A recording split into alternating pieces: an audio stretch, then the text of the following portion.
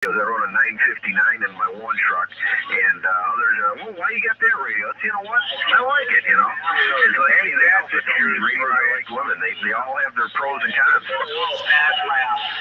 Phoenix, Arizona, Sackboy capital of the world. Check. All right, 295. No doubt about it. How about Sackboy? You got any Sackboys out there? Earlier, we switched over to the yacht. Roger, my day, man. I know there's Australia, Kelly, and all that other stuff that comes in, but I like it. Anyway, Super Bowl here.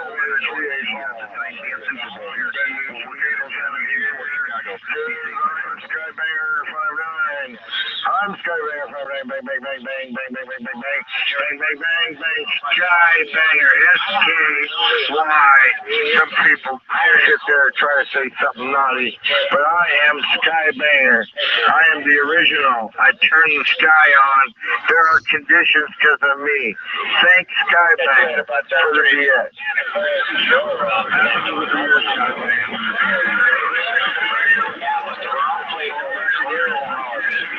Brian.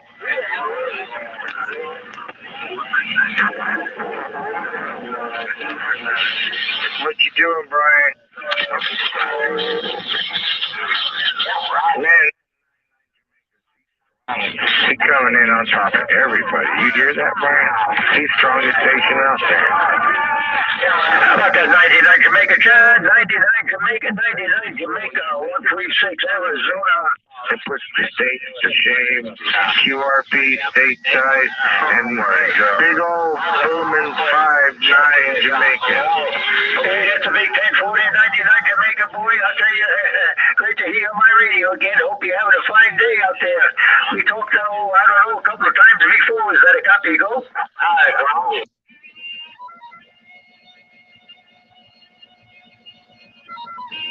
X World Radio 94.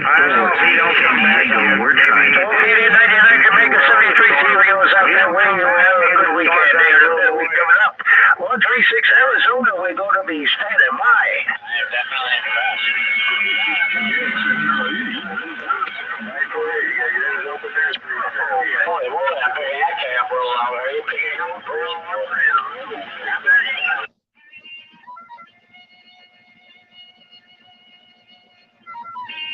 I got a 136 Arizona.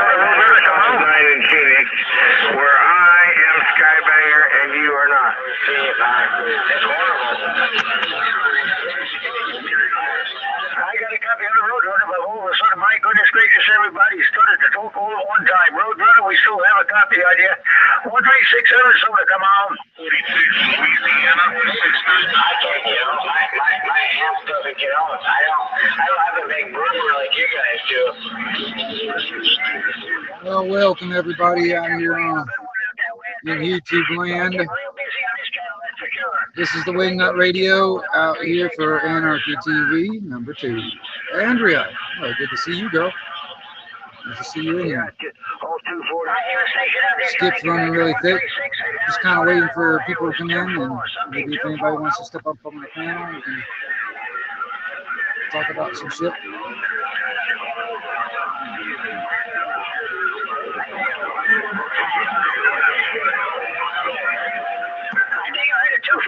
I'm not sure about those numbers, 249, but I hear Alabama 136 is standing by. Come on. Oh, yeah. Hey, 2112 and 249 should get a room together.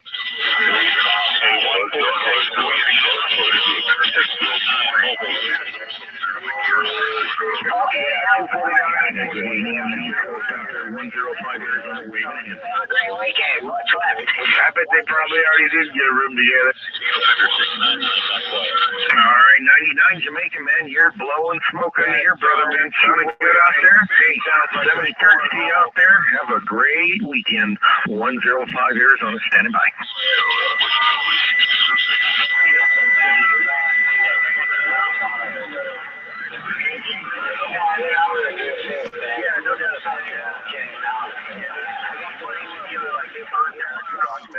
Here in North Carolina out there, North Carolina. You were down a bit down in frequency, had to tune you up a little bit there. North Carolina, didn't get your number Here's 136 Arizona. Come on. Well, that was sure fun. We got to see old 249 Alabama come out of the closet on the air. That was funny. North Carolina got a copy. Come on. Yeah, he's up there.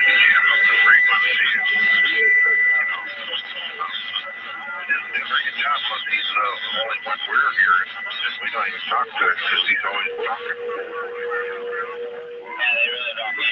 We got he ran away from Chicago. He's a big chicken. 249. You know the story. What happened? But we won't be telling what we got. That's why. 136. We're standing by. It's a 1122 Wingnut Radio out here on the side listening for DX. Come on. I hear two stations trying to get back to 136 Arizona.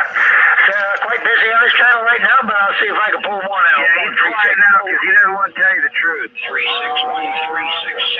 361361740. Yeah, you won't hear no more out of 249 because he don't want. Yeah, it came up unexpectedly, so we rushed her to the hospital. And she could. Hi, Dad.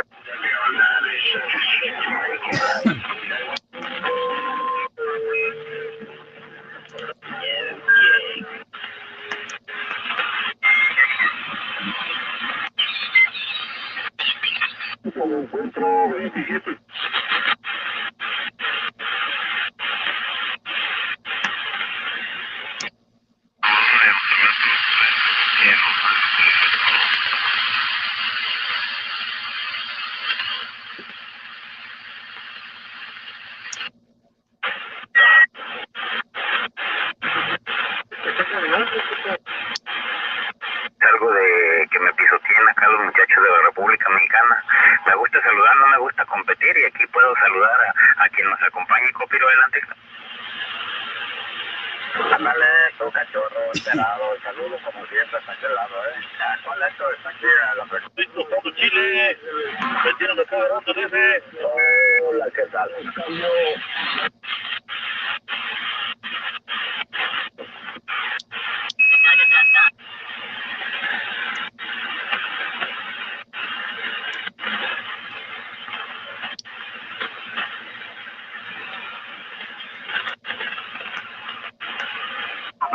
We got that.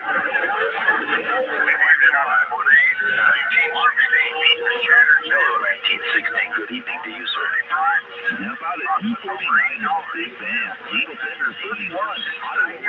4100. Roscoe 368.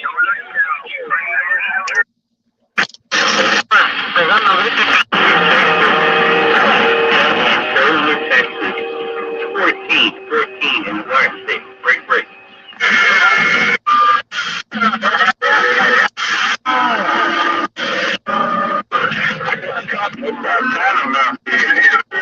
They edited our ass. I still got on my cold jersey and I'm almost ashamed.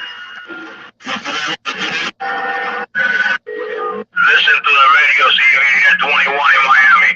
El puto caballero es mañana en la pinche cabina, güey. Pues procura no moverle tanto el pinche volante. No, la pinche chingadera, ya lo bloqueé y bajar.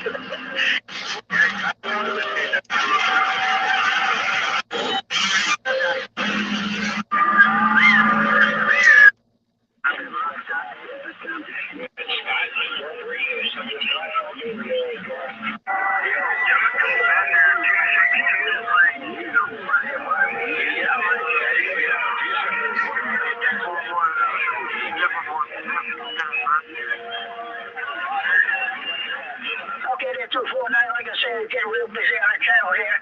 Appreciate the flowers. Going to send a bunch of them back to you. Please stay tuned. Have a great rest of the weekend, what's left of it. Have a great week as well. Coming up, 105 on the side. I hear Virginia Mobile out there, 136 San Michael. Do I know you, 699? What's going on, buddy? I'm pointing to you probably. Virginia Mobile are having a tough time getting a little decent company on there. Got a lot of traffic coming in here. A lot of guys are talking all at one time. Yeah, you got some You know, 96 here, my friend. Have a great weekend. We got about 96 degrees. Phoenix, humidity of 17%. Water, looking at the score and the Sandbaggers. Hey, attention, all you shoppers out there. Attention, shoppers. The 1122 Wingnut on the side of the road. I told you if you were gambling and betting, you're doing well there. For sure. Cardinals lose, and here you go. Cardinals will win. Everybody's gonna lose their money. It's so freaking rigged. This sports betting stuff is so rigged. We got a lot of big mouths over here. I'm showing a little bit of water over here on the blacktop. I just went underneath good as usual or over whatever it is, Thunderbird Road there, coming from the north over. No problem. 585 or over 510 bill. That's room 2407. Always my pleasure. Okay. 478 Georgia, you tell that 105 that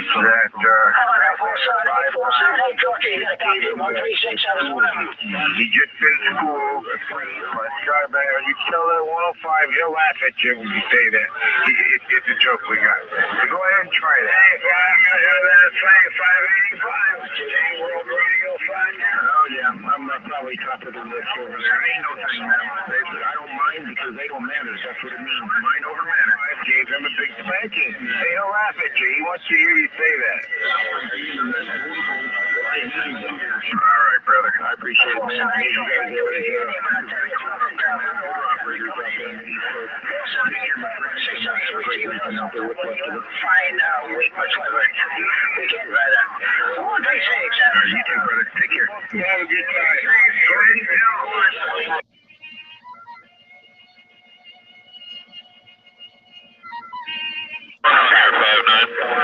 That's right. I'm just trying to tell them where their place is. Put them in their spot. They're a little kind of stubborn, but I'm professional at making it happen. Have you heard Matt or Chris out here today? Yeah, they are both. I'll be on all day today. Of course, we have all these conditions, so it all depends where you're at.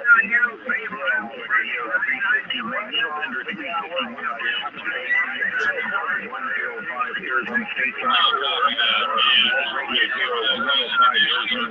Hard to pick everything out, but anyway, good evening to you. Again, sounding good as always. Needlebender 699. All right, thank you. Come in anytime, say hello. We're having fun. Peoria, across the Over and out.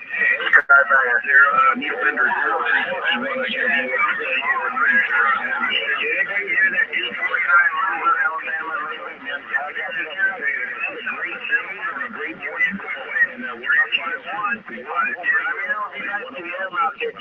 Well, hellfire and damnation out there. It sounds like everybody and their brother out there on the radio tonight. Good evening, everybody. Welcome to the live stream. The 1122 Wingnut out here for Anarchy Television. Back out. You tell that 249 to flush the toilet with all that echo back there.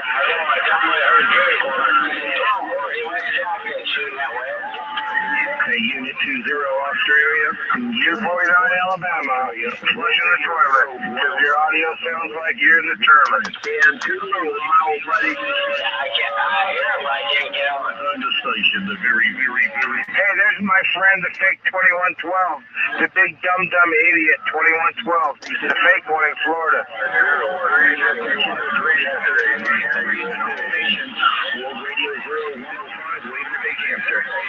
World Radio 0145. World Radio 01045. A very, very good morning.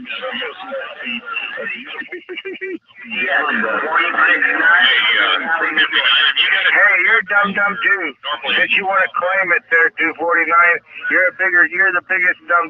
Man, you're doing it good. You're killing it, man. I got you right on your goal, 99. Hey, 73. I think you're a big dumb, 249. 105 Arizona, standing by. You're like a retarded dumb, big one. From Denver, Australia. See, this is the thing. I sit there. I listen to this. I love it. You know, you got all these grown-ass babies out here on the radio. It's the same shit that happens on the internet. I mean, that's things like, you know, like trolls and all that other shit, you know, or whatever, you know, people trying to start things, blah, blah, blah, whatever. Dude, it's nothing new. All this shit that's happening on the internet, on live stream or YouTube, Facebook, nothing new. This shit's been going on forever, dude. I mean, I've had to deal with that kind of stuff on the CD radio for a long time before the internet came on the way. That's one of the things that I think I have an advantage over most people, is because, you know, they don't know how to deal with trolls. They haven't had to deal with that kind of shit. Well, I've had quite a lot of years of practice when it comes down to the CD radio. So when it comes down to the YouTube or internet type trolls and shit starters, dude, you know, I don't really care. Honestly, man, it's nothing new. They're thinking they're breaking ground when they're doing some of the stuff that they're doing. But no, honestly, man, it's all been done before. You know what I mean? And it doesn't bother me like it does some other people that haven't had a lot of exposure to it. And when it happens to them, it gets them all riled up, and then they actually give it more attention than it should. You know?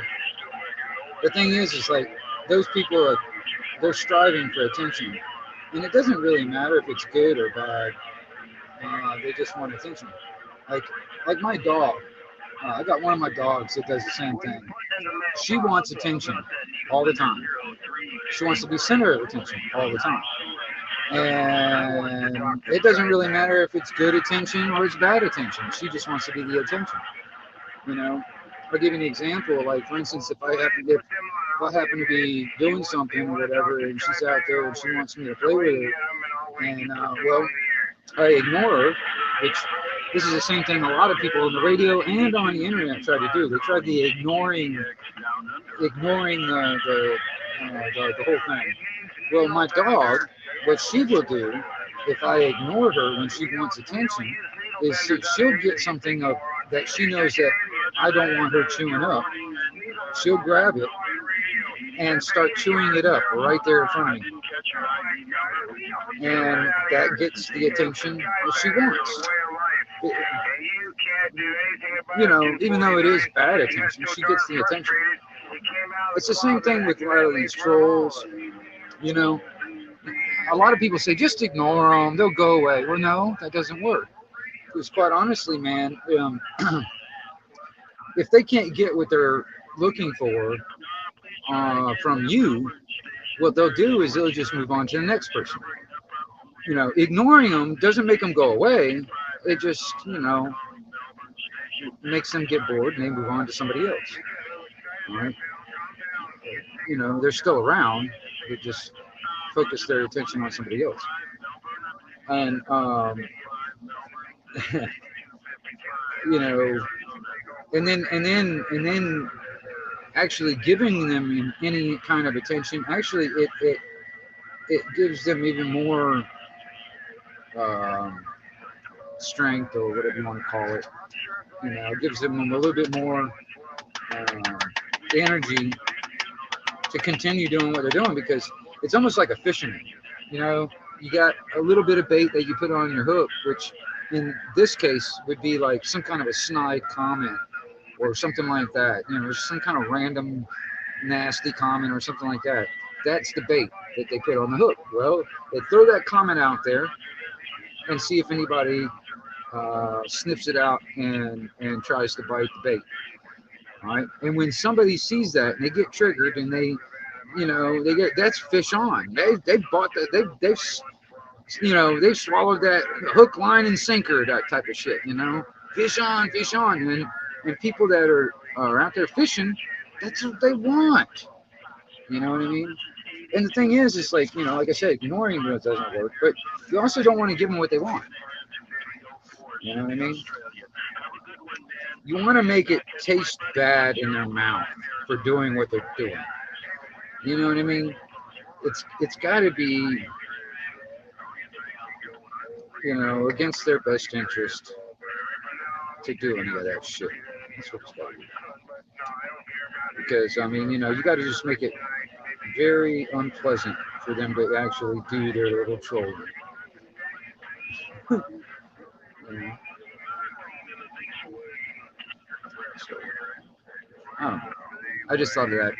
It was one of those random things. And so when it comes on, I relate it to this, you know, the CB radio to the internet. One thing is the internet, you know, it's got video and all this other shit. And, you know, I just relate it because it's the psychological and human type stuff that happens all the time on a regular basis amongst people. You know what I mean? And it's just like there's so many people out there that are so new to the internet or so new to YouTube or so new to the live streams and all that shit, and they get all these trolls or haters, and they just, you know, don't know what to do because they've never really been exposed to it or been, you know, having to deal with it. So I've noticed a lot of people make the same mistakes that people have been making for many years. The only thing is, some of these old people out here, and I'm not saying I'm old, but some of these old people out here, you know, we've been dealing with this kind of shit forever. You know what I mean? You know, there's always haters out there. I've got at least one hater in every state and one in every country. So evidently I'm doing something right. But some people just don't know how to handle haters and trolls and shit like that, and they end up feeding the beast. And that's the mistake I see out of some of these people that I see on the internet. I mean, on YouTube at least. Just because I've been observing what happens. And, you know, something will happen, like some kind of troll will say something or a hater will say something or whatever in the comment section of his live stream or whatever. Well, that ends up being the topic of discussion for like freaking days in some people's live streams. And I just don't understand it. You know, what you're doing is you're just feeding the beast. You're giving it strength, basically. You're giving it sustenance. You're giving it exactly what it wants. And you also got to remember that some of these little snide comments, this little bait on the end of a fishing hook out here in YouTube land, in the comment section, all that stuff, very well, a good possibility they're not even fucking human. It's a good possibility it could be a bot posing as a human, making comments, trying to learn from the reactions of people. You know, just throwing that out there. Anyway, let's see here.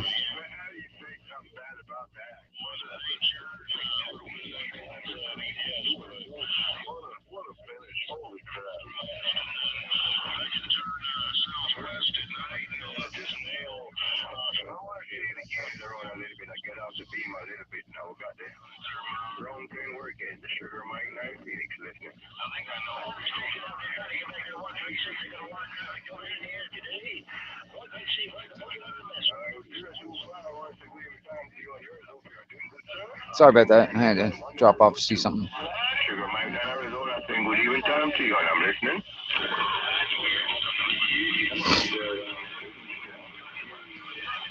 Yeah, I did good here. Oh, that one station up there, I was just pointing out, I got a lot of traffic in, a lot of traffic coming in all at one time there, but I do acknowledge your station. I really do acknowledge your station.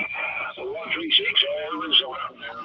Good evening time to you. Hey, this is Second Division Fox India 1122, the 1122 Wing Nut Radio, out here for Anarchy Television. Welcome to the live stream, everybody. And hopefully everybody's Sunday evening is all right. The 1122, I'm out listening.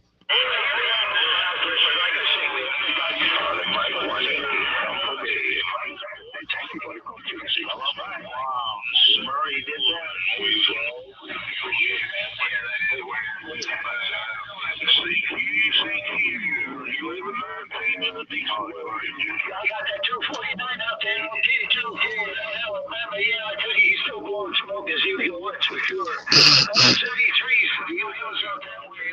136, Arizona.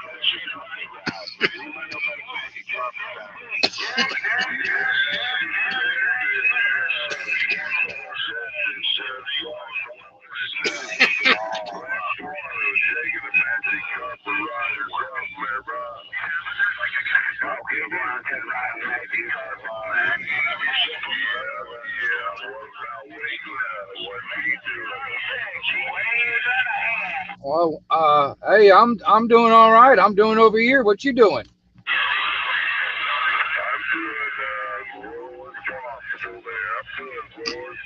Line him up there, flying ball, line him up.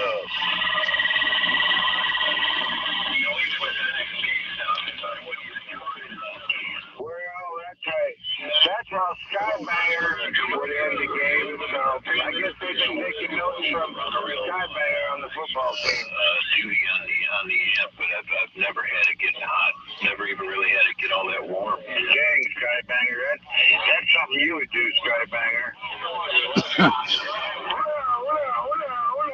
Well, good evening, everybody out there on the frequency. The 1122 Wingnut on the side. Arizona 8255 under. There you go, man.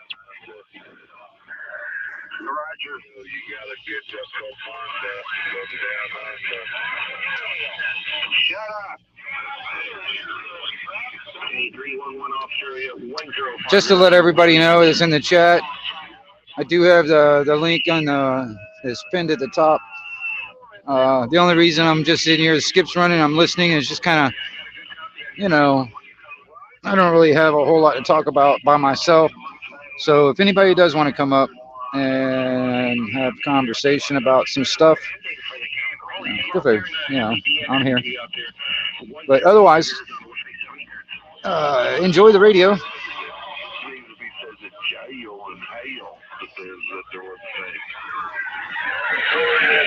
That is weird, though. I've never heard of that before. But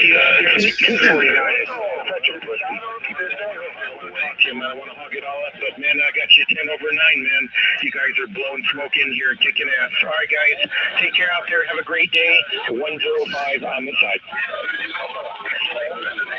No bad, just 27 out there. 301.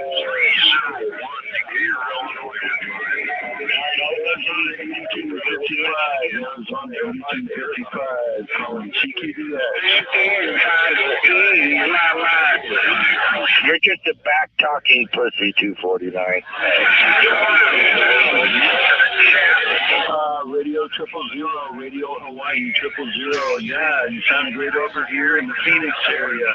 73 to you, man. This is 8255 Arizona with that 000 on the island of Maui, I believe it is, in Hawaii. Have a good day, man. You make a perfect pussy. You respond just like a pussy. Complete meltdown like a pussy. You're so weak. When you get two dissimilar metals. I'll call F you. Oh, wee. You're like the third little pig that lost its way. Yeah, 249. Weak person. You need to get strong, man. You need to get your big boy pants on before you come out here and deal with us big boys. Yeah, we got Brandon Takers out there right now. We got Brandon and Moors out there.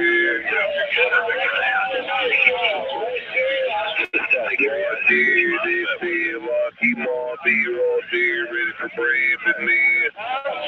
Yeah, that's what's in this box, 2 of them. You're like this big pussy with diarrhea that won't shut up. I got this. It was broken. I picked it up as either face. 249 is just a diarrhea pussy. Why? Top of the day two up there. When ASU fires her red one, the guy down in Florida, he fired who? USA sticker on it. I know which one I got that. Hey, aloha to you, my friend out there. Always a pleasure out there. Wolf Radio 0105 Arizona. I'm looking at one right now. It's 249. Yep, I'm looking right on the internet. The picture of 249. A pussy with diarrhea coming out of it. When I got it back and I explained it to him, and he was like, that's weird. California? Yeah, I picked this thing up pretty cheap, and when I got a hold of it, it just needed a fat. So it was a good deal.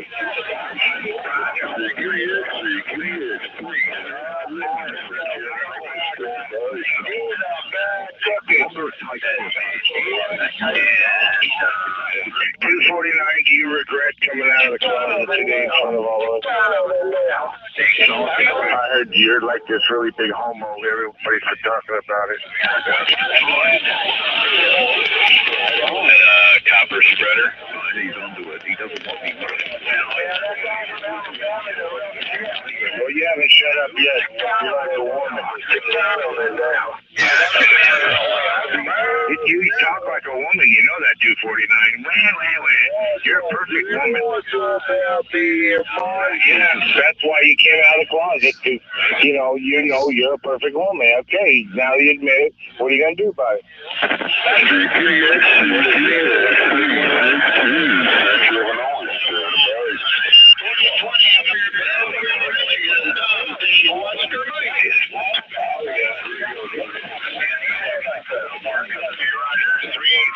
Look out, everybody. 249 is ready to have another meltdown like 2112, the fake one. Get ready for the meltdown from 249. He's going to start crying. Don't let it short your radio out.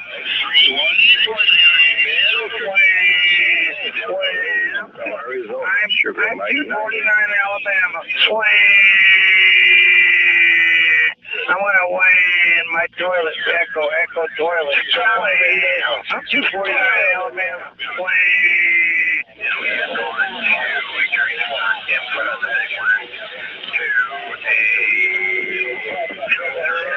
They go to Disneyland, you dumbass.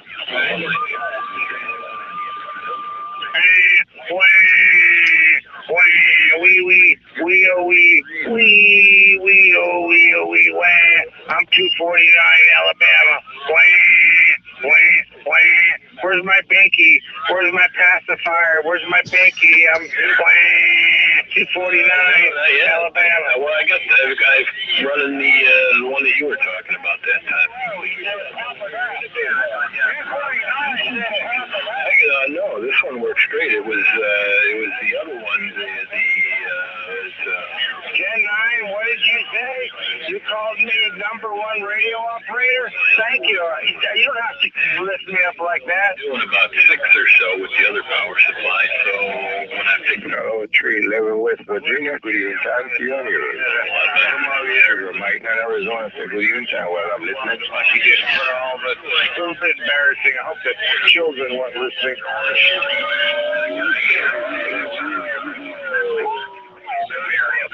Well, attention all you shoppers out there to 1122 Wingnut Radio out here for Anarchy Television.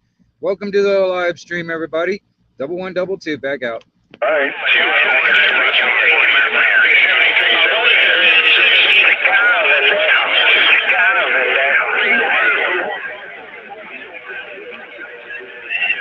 That's right. This is the 1122 Wingnut. Yep, that's right. I'll be over here on Anarchy T #2, Anarchy TV #2 channel over here on YouTube. Please come on down and get yourself on YouTube. That's right. Be famous. I can make you famous. The Wingnut Radio out here listening.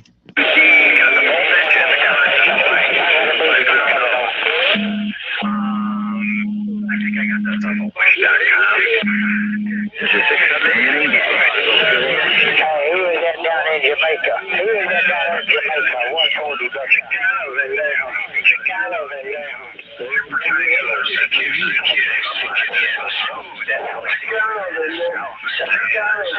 What's going on, Pollard? He's 60 in Houston, making a nice trip to the mountains. Hey, 249, put your boyfriend on the radio, and then you two can talk about your dribble.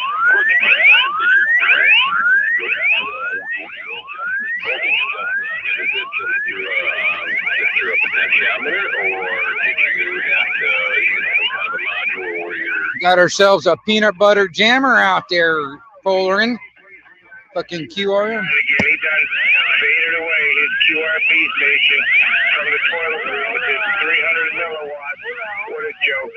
249, the biggest joke out here. 300 milliwatts, like he's got something on somebody. Give me a break. You are really something else. Hola, hola, hola, hola, hola, hola. Hey, West Virginia 672, I about had enough of that other guy. You sounded good in Phoenix. I just chime in here and said hello. Skybanger59 said that to you.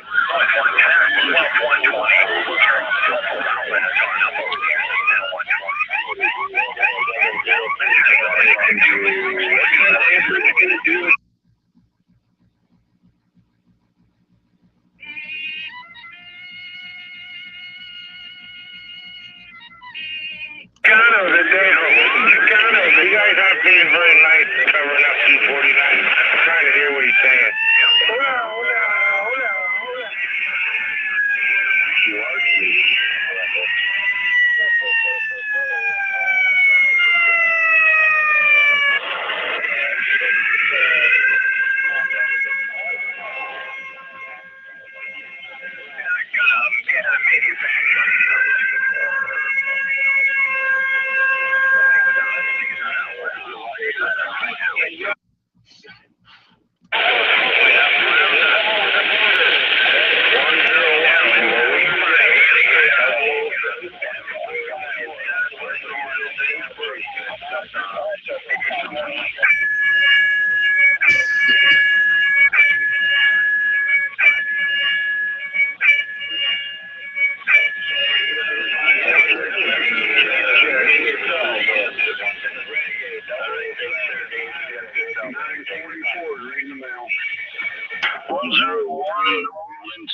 What's up, Cindy? Copy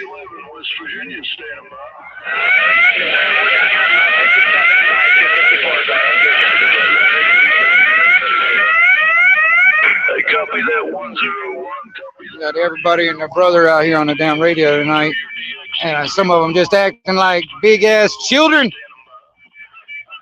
See, this is the thing, Cindy. I was sitting there thinking about it earlier. I was like, you know, all these people complain about like trolls and haters and all that shit out here on the internet, like on YouTube or whatever. Dude, it nothing new about it. That shit's been around for a long time. Hell, I've had to deal with that crap way before the damn internet came into play with all these assholes out here on the radio. But, you know, some people think it's new, you know. It's crazy.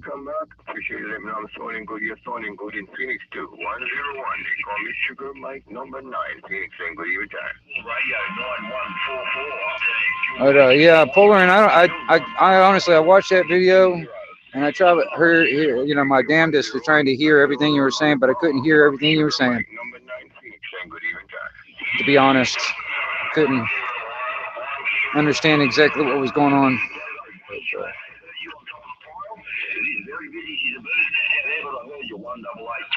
Mr. Porter for in Alabama. Good evening, time from Phoenix, Arizona. Sugar Mike Nancy, how are you, boy? 7470. Yeah, no problem. You're Rick Martin, like Fort Ridley, Illinois. Definitely on top of the ball right now. 73 Steven here, sir. Just want to let you know what the real deal is. You're sounding good in Phoenix too. Quite understandable. And top shelf. Sugar Mike 9 Phoenix and good evening time. I don't think ever. So she's in the first one. 2-0. What you got? Anybody out there got a copy on that? Good evening time to you, sir. I didn't get your call. Sorry, now you said Sugar Mike 9. And hey, Cindy, just to throw that out there, I do have the link pinned. And the skips just happens to be running. It just happens to be something to listen to instead of having me either sitting here talking to myself or ranting or whatever. And if anybody wants to come up on the panel, all that stuff, just throwing it out there. Sugar Mike 9 Arizona. Good and bad, all righty. radio, 7470 Kansas. I've only got a few.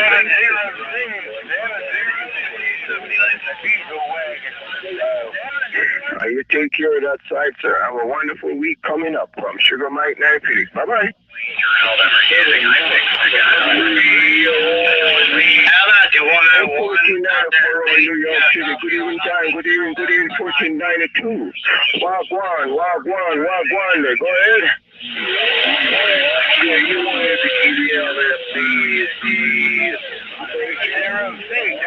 Yes, 1492, man. You're sounding good in Phoenix, man. I wish I were here drinking a cold one with you, but drink a cold one for me, man, and tell all each and every one I say hi from Phoenix, Arizona. Wish you well, you on yours. From New York City, my friend. Sugar Mike 9 Arizona. Say good evening time. Arizona 8255. 8255 calling CQDX down under. 706. Hey, it's the 1122 Wingnut out here listening for any stations out there in the South Pacific. Any stations in the South Pacific. 1122 on the side.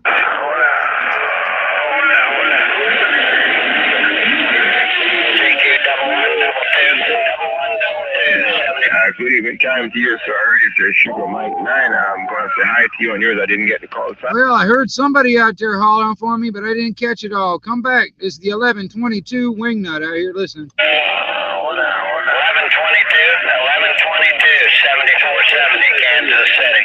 Hey, 7470 out there in Kansas. I heard you that time. You wiggled through the quiet spot. Hey, good evening to you, man. The 1122 down here in the Panhandle, Florida, listening. Blessed weekend from Sugar Mike 9. Bye-bye.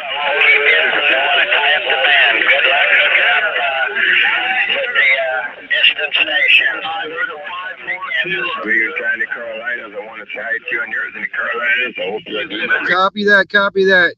Hey, the 1122 out here on the side. Okay, a Wingnut out there. That's right. Wingnuts out here. Come on down, as they say on The Price is Right. The 1122 out here listening. Good evening time to everybody calling. I'm going to sit back and listen again. Sugar Mike 9 Arizona.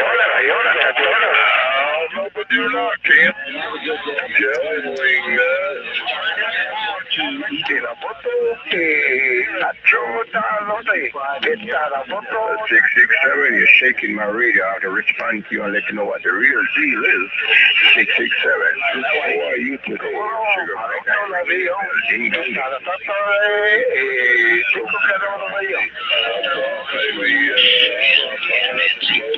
Roger that. Yeah, you're sounding good. I've been reframing all day, man. Boom around a little bit. Hello. All right, man. I'm glad you're doing good. That's what we have to do. Live good. Eat good and live in love and unity and so that's why we put everything behind us and enjoy life. You're about 6'6". You gotta say yes, thank you, sir. You know. All right, man. Yes, I am. Be well. Stay safe from Sugar Mike Airfield. Bye bye. I was actually driving back to Arizona from the state of Idaho, which is in the north part of the USA. I was driving back down to my home.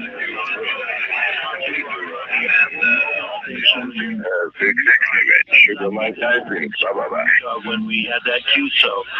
But now I'm at home on my base station, QSL.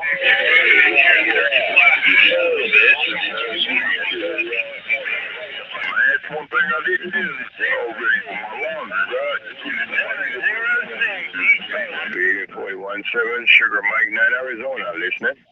Yeah, man, them old box of pictures out the neighbors get jealous. 101 around New Orleans, you're sounding very good in Phoenix. 101 around New Orleans. I looking forward to the New Orleans one time. I like the spicy food. I'm from Jamaica, man. Hello, New Orleans. Sugar Mike, that is a big wave. That was a lot of fun doing that QSO with you from my mobile station. I only had 120 with me. And that morning, good evening, John, on the Sun Paul. Sugar Mike 9 Arizona saying good evening, John.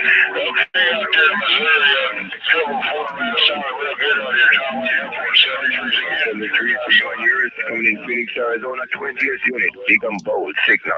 From Sugar Mike 9 Tommy says it's a pleasure. Bye bye bye.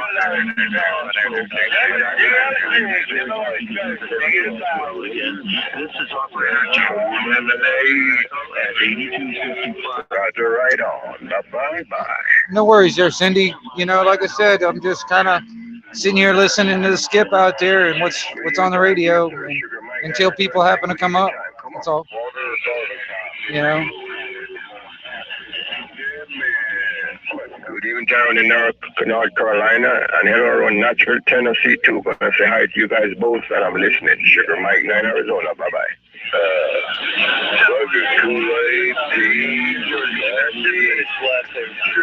409, we already put music mate, man. Whoa. I know you guys got some good studio down there and some good musicians. Of course, man. But we even time from Arizona, around Nashville, Tennessee. Sugar Mike 9 says, see you. Bye-bye. 73 from 8255. New Zealand. Victor Mike, this is 00 operator Steve. Just of all fumble from him. He's been telling me most years, man.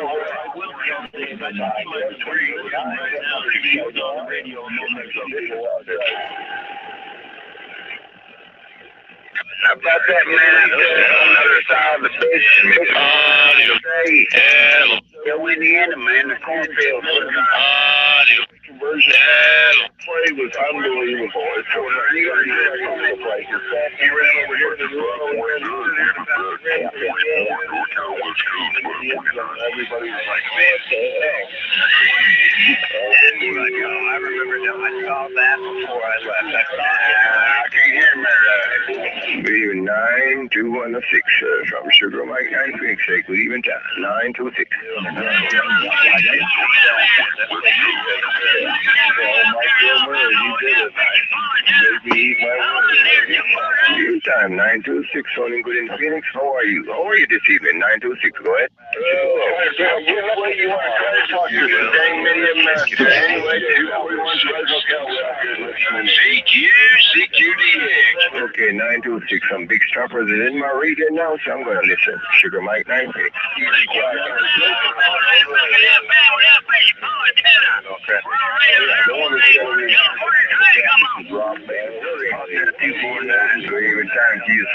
Hey, this is the 1122 Wing Nut Radio out here stretching that modulation all around the place.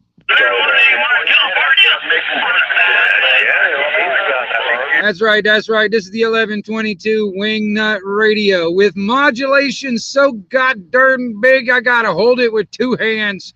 Wing Nut on his side. Arizona, 73 to you, man, there in Colorado. Word around.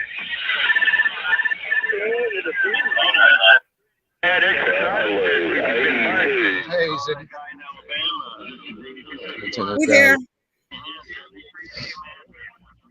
I'll turn the radio down so it's not too loud.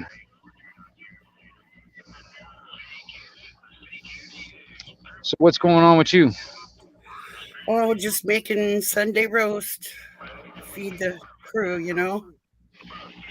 Oh yeah, right on. Not up to much, really. No, I'm just kind of hanging out, listening to the radio, and it seems like there's so many people out there tonight talking. Yeah, a lot of chatter. Yeah, and that's only one channel. That's one frequency. That's, you know, there's a lot more going on. You know, that's the thing. It's like I was sitting there thinking about it. I was like, well, shoot, I'll just throw a live stream up. If anybody else wants to come up, I can have some stuff up on the panel to talk about. You know. Yeah, I'm sorry, Polarin took off. I wanted to ask him if he was okay because he said he just like a real quick goodbye kind of video, and I was like, what? You know, what's going on? Yeah, you saw that. I saw Yeah. that too, man, but I couldn't really hear everything. It was so low volume. I was like, I was straining to hear everything. I couldn't hear everything. So It was real quiet. yeah. I don't know. Just curious. I hope the dude's okay. Yeah. Hope somebody didn't come up and hurt his feelings or something, you know?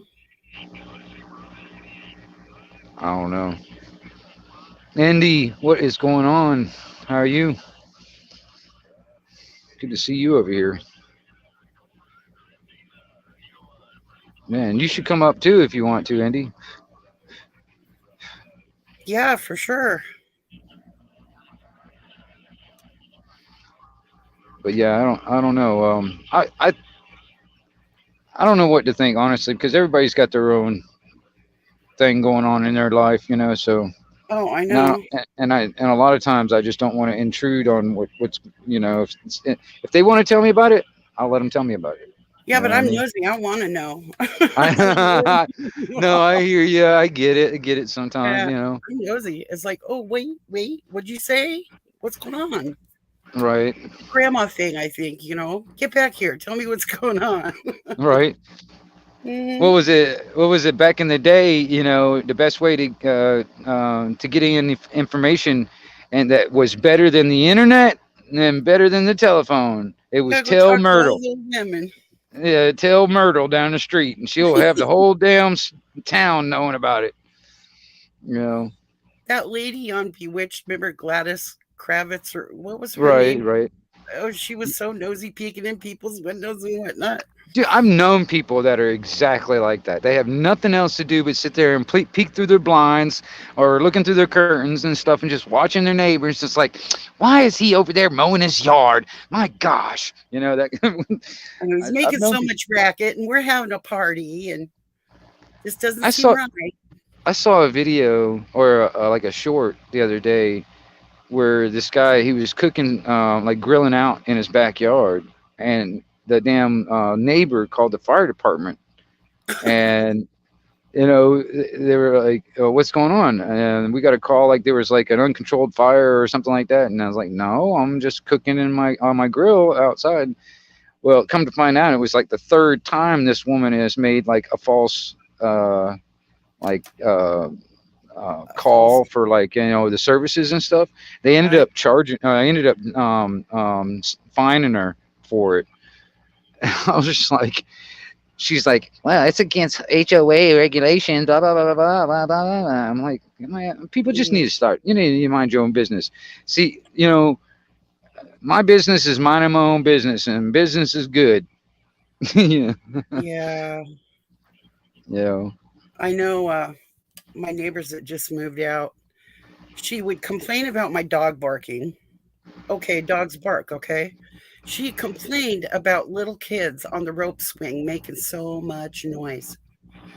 And one day I remember I looked at her when she was talking about the kids. I went, if that is your worst problem, that there were some kids down there having fun, you got no problems. I couldn't yeah, believe when kids are having fun and they're yelling and hollering and, you know, just laughing and making racket. Who cares? right. That's what kids are supposed to do, and the dog should be right there with them, barking at them. And, you know, that's the way we grew up. It was kids and dogs and horses and races and I know, dude. That's just like I start thinking about it, like how I was growing up. I mean, I grew up in many different places, but I mean, it was just, um, you know, like I'll give you an example. Like there's some areas when I was living in North Carolina. Now this is like when I was like late middle school, getting into high school around that time, whatever. Dude, you know, it wasn't nothing for high school kids to like have a damn shotgun or a deer rifle in the back window of their truck in the high school parking lot, and nobody said a word about it. same where I grew up. Nobody even thought twice And they didn't about even it. lock the door on the truck.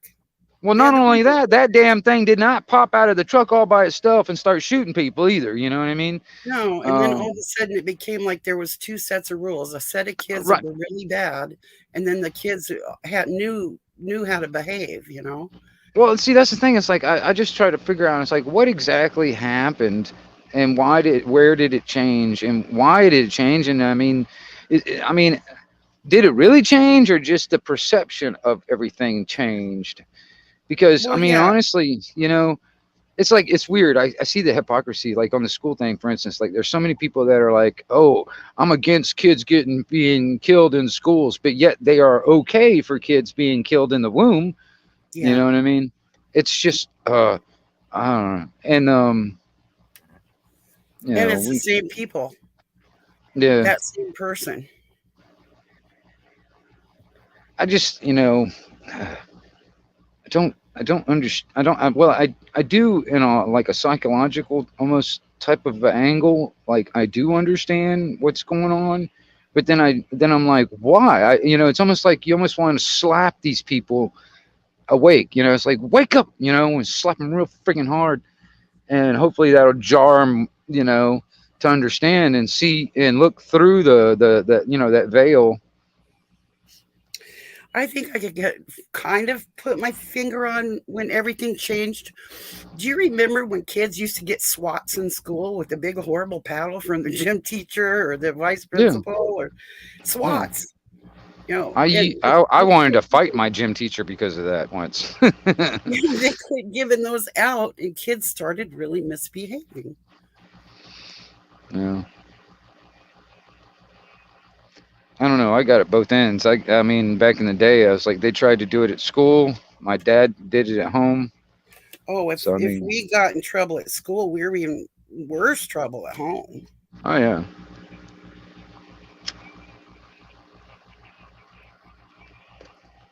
I started looking through, like, see, my dad, for some reason, he kept a lot of that, like my old report cards and stuff like that from like way back. All right. I started looking at it, and I've always been this, like, quote unquote, like Dr. Jekyll, Mr. Hyde. I mean, I had a academics teacher actually describe me like that one time, because I mean, like in my academics, I was like, I didn't give a shit, and then my skill classes, like, learning a skill, I was like excellent. And even growing up, just going through school, they said I'm very intelligent and very, smart, but don't apply myself. That was like the biggest things from all the teachers. They wanted me to do the work that they wanted me to do, but I didn't want to do it. But I'm very smart and very intelligent. It's really weird. I was like, because I think back, it's almost like I really did know something was wrong, something was off, but I didn't know what it was, and I didn't want to participate. I don't know if you understand what I'm talking about, but yeah, you were an errant. It's weird, but I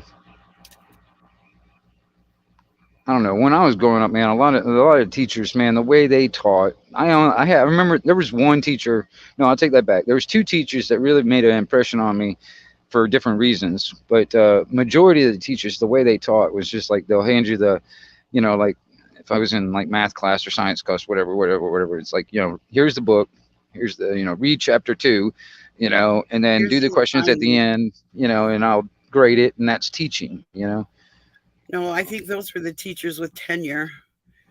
They weren't worried about losing their jobs because the kids weren't learning anything. I remember a math teacher absolutely didn't even look at us all year long. He just handed out papers to the kid that handed out papers, and then the kids graded each other's papers, and they all got handed in, and he recorded the data basically and gave us a grade at the end of the year. And he literally, it was just, here's the book, here's the assignment, hand it in, here's your test, hand it in. But it always, somebody, the other kids in class would go through and check the answers, and he'd read off the answers, what they were. I don't know. It's just, I remember. Oh, go ahead. I had some really good teachers. Oh, yeah? Yeah. That really inspired you to learn certain things, or? They just knew I was different, and they would give me assignments that they wouldn't give the other kids.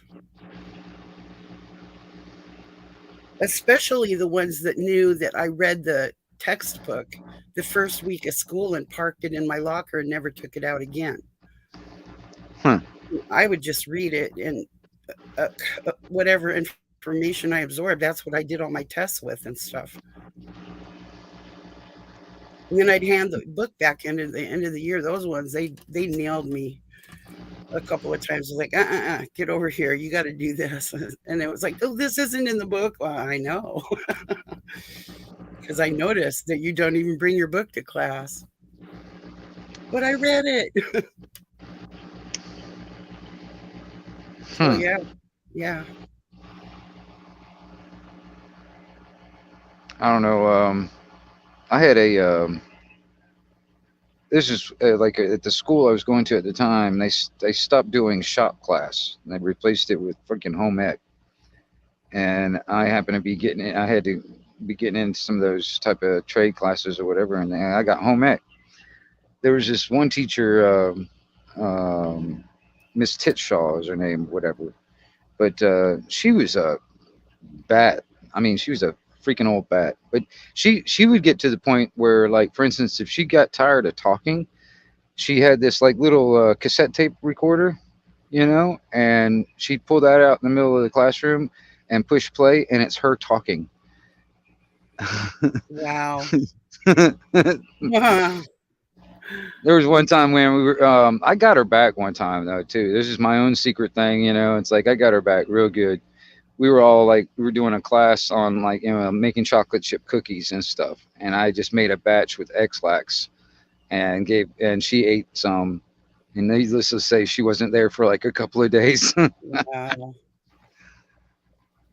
So, I remember in home ec, I left eggs out on the counter for the next class to put all the stuff together, and she had a fit that I didn't leave the eggs in the refrigerator.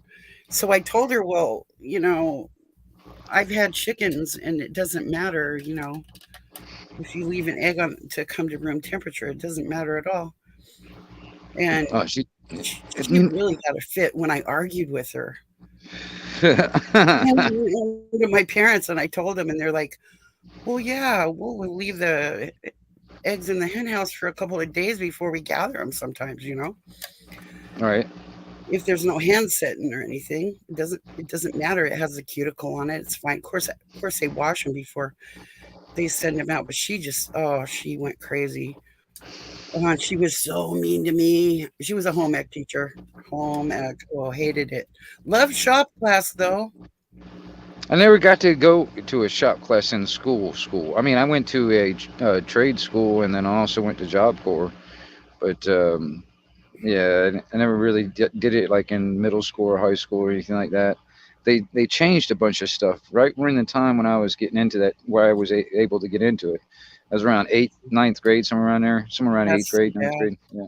We had such a good welding course at our high school that they got hired straight out of high school. Oh, right on. Guys came out of our welding course. That was one of the first trades that I learned was welding.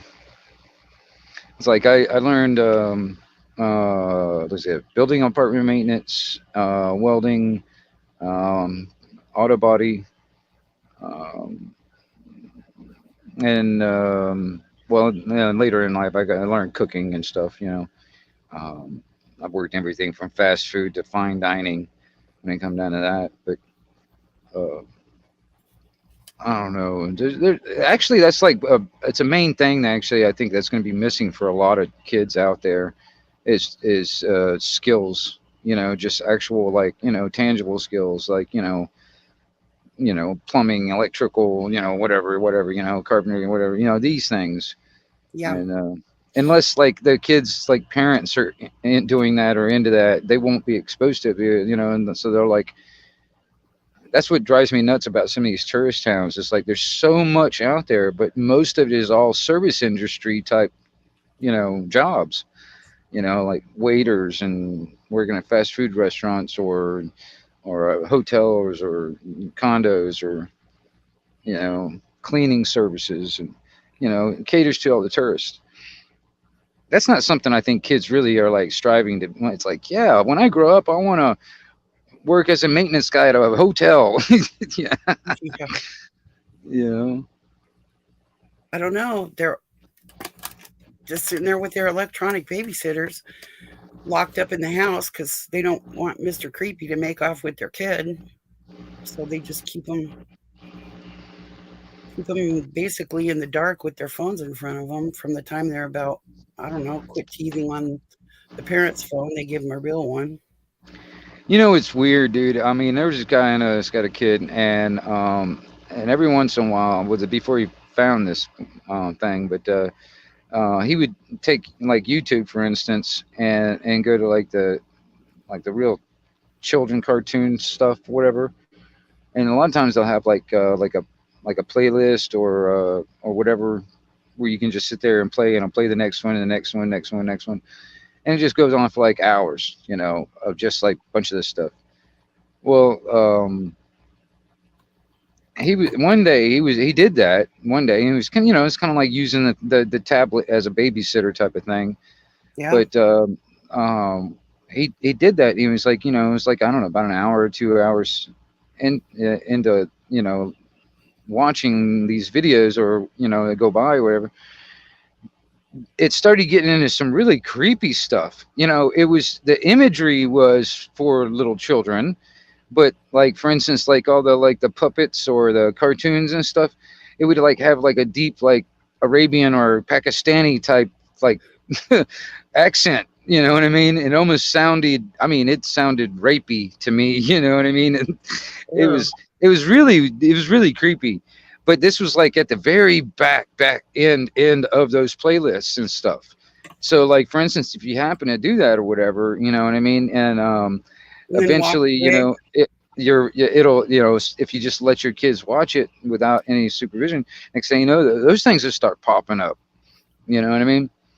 I used to lay down with the grandkids, put the cartoon on, because they'd conk out. If they just held still for a couple of minutes, they'd conk right out. Right. I was watching this cartoon with them. I looked up in the sky in the cartoon, and I'm not kidding you, the cloud spelled the word slave. Yeah, subliminal messaging. And I was like, what? Well, see, that's the thing too. It's like that was the thing. It's like that was, he didn't notice it until, like, you know, he just happened to be watching a few of these videos, and, you know, one would end and the next one would just automatically play, and he happened to catch this one, and I don't know if it was more after that or whatever, but he happened to be telling me about this thing, and I was like, holy crap. And I did a little search, because I like wander all over YouTube, so I was doing like this search for stuff like that, and man, I'm serious, there is some creepy stuff out there. They use like I said, like imagery that's like for children, like babies and stuff, you know, that kind of imagery. But it's the context and oh my gosh, and even the voices are just it's creepy, dude. Well, and I don't get creeped out all that, you know. I kind of got clued into that because I had a friend that used to do photography for Hanna-Barbera. Mm-hmm. And he would tell me when he was going through the plates to photograph them that the artist would throw in pornography of the, like, say, well, it was Hanna-Barbera, so yeah, it was Barney and Wilma and Fred and Betty. Oh yeah, I mean, I love some of the, I kind of like dig that kind of stuff. I mean, I like looking at that kind of things, because I mean, I'm not into like actual like porn, but I like looking at like all that fantasy stuff, because I take it, it's all fantasy. So I like to say, if I want to look at fantasy, because I mean, you know, yeah, and in like Hanna-Barbera, that was back when you know, even when they were doing like, was it oh gosh, what was that movie, Heavy Metal, and they did and a few other, they did Charlotte's Web. Charlotte's Web, yeah. Oh, what was it? Didn't they do a thing of the, what was it? The what was that one where the giant washed up on shore? Well, that's Gulliver's Travels. Yeah, Gulliverina. Anyway, but yeah. There's some really, but no, I mean, some of the stuff was almost artistic in my opinion, but some of it was just mimicking real life. You know, when it comes down to like this situations, but it's fantasy. You know what I mean? That's what I think about, like when it comes down to like pornography. It's just fantasy land. It's not real. You know what I mean? So Yeah, me personally, I just take it a step further. I'm like, okay, I don't want to look at real people. I'd rather look at like, I don't know, Family Guy or something, you know, and a Family Guy's wife, you know, or I don't know, or like, you know, totally. Roger Rabbit, you know what I mean? You know, what I mean, I don't know. Uh, It's weird. It's weird, though. I I'm mean, not but gonna I judge like you. no. I like fantasy. I was just like, well, I want to watch. I like fantasy. I just take it a step further on fantasy. You know, since it is a fantasy, I might as well go all out. You know what I A mean? lot of kids, they don't really realize, look, that is not a loving relationship. And they just go into watching this stuff and nobody ever explains anything to them about Well, porn. see, that's the thing too. Yeah, when even it comes down to it, if you watch a lot of porn, that's not reality. I mean, unless you're like in a porn industry or something like that. But other than that, in like everyday average, relationships, it's not a porn, movie. You know what I mean? Or I mean, well, I mean, sometimes, whatever. Some of that can, thinking that can, is a reality, and try to expect that to be in your relationships, it just Yeah, doesn't work. no, You know what I mean? it doesn't. Um, I don't know. I just, that's another thing too. That it's like the trying to understand the division between reality and fantasy. Actually seeing that line between them and knowing the difference between the two. You know, that's what drives me nuts about this, like this transgender stuff, or these people that think they're freaking puppies or cats or something. You know what I mean? It's just it's that's fantasy. That's not reality. That's fantasy. You know Yeah, what I and mean? don't expect me to join you and collude in your denial of reality. I'm Well, not yeah. I gonna. mean, if you want to be, if I mean, you have the right to be delusional and stupid. Yeah, You have the right to do, but you don't wanna take. expect me to actually, be, endorse that and further that whole, Yeah, mental disease. you want to be a furry and lay down and want me to rub your belly? Not happening. Not. Right. I'm not gonna do it. Ask some other furry. You know what I mean? Yeah, really. And then, but, and the idea of like trying to force people into say, well, you have to say, my identity and blah blah blah blah blah blah blah. You know what I mean? I'm like, Oh no, yeah, I'm the not going to pronouns. contribute in your delusion. No, don't expect me to. I'm not gonna do it. It's like It would two be plus like two is four, not five. it's contributing to a mental illness, in my opinion. I just can't bring myself If to they're screaming for something, okay. attention. What? You didn't get any attention? You need some attention? Well, yeah, I mean something. It's a psychological thing, all right. So they're screaming for something. There's something that is missing in their life, and they want it, and they think they can get it through this. I remember back when I was younger, I used to hang out with a lot of goth kids at one time. All these guys in like, these people in like sadomasochism type stuff or whatever, blah, blah, blah. I mean, they're all looking for something. And this is, if it ain't drugs, if it ain't gambling, if it ain't women, if it ain't like, poking needles in you, if it ain't like, hanging yourself from a tree from a hook, I mean, it's something, somebody gets something out of that. You know what I mean? And they're looking for something, and that actually gives them that something. You know what I mean? And everybody's looking for that. Everybody's got some kind of a vice, some kind of a something. You know what I mean? It doesn't matter what it is. You know what I mean? Yeah, There's I've people that, heard people say that everybody's into something weird. Well, well, I mean, there's people that collect porcelain figurines of pigs. All right. I mean, hey, true. more power to you. But I mean, there's people that's got like a whole freaking house full of these porcelain pigs. You know what I mean? That's a little bit too far, but I mean, there's people that do that. They're looking for something. I seem to have a collection of other people's junk. People, I'm moving. Can you like store this for me? I'm stupid enough to say sure, why not? And then I end up with a bunch of junk. It's 20 years later. I'm getting rid of your junk. You better come get it, or I'm going to get rid of your junk. And they're like, Let's have a big ass yard sale. yeah, I guess I don't need that. Oh, wait, I got some pictures. Stop, hold everything. And it's like 5 years later. No, Sorry. It's time to purge. It's like, hey, Cindy, you know, remember that weed whacker I left over here? Can I get? Oh, sorry, I sold that years ago. No, I don't sell their stuff, but it Oh, yeah. might be sitting there, but they'll get mad at me. I remember I Right. had this chick got mad at me because her hot tub she stored here upside down with a tarp on it. I mean, my husband replaced the tarp like 3 times, right? Hmm. He finally just said, well, apparently she didn't want it anyway. She came over after it because we finally said, all right, that's it. This thing's going to the dump. And she was all mad because it wasn't in pristine condition. Wait a Well, minute. Did you replace any of the tarps? Did you ever even look at it in the last, I mean, 15 years? No, you haven't. were you charging a storage fee? No, I didn't. Well, there you go. That's the reason. I mean, it's not your responsibility. You know. I know. Hey, Garrett, what's going on? I just noticed he popped in. It's just like, you got 5 flat acres we can fill up with junk. And I'm like, no, that's not why I got 5 flat acres to become your junkyard. No. What is this? What is this? Garrett said something. Hold on. In recent interview on 60 Minutes, the JoJo just admitted he has no clue of what's in the supposed classified documents. So he just admitted it all on TV. A lie on TV.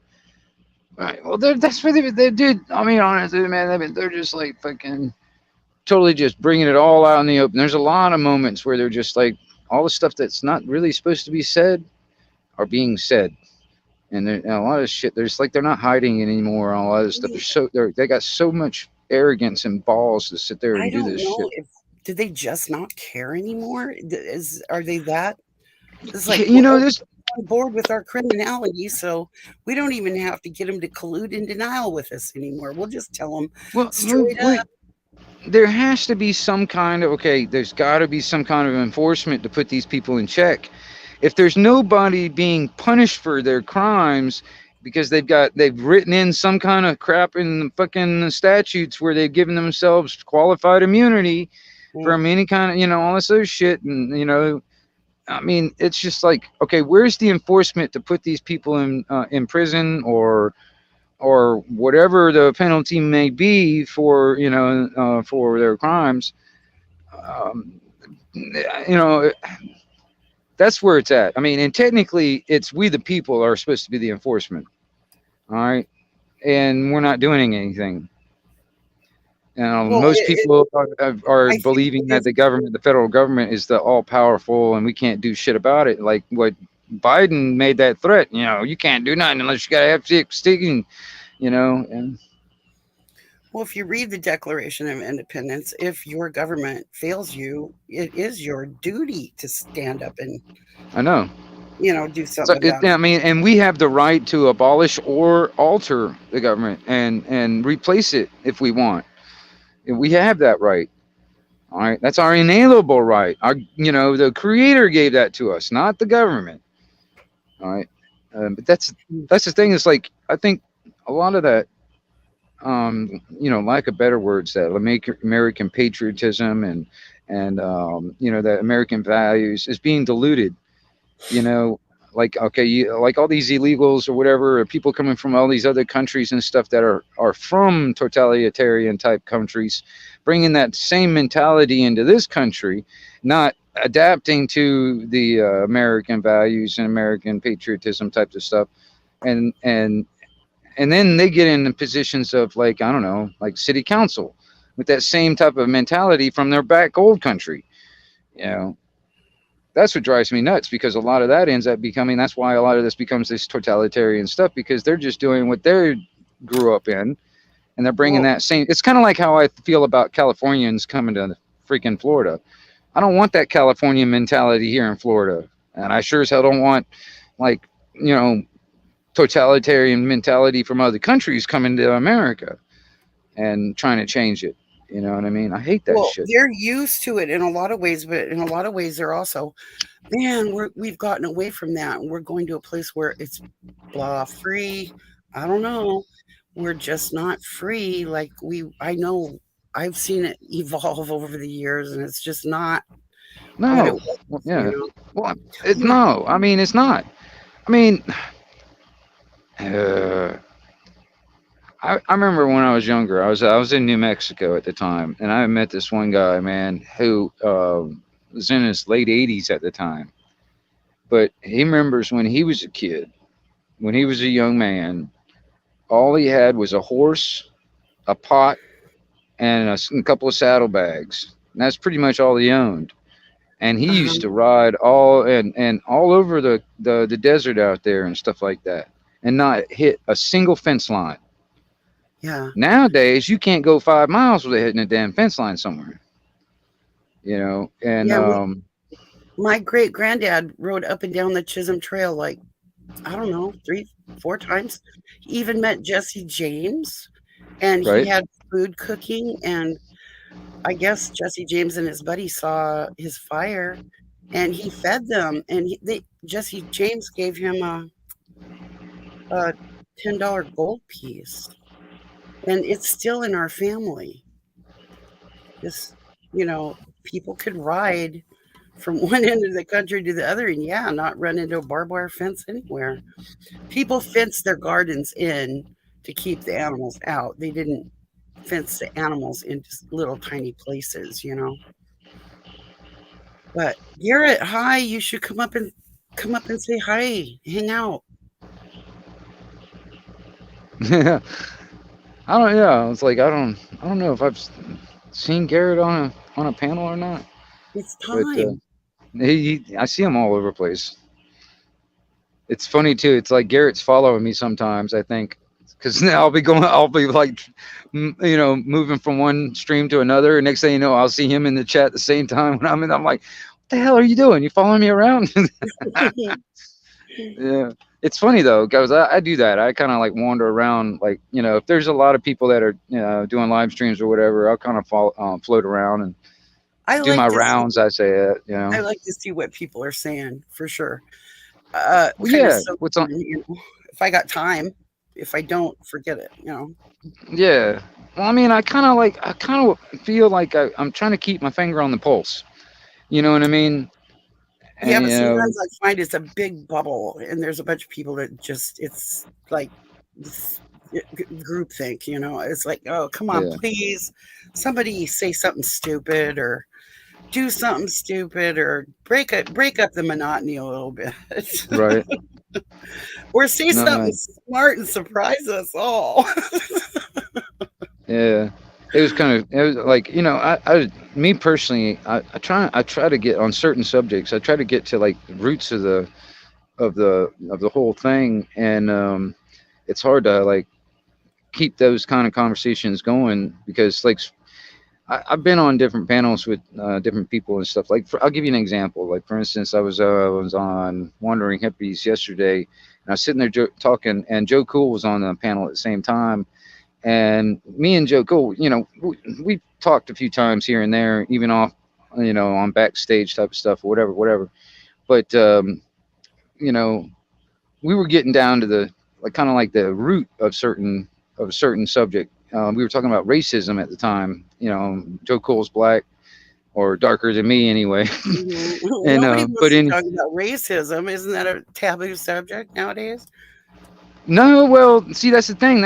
See, me personally, I like taboo stuff because honestly, man, if nobody talks about it, it never gets it never gets problem solved type of shit. You know what I mean? So we were just the whole conversation was on that, but me and Joe, we were kind of getting to like basically the whole root of like that on that scenario, and you get like 4 or 5 other people that are all like trying to change the subject or maneuver the subject to something else where it's like it keeps us fighting amongst ourselves type of scenario. And I'm just like, shit, that's the reason why it continues. Certain taboo things, that reason why you can't talk about it is because you got people out there that start shit between everybody, and that's the reason why nobody wants to talk about it. You know what I mean? And get to the real root of the whole scenario and solve this problem, and where it's not an issue anymore. I think the best bridge when it comes to racism is when we can get together and share food with one another from different cultures. And that's when people start falling in love with a different culture. Some people even want to appropriate it, for crying out loud. Even they go, oh, cultural appropriation. No, it's not.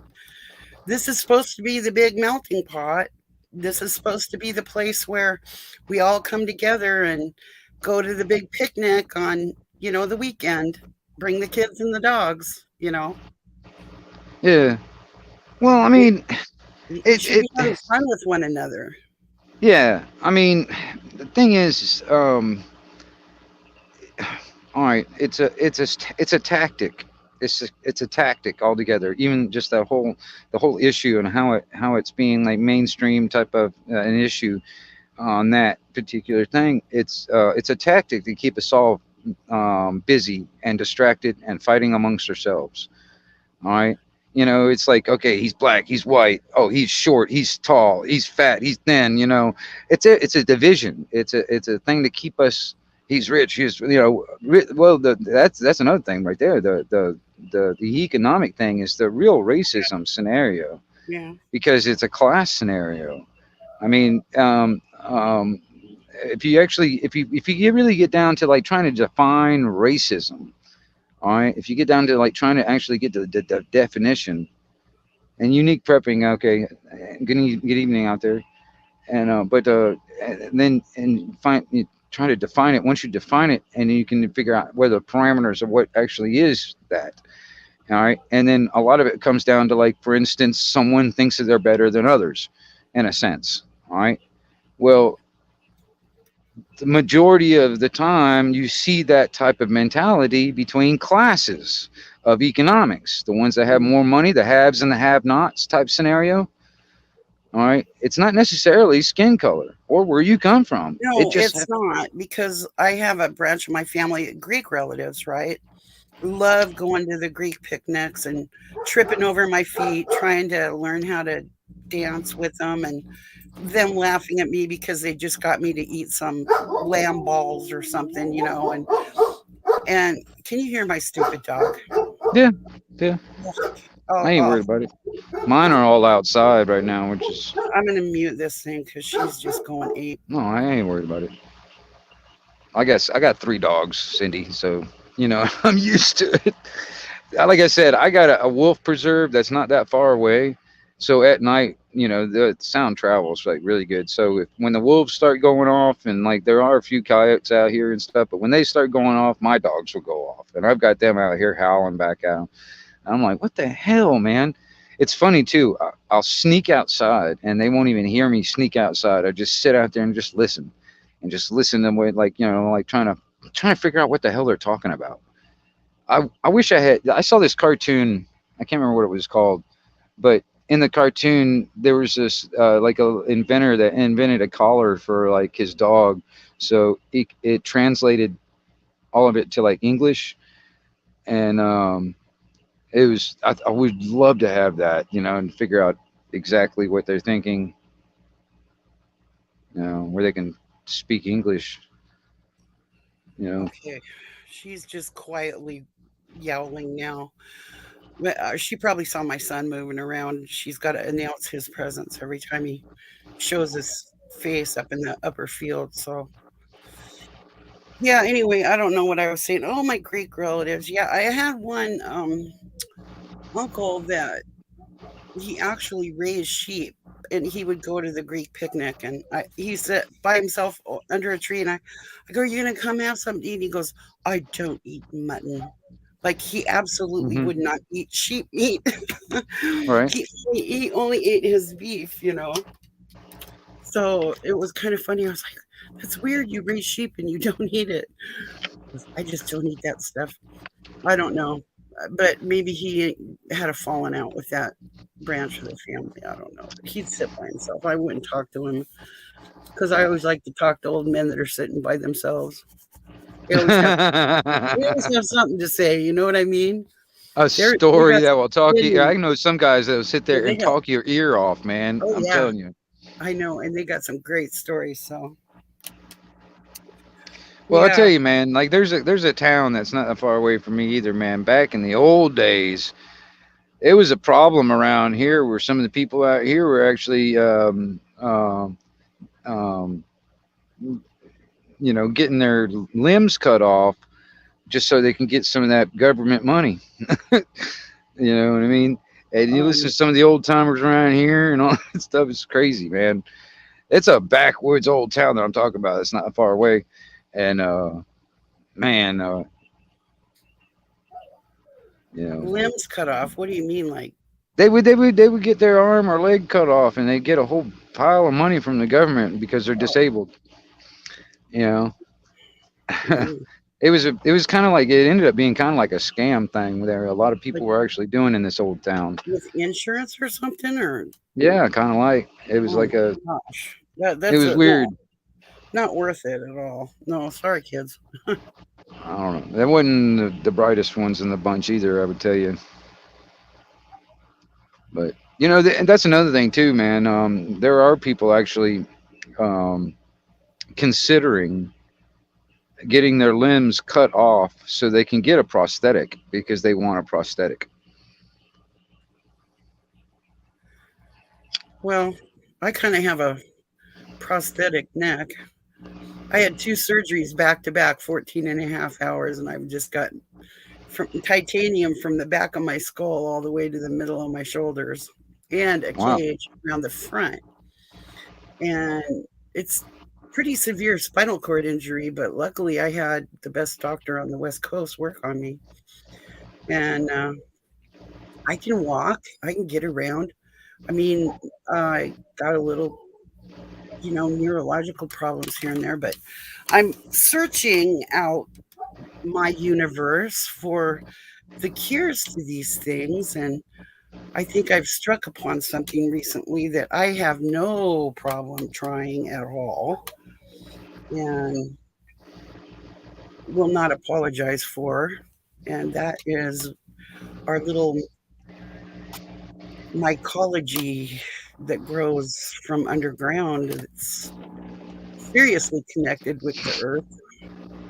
And I think that that's where a lot of healing is. It just hasn't been globbed onto by big pharma and patented and sold as junk. Well, they can't. Nobody can patent anything that's natural. If they genetically modify it somehow, then they can patent it. That's like Monsanto when it comes down to the corn. If they genetically modified it a little bit, that's when they can patent it. They cannot patent natural genetics.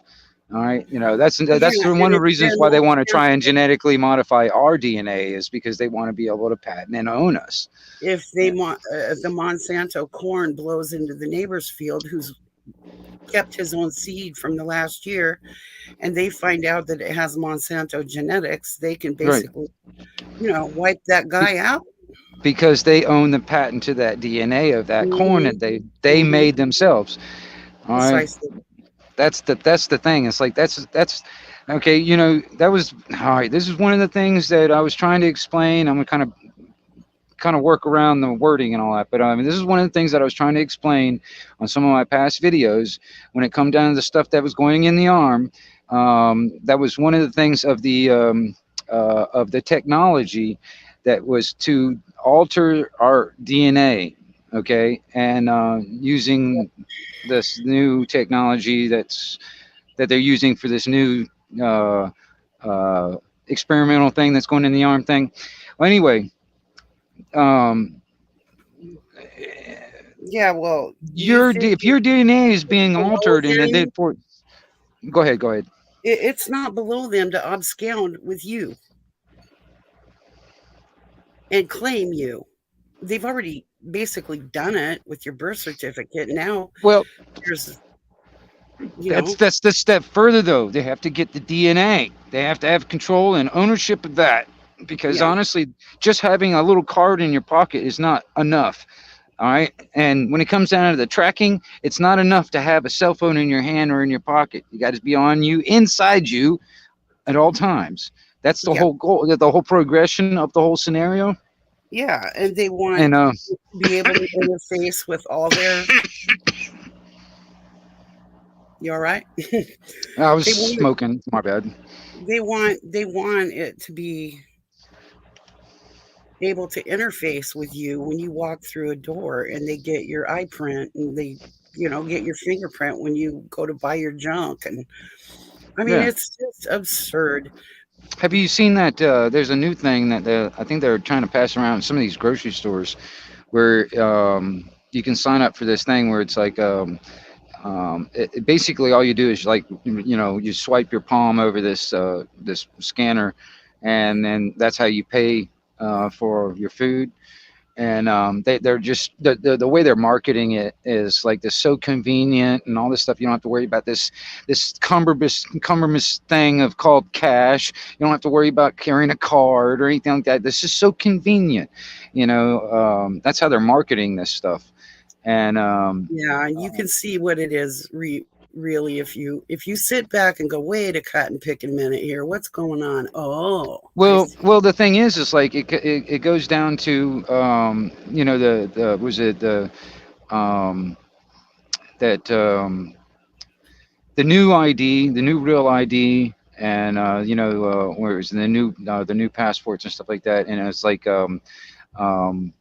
if they go if they do away with the cash like they plan, and then things get to the point where they do like the universal basic income and all that stuff, and then it goes toward like the whole stuff that China's doing when it comes down to the social was it the social credit scores and stuff like that. yeah. Because that's where they're heading. And because I mean, if you take, for instance, if you take Revelations literally as like that is literally what's going to happen, or that is what people are striving for to happen. You will not, without this mark, whatever they put inside you, without this, you will not be able to buy or sell. All right, you will not be able to participate in society or anything like that without this. All right, I can remember reading Revelation when I was a kid, and just like it's inconceivable. It was like none of this stuff even makes sense. Now it makes sense. Well, the thing is like it's supposed to be a story, right? Well, it's not supposed to be like a template for what to happen. It's almost like, all right, we've already got the template of what's supposed to happen. All right, here, let's make it happen. That kind of thing. Well, basically, with all prophecy, it doesn't make sense to anybody until you get there. It's like that's when everybody goes, there it is. It's right there. Well, but the people that aren't living it, because a lot of people are saying, oh, look, we got wars and rumors of wars. Well, that's all well and good. But when you start adding 100 other things to that, then it's like, wait, now we got that. Oh, Lord. Okay, here we go. We're going in. And that great sign in heaven, can't deny that. That's an astrological sign that just doesn't come around. It's like once every what? I don't know. There was somebody that calculated it out. What part are you talking about? But it was thousands of years. Thousands. What event are you talking about? The great sign in heaven, Revelation 12, the woman. Oh. We talked about it the other night, where the Jupiter passed through her. She had the moon at her feet and the sun and the 12 stars at her head. Virgo, with this passing of Jupiter 9 months through her body. And we're in the season. Tis the season. And that was September 21st, 2017. So here we are. And people got pissed at me for saying, well, you shouldn't be going around giving out a date. Well, I'm sorry. That's the date the astrological, things came together. I'm not the only one saying it.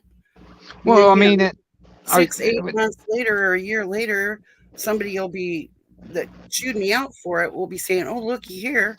And I'm like, oh, now it's your idea. Oh, great. Okay, well, cuss me and then take it up. All right. I don't care. I could care less. You're going to get it at your own pace, People are going to get it at their own leisure. Yeah, I know, and that's the thing too. Is like, I've noticed, because I even know this for myself in my own life. I mean, you can only lead the horse to water. You can't force them to drink, in a sense. You can show them the door, but you can't make them walk through it. Yeah, You I know know what I some mean? people that can't even lead a horse to water. So Well, that's what I'm saying. It's like, I see this in my own life sometimes. There are some times where I'm just like, I am stubborn as a fucking mule. I mean, for real, but I also see this also, when I try to, put information of observations. Now, these are not my beliefs. Now, I might throw some things that I know to be true, and I just know, and then I'll throw, like, the observations that I have found. Um, and it's like, okay, well, that's like me showing you the door. Okay, here's the door. Here's the observation of stuff that I found. All right, now I've walked through the door already. Now, I'm not going to give you what I have. I'm not going to, like, show you what I've seen through the door, because, quite honestly, it is, I guess, subjective. I guess, you know what I mean? Because, I mean, everybody's going to interpret information differently. You well, know. exactly, and we're all a work in progress. And you can give someone information and they can come at you viciously like you're literally crazy. Well, And a I'm lot of that is, I think a lot of that is right there, is that they feel threatened, for, because, you're challenging their well, beliefs, their you whole. might be knocking on their faith system or their belief system or whatever, Right, but maybe it's time for them to reevaluate it. And you know what? right. There's nothing wrong with reevaluating your not necessarily your value systems, but your faith systems, because it takes a heck of a lot of faith to believe in Fauci's science and stuff like that. It takes a lot of faith to believe in some of the things that we grew up being told. Hmm. And we didn't question it because, the teacher, you can't question the teacher. You're going to get in the Right, doghouse, get in right. trouble at home. You're going to go to the vice principal and the counselor and give SWAT and, end up sitting in the hallway because you're a disruption, because you ask questions. How dare you?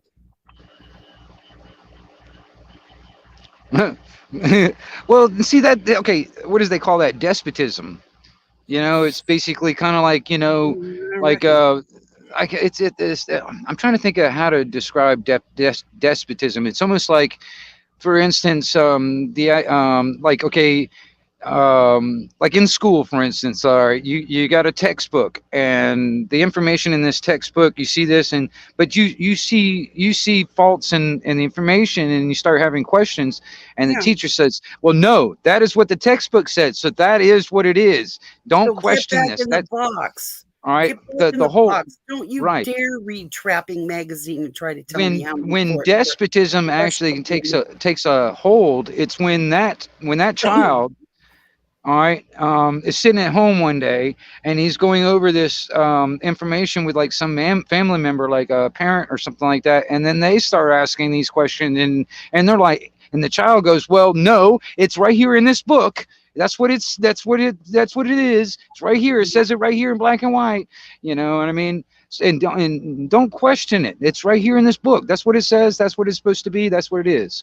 You know what I mean? And that's, it gets passed on, and passed on. Well, Um, and I can remember my one son, his first year of college, he came home with 2 books and wanted to know what I thought of him. It was The Myth of the American Cowboy and the Greening of America or something like that. And I read them and I was like, they're trying to make or get my son to let go of his cultural heritage of being raised by a bunch of friggin' rednecks, whatever you want to call us. I mean, they were trying to get him like indoctrinated into their way of thinking.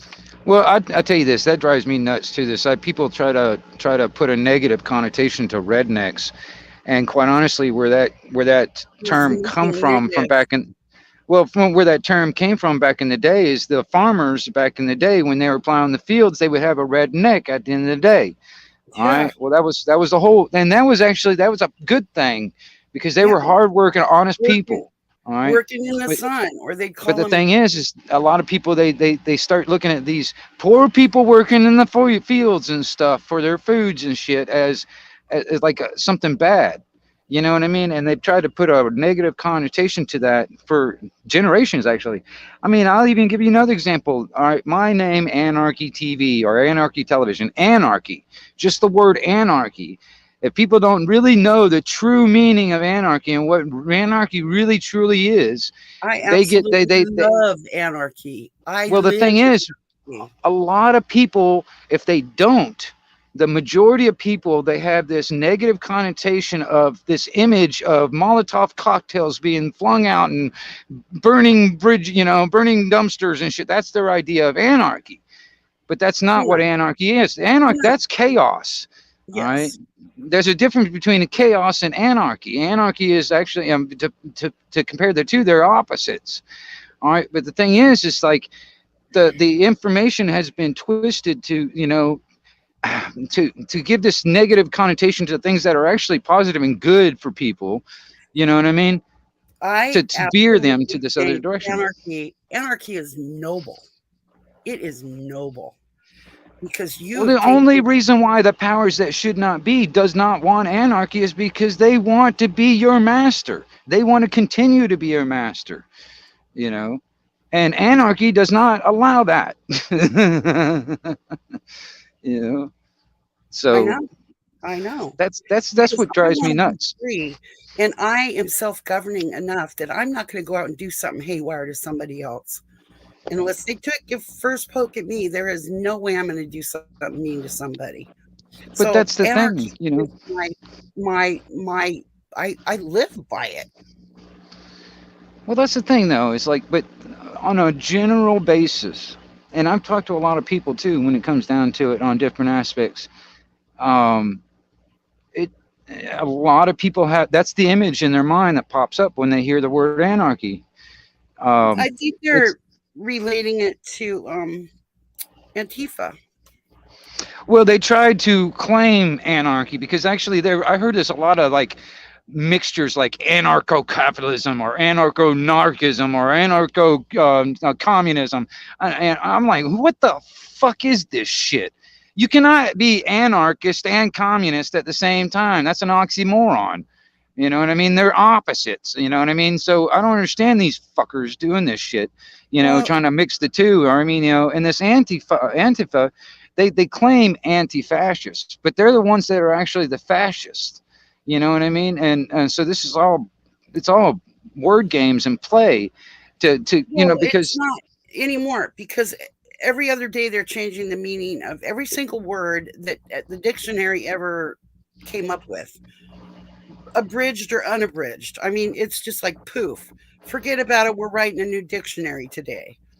Well, get out of here with your neologisms. I know what it means and I'm sticking to it. At least as long as I draw a breath. right. Well, that's the thing too. It's like I had a conversation with my brother and his wife one time, and we were talking about just words. You know what I mean? And how a lot of these words have been basically subjective. You know, it's like the definitions. It's like okay, whatever somebody thinks the definition is, and that's what it is. Well, I mean, if words don't have an actual definition, words have no fucking meaning. You know what I mean? So, and that's the thing. It's like, okay, and then words have been weaponized against us because we don't understand the meanings or Yeah, it's like understand the definitions. Black's Law Dictionary is a weapon used against us every Ex- single day in court. yeah.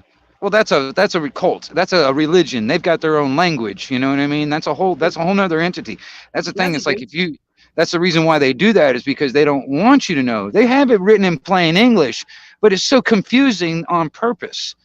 You know, if there is a remedy out there, they're going to hide it so far back into something, tucked away in something or whatever. It's there, but you got to really search for it. You know what I mean? Well, And yeah. because I'm gonna tell you, like, what was it? I think, like for instance, like there are a few remedies in like the U.S. Code and U.S. Was it Universal Commercial Code and all that stuff. There are some remedies in there. They had to write them in there, but finding them, and there are some people that claim to find them, and they have found some things.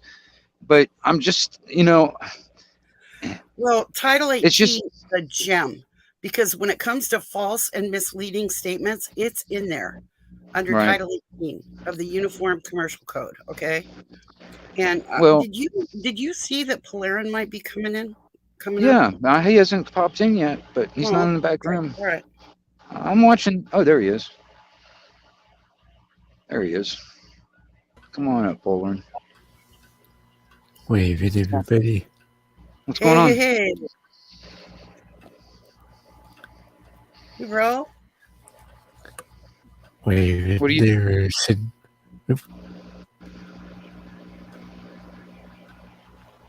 Go ahead there, Wingnut. Oh, I was just wondering what's up with you. What are you up to? I've just gone through some things. Anything Right we can on. help with? What was You that? need-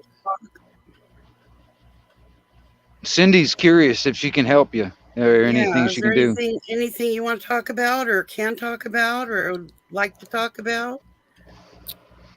Anything you want to bounce off anybody? I mean, I'm just nosy as I can be. I'm just an old grandma.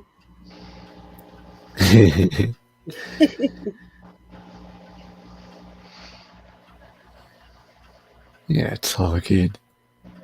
And I just gotta say, I agree with Anarchy TV here on what anarchy is. Yeah. Well, I mean, I'm just using that in an example as some of the, because like redneck, that's why it popped up on my mind, because that negative connotations of words when the origins are in a positive or in a, it's a good thing to be called a redneck back then, you know what I mean? Or to be, Nobody you were proud to minded. be a redneck. You were proud, They never took it even as an insult. I don't know why people think they No. can throw it out there as an insult. It's not. Right. I know. That's the thing. It's like, if I would back then, I'm proud because I knew I worked. I did an honest living. You know what I mean? I got the proof right here on the back of my neck. See it? That kind of stuff. But it's just it's that racism. When it comes down to that racist, it comes back to that racism thing that where me and Joe were talking about. It really comes down to the class. I mean, it's the class. It's not necessarily your skin color and where you're from. It's that class scenario. The ones that have the more the power and the money, they just look down on everybody else as peasants in a sense and lower class, lower beings. Or, you know what I'm saying? It's Yeah. I don't know. It's hard to say. Now, it's hard to say. Like, for instance, me. If I was to all of a sudden become like a billionaire overnight, would I change? Would I become one of those people? It makes me wonder, I mean, is it really like some kind of infection? Like, as soon as I get a bunch of money, now I'm infected. I have this disease to be a fucking asshole to everybody that doesn't have enough money to even pay the rent. Yeah. I don't know. It's weird. Yeah, I think it's something more than money going on there. Well, it's another thing to keep people busy and keep people fighting. Because, I mean, I start to get back down to the root. Who is really at the tippy top of this fucking pyramid doing all the controlling of all the strings?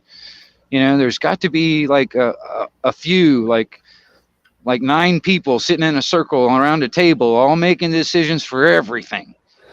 You know what I mean? And who are these 9 people? Are they actually people?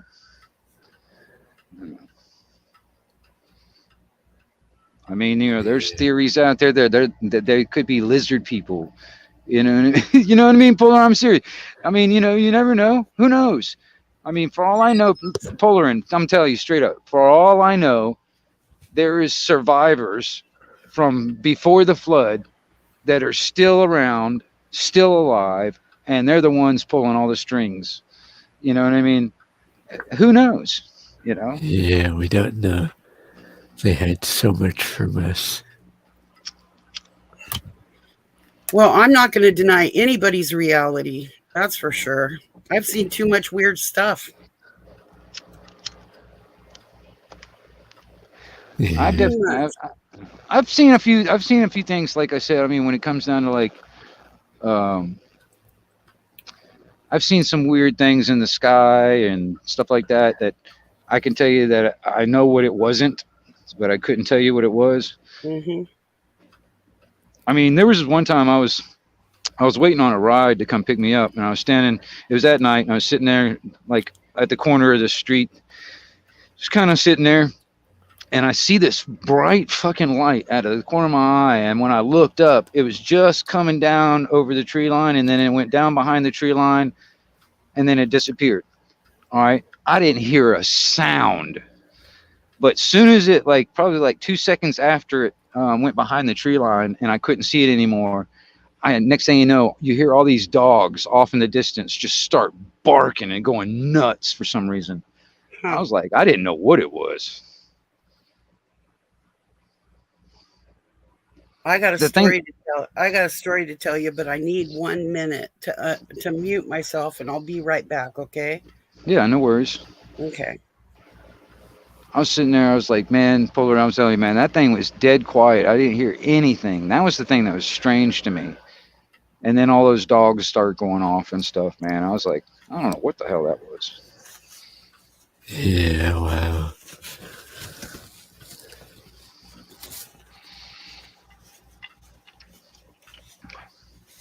Have you ever seen anything strange like UFO or ghost or anything like that?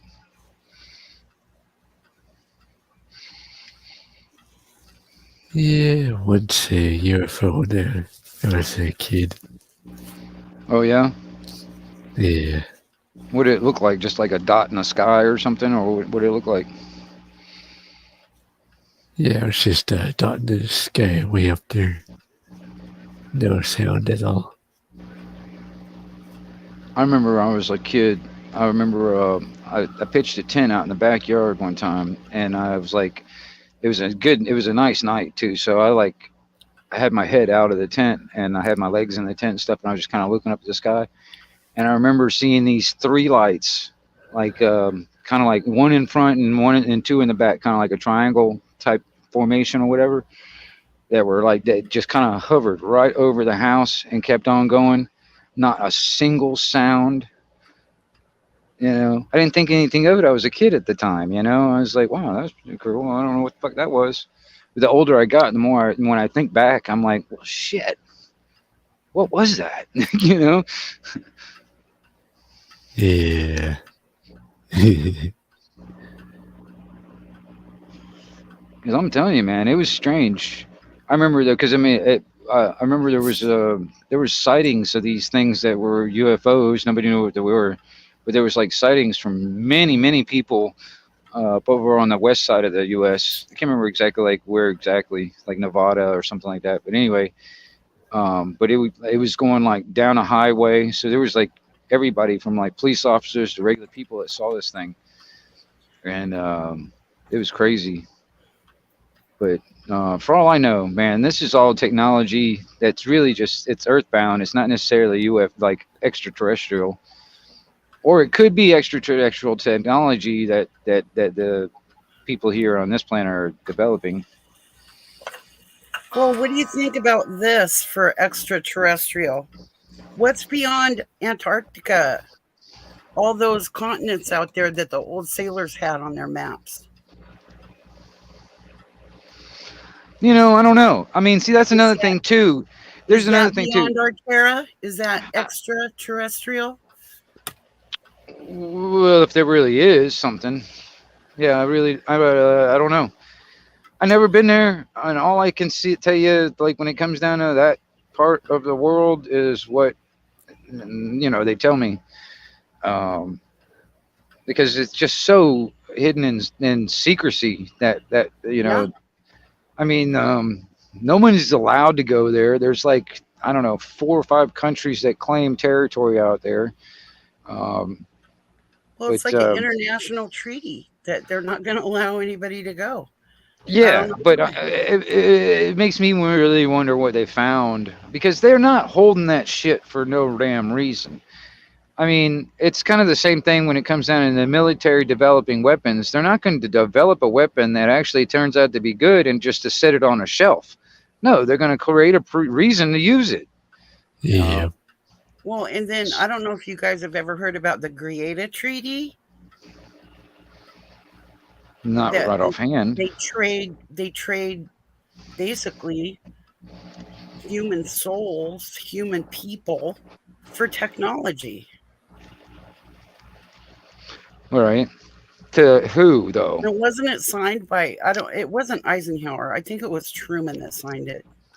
Well, that wouldn't surprise me, honestly. Yeah, he Truman was did a kind lot a of shit. turd, wasn't he? I don't like Truman at all. Well, there was a lot of things that he was definitely involved in that was just really sketchy, in my opinion. And that's way before my time, but still, Mhm. you know what I mean? Really Yeah, sketchy. mine too, but yeah. And I got to tell you the story I was going to tell you guys. My dad and his dad were national champion high climbers, okay? As in climbing trees, topping trees in the logging woods. And both of them were national champion high climbers. My dad was setting a spar pole in Washington State out up Eagle River somewhere. And a spaceship looking thing, he called it a flying saucer, and he said it was 2-storied. He said it flew right up to him, and he could look through the windows, and it was a 2-story thing. So he said he could see people. And I said, well, what did they look like in there? And he goes, they look like just like you or me. He said they just looked like people inside this thing, but he could see them. And he described the lights to me. He described the shape of the vehicle. He goes, and it flew right up to me. And he goes, I was right at the top of the spar pole, setting the rigging for a spar pole. And he goes, and then as quick as you could just snap your fingers, he said it was way away, like 7 miles away over the top of another mountain, but he could still see it. Okay. And he said anybody he told about it or anything like that, it was just like, what were you guys drinking up there or whatever, you know? And everybody kind of poo-pooed him back in the day. Mm-hmm. But yeah, that's something that my dad did not lie. He did not lie. He hated liars, couldn't stand them. If he was telling a story that was a yarn, he would tell you, okay, now this is an old story and this is funny, so you guys listen. And you know, it was something you'd laugh at, but he'd never say, you know, okay, I'm just gonna tell you an outright lie. And I asked him, you know, Dad was 50 years at sea also after he got back from World War II. And I said, Dad, what was the weirdest thing you ever saw out at sea? And he goes, well, you know, I've seen some pretty bad stuff. And I go, yeah, I know, you know, because Dad had told me some stories about, you know, great white sharks out there and guys' boats going down and whatnot, and just bad stuff. You don't need to know. But anyway, he said that he saw 2 Navy ships and he had visual on both of them, right? And he said, I had them on the radar and I had them both in visual range. And he goes, and they just poof, disappeared completely. Not only were they gone off the radar, but they were gone out of his visual as well in a snap of a second. And I go, you mean something like that Philadelphia experiment or whatever they called it, Dad? And he's like, yeah, that's what I was looking. He goes, that's what I was trying to. He goes, because I've heard of that where the guys got stuck like in the iron ship and whatnot. That was the first experiment, yeah. Well, I don't know. Well, I think they did more because. Oh yeah, they did. Dad see, said, that's the thing. That's the thing. Is like that. See that they. All right. if I was to relate it to now, Poland, you probably understand what I'm talking about a little bit more, but also Cindy, this is if I would relate it to like a radio, like the CB radio, all right, like the CB radio, Mhm. all right. When you transmit a signal out from the radio out to the antenna, there's this thing called SWR, signal wave ratio. All right, Yeah. that has to be at the very lowest for it to have its maximum transmission out the antenna. All right. Well, the thing is what happened, that first experiment of the Philadelphia experiment, their SWR, their signal wave ratio, was too high. They created feedback, and that's why it happened the way it happened. They've actually done the experiment and corrected that and got it better since then. A lot of this actually was from the information that I was gathering. Now, this is just, I cannot confirm or deny, I'll say that. But the information that I was gathering was some of the information when it comes down to the technology to actually improve the SWR, improve the harmonics of the technology, was actually acquired through trade from people in the future. They were future. This is what I was talking about with the Greata Treaty. Right.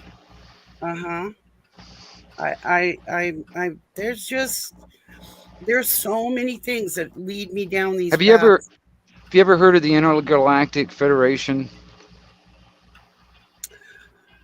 You mean that super soldier stuff? Well, it's supposedly a federation with other beings. All right.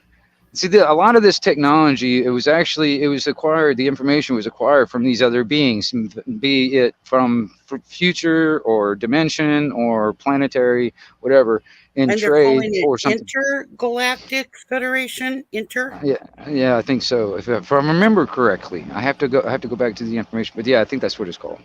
Okay. But anyway, there was actually somebody that actually outed it out as information because the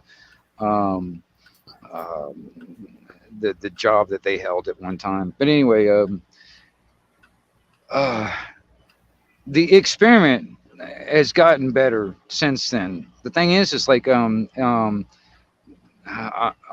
still not exactly sure what it does. You know what I mean? Because you got these entities from the future that are directing them to actually build this thing and helping them build this thing for a reason. All right, and I think that time machine or something like that has already been invented, but just not yet. If you understand what I'm saying when I say that, because time is actually a constant, past, present, and future are all one thing. It's all on one linear, or if you look at it as a linear timeline, it's all connected. So it has been invented, just not yet. If you get what I'm saying. Time not being actually linear, but actually being like like we were talking about the spiral the other day, right where it or even an Ouroboros, where it's just the snake. You get what I'm saying when I say that, though, right? Yeah, where there is no, the past, present, and future are coming across as a simultaneous thing. Right. Well, you can, like, there are like multiple timelines even. Right. Well, all right. Have you ever heard of the thing? My mind goes way out there because I'm so open-minded. I can just sit there in bed at night and think of stuff Well, okay, check this out. This is what I was getting at on some. This is like Rick and Morty level stuff right here. No, but Cindy, but Cindy, check this out. Check this out. I was sitting there thinking about it one time, and I was like, okay, with the Mandela effect. Yeah. Or was it the? I've had a couple of those actually. All right. Or well, I started thinking about it. That to me is almost like proof that actual time travel or something like that actually exists. You know what I mean? Because if things are getting altered. Yeah, or simultaneous timelines. And I even felt like one time I jumped a timeline. It was like, why is everything so weird right now? And then, of course, I adjusted. It took me a while, but I was like, okay, aspirin isn't spelled the same. Well, I started thinking about it. It's like, okay, there's different methods and different avenues that they're actually communicating with these beings. All right. Now, I'm just using the most popular is CERN. That's the most popular, but there's many different hadron colliders all over the planet. And then also they're using different frequencies and wavelengths. Like I'll use the most popular is, HARP. But that's also just one facility. There's many of them. There's like 1,000 of them around the planet. Yeah, you know what I mean? There's more. Yeah, that happens to be the most popular, most recognizable. Up in All right, Alaska, right? And that just happens to be two type of different things and then on top of that, there's have you ever heard of a flotation tank where like you lay down in this like dense salt water where you feel like you're floating? Yeah. All right, it's all right. Well, there's a lot of these. It gets rid of all that external output, so you're right. like laying there in the dark floating. Right. Well, all right. Well, there are people that are doing experiments and getting highly dosed on DMT and laying in those flotation tanks and actually communicating with those beings on the other side, the dimensional ones, and gaining information through trade with these for these beings. And that's where some of this technology is actually coming from, at least the information for this technology. And but what bothers me is what they're actually trading. And that's what I'm not too sure exactly what they're willing to offer as up for trade. You know what I'm saying? We were talking about it the other day. There's 1 million people a year that go missing in the wilderness. Right. 1 million. Good point. Right. That's a lot of people. Yep. And there's unsolved missing persons and all the time, like in big cities and all around the country. Yet we got a satellite that can freaking read the letters off of a dime sitting on, from space. Yeah, I mean. Yeah, but we can't find a missing kid. Right. We can find a shoe though, out in the woods. It's funny though. I mean, it's like what ends up being important. I start thinking about it. It's like, all right, I'll give you another example. All right, we got drought in some areas. All right, we got floods in some other areas or fires or whatever. And we also have a highly developed technology of weather modification and cloud seeding. All right, and yet instead of like having a drought, you can't like make it rain a little bit or have a fire, make it rain a little bit or something like that. No, you're going to manipulate to where we got hurricanes, you know what I mean? Or something like that, geez. We're super hurricanes. Like in the Bering Sea yesterday, was it yesterday or day before? 54-foot waves up there. The biggest low pressure in like a long time. Right. It's like, I mean, I'll just give you an example, just for shits and giggles. If you ever get the chance, just Google, just to do a simple Google search on how many companies that actually provide weather modification or cloud seeding as a service. Boom, all these things, all these businesses will pop up. And then you start looking into these businesses and how much they charge for this shit. Dude, the only ones that can afford this stuff is actually governments. These are the only ones that can afford these services. All right, and this has been they've been modifying this and actually perfecting this since World War II, man. Yeah, the 50s especially. I guess they were really into it. They used that technology during Vietnam to prolong the monsoon season. You know what I mean? And so they did it then. And I mean, it's like, and you see this stuff. All right, think back. I know, Polar, I can't remember how old you are, but think back in the 80s, if you can think back that far. All right, think back to the 80s or before that. Did you see all these chemtrails and shit in the sky, covering up the sky back then? Nope. I mean, I start really thinking back. I was like, I didn't really see this until the late 90s, and then it was like all over the place. Well, now, wait a minute. Do you remember that show? And this is a show that I actually did. Wandering hippie, waving in welcome. Oh, what's going on, man? What's going on? Go ahead, Cindy. I'm sorry. It was. Don't worry, he's a good operator. The bluest skies you've ever seen are in Seattle, and the hills, the greenest green, are in Seattle. This was We had the bluest skies you can't even imagine. Now they're all hazy. Every morning I'll see these jets fly over, and they just leave their crud behind them. You know, it's not a contrail that disappears within a few seconds. It's this long stripe, and you can actually see it. And what they're doing is it's actually hazing out. Like they'll fly right over, basically over the top of my house, but the haze, the way things go is the haze ends out blowing and drifting towards the city.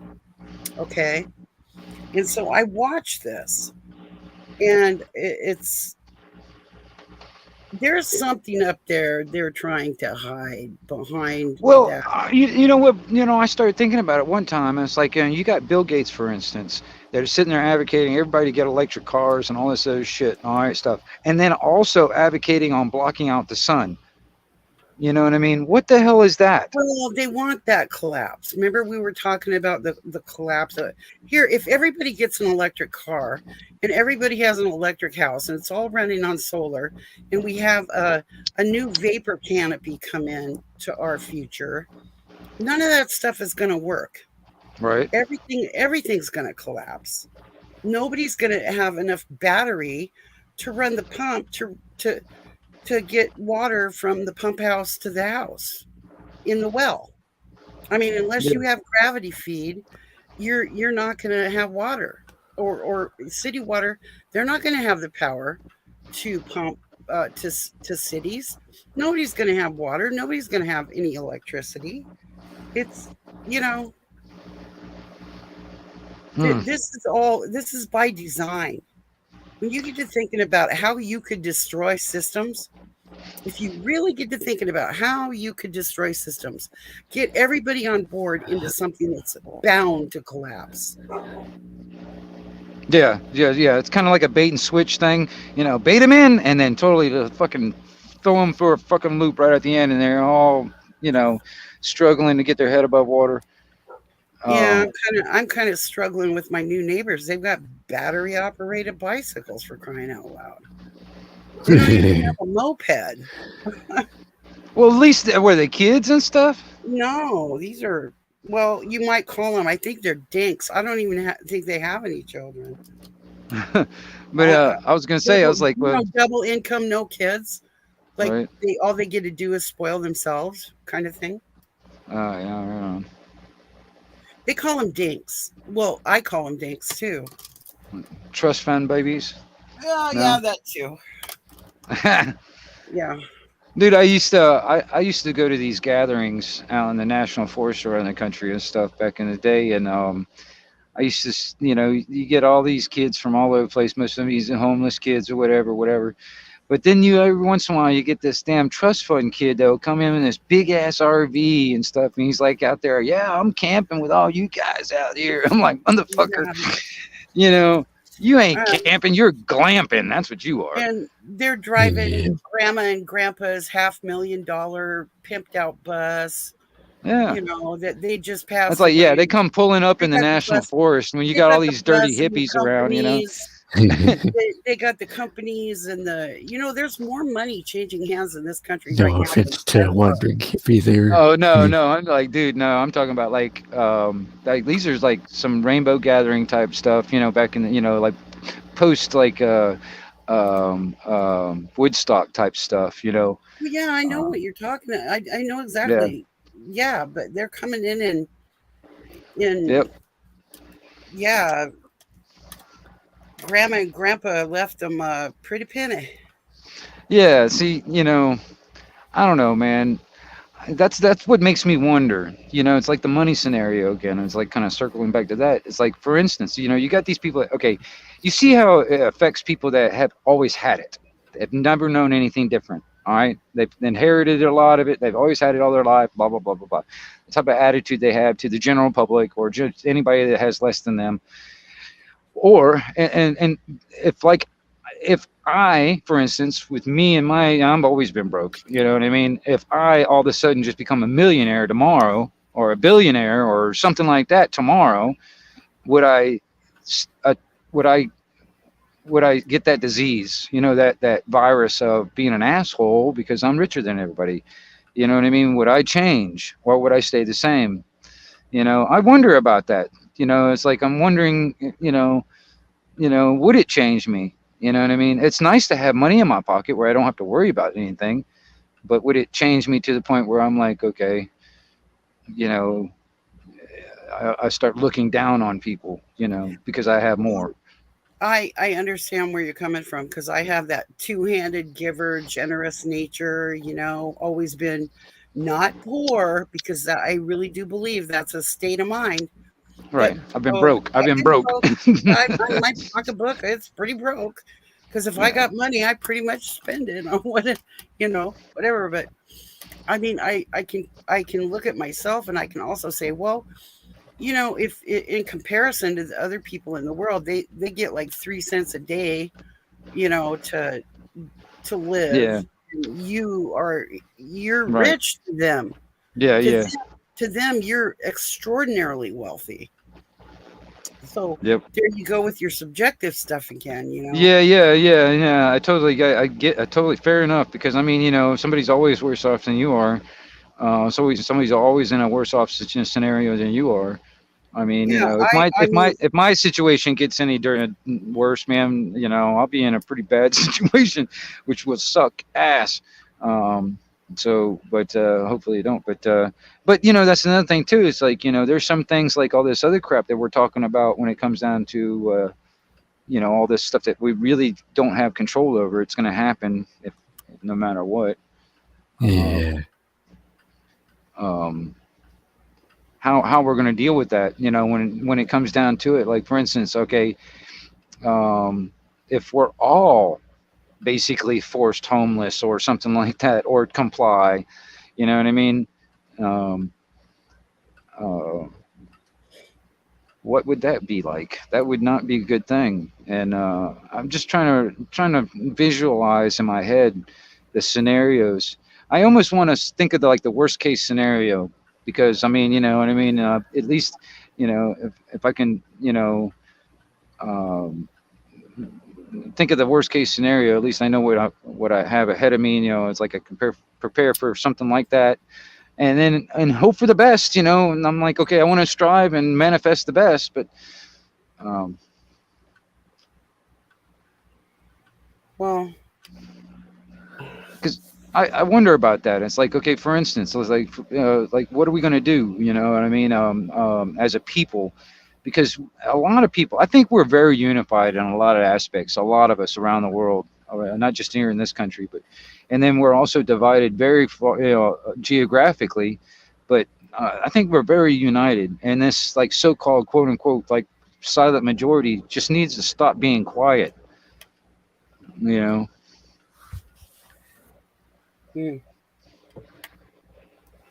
Yeah. So what's going on with you, Polarin? I mean, is there anything that we can help you out with, or we can talk about, or anything that might be going on with you? I mean, hell, I can turn the stream off and we can talk backstage if you want to. I mean, if you need to.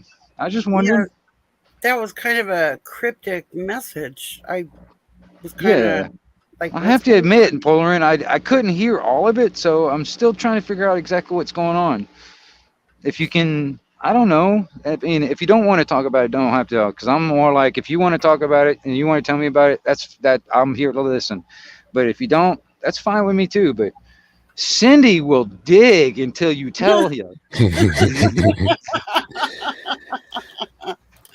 Yes, Cindy will. That's the thing. It's like, I'm like, okay, fine. If you don't want to talk about it, it's fine. But Cindy will dig until you tell her. So. And if Virginia was here, you'd be in deep trouble. Oh my gosh, Virginia would go nuts on you right now trying to find out. She'd be gloving up going in.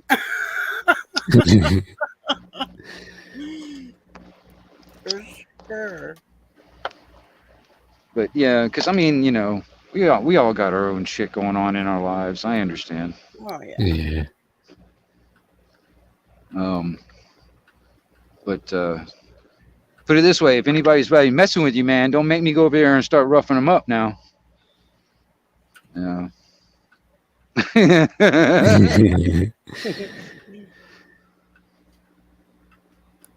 Open up a can of whoop ass or something, right? Yeah, I hear you. Well, that's like I was sitting there talking about it earlier, man. You know, like even on the radio, you know how we deal with like a lot of the trolls and the haters and shit like that on the radio. It's nothing new. You know what I mean? We've been dealing with that stuff for a while, man. And then you got all these people on the internet thinking it's like, you know, the brand new like sliced bread and shit. You know, it's like, no, this has all been happening for a long time, just not, you know, way before the internet even existed. You know, and so. Yeah. And some people just don't know how to handle it. I get it. And there are some people out there who just can get worked up about it. But I don't know, man. I think people just give too much energy into that shit. Yeah. Just like that one. Go ahead. It's kind of related to what happened earlier. Basically, a clown world girl by the handle of Gert Vixter. She's a mess. Right on. Mhm. Yeah. Well, I kind of thought there was a woman involved. well.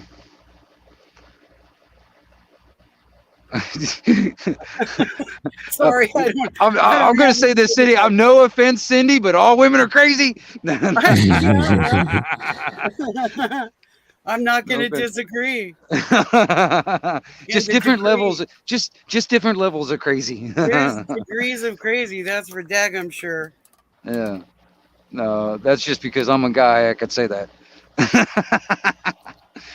But yeah, no, I mean, yeah, it's just weird, you know. It's like, you know, I've been observing it too, when it comes down to like even international, you know, just people, you know, because I wander around all over the place on YouTube, and it doesn't just stay here in the U.S.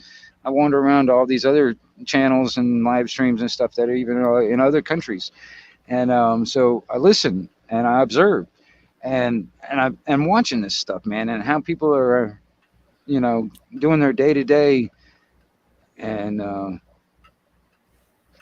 it's interesting how a lot of people tend to put their, and that's the reason why I was saying, like, if it's not anything you want to say, like out in public and all that, we can always go in the back room where it's private, that kind of thing, you know, if you still want to talk about it, whatever, because I understand, because I'm just like, I've noticed a lot of people do, you know, they do this, like they air their laundry out in public, out here in public for everybody to pick through forever, you know what I mean, and then complain about it when somebody, you know, writes a comment about whatever, you know, and it's crazy.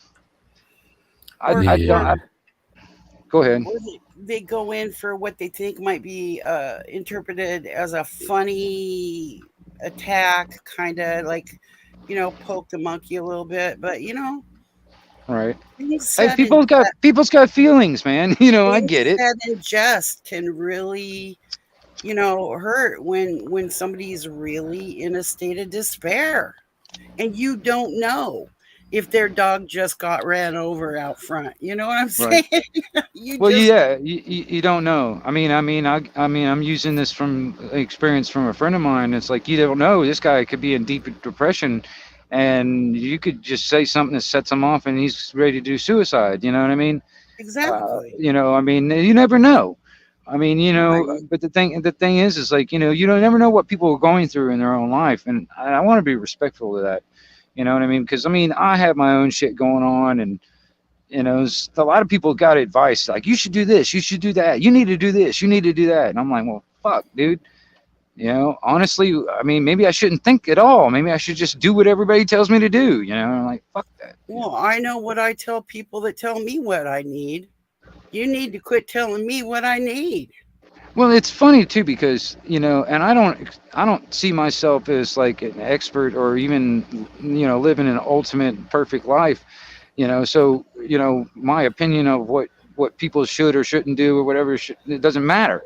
You know what I mean? It's the same thing with them. It's like, you know, I see some people, it's like they're telling me this, and I look at their lives and I'm like, wait a minute, where do you get the gall to even tell me how to do my life when you can't even keep control of your own damn house? You know what I mean?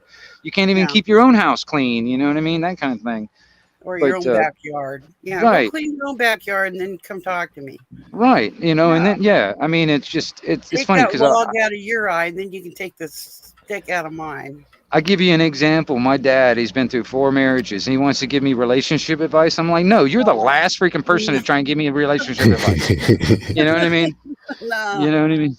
Yeah. I always tell people, look, I'm on my 3rd go around with marriages. Don't take any relationship advice from me. Right. I mean, that's the thing. It's like, it's interesting. I'll bring it back to another circle. It's like how people just don't seem to, mind their own damn business. You know what I mean? It's like, I don't give a shit if I got a little bit of junk in my damn yard. It's my damn yard. Don't worry about it. You know what I mean? Whatever. But but this is like a worldwide thing. This is not just like, we can break it down to like our local level, but this is everywhere. This is like, these are human issues that people are dealing with. You know what I mean? Yeah. Hmm. Yeah. And some people don't have the courage, I guess you could say, to go up maybe and say, hey, do you need me to give you a hand cutting your grass? Or would you like me to cut your bushes back for you? Are you feeling all right? Or there's some folks that are sick, and the last thing that they would want to do is ask for help. But Yeah. there's no shame in it. There's no shame in asking for help. If you need a hand, if you need a leg up on that horse, say, hey, somebody come over here and give me a leg up. There's no shame in that. But there's a lot of people that were raised, look, you don't ask anybody for anything, Well, that's like pride. You know what I mean? I get that. I get that way too. I mean, that's that stubborn part of me. There isn't anything wrong with being prideful, in my opinion. Nothing. Because I'm like that. I'm like I very rarely ask for help. You know what I mean? I like to try and do it myself if I can, and but some people have offered help and stuff like that. I'm receptive to that. If they want to help, that's fine and all. But then there's some that want to help, but they also expect something in return when they do this. It's like, it's not out of the goodness of their heart. They're doing this because they want to get something in return. Yeah. But I don't know. It's also, you can't help anybody that doesn't want help. You know what I mean? If they don't want it, they're not going to, it doesn't matter how much you want to help them. It reminds me of a story, but, it kind of reminds me of this, but there was a story about, okay, there's this bathhouse in this campground, all right? And, this was a guy that goes in there and uses the bathroom, all right? And he sees this spider in the toilet. And it's just sitting there kind of in the water. Couldn't get out of the damn toilet or anything like that. Well, he was like, well, shoot, that thing's going to get flushed down or whatever. He did his business and he flushed the toilet, and he's sitting there circling the toilet, Sawyer circling, and the damn thing didn't get flushed down, and it's still there. 3 days in a row, he notices this, and he does the same thing over and over again. This damn spider just keeps on fucking surviving that, swirling down to the bowl. Well, that 4th day, it was still there. He's like, he felt sorry for it. So he got like this piece of cardboard or whatever and kind of scooped him out of there and then set him down on the side of on the floor right there next to the damn toilet bowl. Within about a couple of minutes, that thing was curled up and dead. All right. What I got from that story is like, yeah, I don't care about how much your intentions were for that spider to live, but your intentions actually killed it. It actually survived many days of swirling death. Yeah. Your intentions, your good intentions, which are paved to, that is what's paved to the road of hell, is good intentions. Yeah, good your intentions is what actually killed that spider. Well, You know, the thing he would probably ask himself is, why didn't I fish it out the first day I needed it? there's no telling. I have, you know what I mean? It's that's it's like, you know, it's a spider in the fucking toilet. Who cares? You know, that kind of mentality, I guess, you know, or whatever. But still, that spider survived many days of swirling fucking toilet bowls. You know what I mean? Yeah, and you said it was in a bathhouse. Imagine how many people took a raging morning You think about it. glory Right. on them. And it still was there 3 days later, and he finally Right. scooped it out. Oh, strange. But it comes down to that good intention scenario. All right. It really, you know, people might have a good intention on helping somebody, but that could be actually detrimental to the person they're trying to help. You know what I mean? It could be. It very could. I mean, I could help. I could have very good intentions in helping somebody, but it could kill them. You know what I'm saying? And there's a lot of people out there that think they have these good intentions for people, but actually they're making their lives so much worse. And Yeah, but they're the thing is, you're not going to go through life analyzing things to the point where you're going to change your very own nature. And if the nature of yourself is to say, hey, or like you go in some, like say, you know, someone's house and you can see they've been sick for days or whatever, and the dishes are piled up in the sink. What's it to you to spend a little time in front of the sink cleaning stuff up, you know? well, no, And yeah, I make a understand. bowl of soup for the family that's sick or Yeah, whatever. You know, I yeah, mean, that's my nature. yeah, yeah. And maybe stop Well, by no, and that get comes from a good place, though. That comes from a good place, I think. I don't know, man. It's just weird. You know, I start thinking about it. You know, it's like, But on the other hand, I've never fished a spider out of the toilet either. no, but I mean, you know, I just, you know, it's just a story. I start thinking about like you know, it's like, all right, if people, which even I strive to do this, try it myself. If I try to do it, but I do try to do it. It's like every decision is that's all right. Well, then, all right, analyze it. I was like, is it moral? Is this decision moral? Is this what I'm doing? This action I'm about to complete, this whatever, is this moral? You know what I mean? And then, oh man, you know, if you actually did that with every decision, which you make many decisions through your day, you know what I mean? You know, I don't well, you know. remember I told you I liked old men's stories.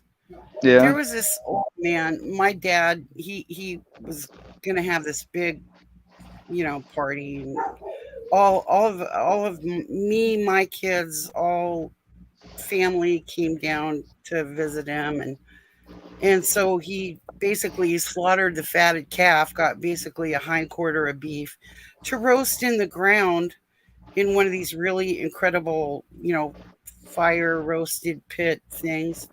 yeah, And one of his friends came over, and he'd come over in the morning, he'd get the fire going. And what you got to do is you got to heat the ground up for a couple of days. So, I mean, it's a process, right? It's not just, you know.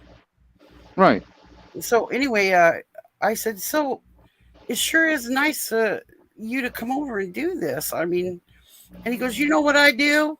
And he was an old man. In fact, I think he died about 6 months later after this. I get up in the by God morning and I ask myself, what good deed can I do today? Right. And I was like, wow, really? He goes, well, Right. yeah. He goes, yeah. I try to do at least one good thing a day. And I went, wow, that is just totally awesome. Yeah, Yeah. I like that. I like that idea of like pay it forward type of stuff too. I like that. He just did it to, like, I think it made him it made him feel Right. good about Yeah. maybe even, you know, himself and his journey through life, that he thought he was every day he'd ask himself, well, what am I going to do today that's a good deed? Right. Yeah. Well, I thought that was kind of cool. That he was a great old guy. I remember a tragedy happened in my family where two kids got their boat got lost in a lake. It sunk, and it ended up being nefariously done by someone. There was there was bad intent involved, but the girl and the young man, my cousins, actually ended up losing their lives, and they couldn't find them. And he went with my uncle, and they set up a grid behind two boats, and basically it was like dragging a net through the lake until they found them. So I mean, he was a good guy. He would even get involved in things that were not pleasant, you know. So, because recovering bodies is not pleasant. But he wanted to help my uncle find the kids, you know. Yeah.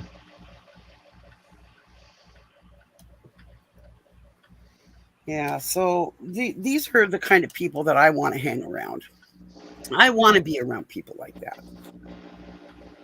Those are the people I want to associate with. Yeah. Well, there's an old saying that I heard one time. It's like, you know, because I got a lot of gray hair in my beard and on the side of my head and stuff like that. And I heard somebody tell me this one time. It's like, for every gray hair is a recollection. You know what I mean? So evidently, Really? I got a lot of recollections. You know, that's funny. You're my son's age, right?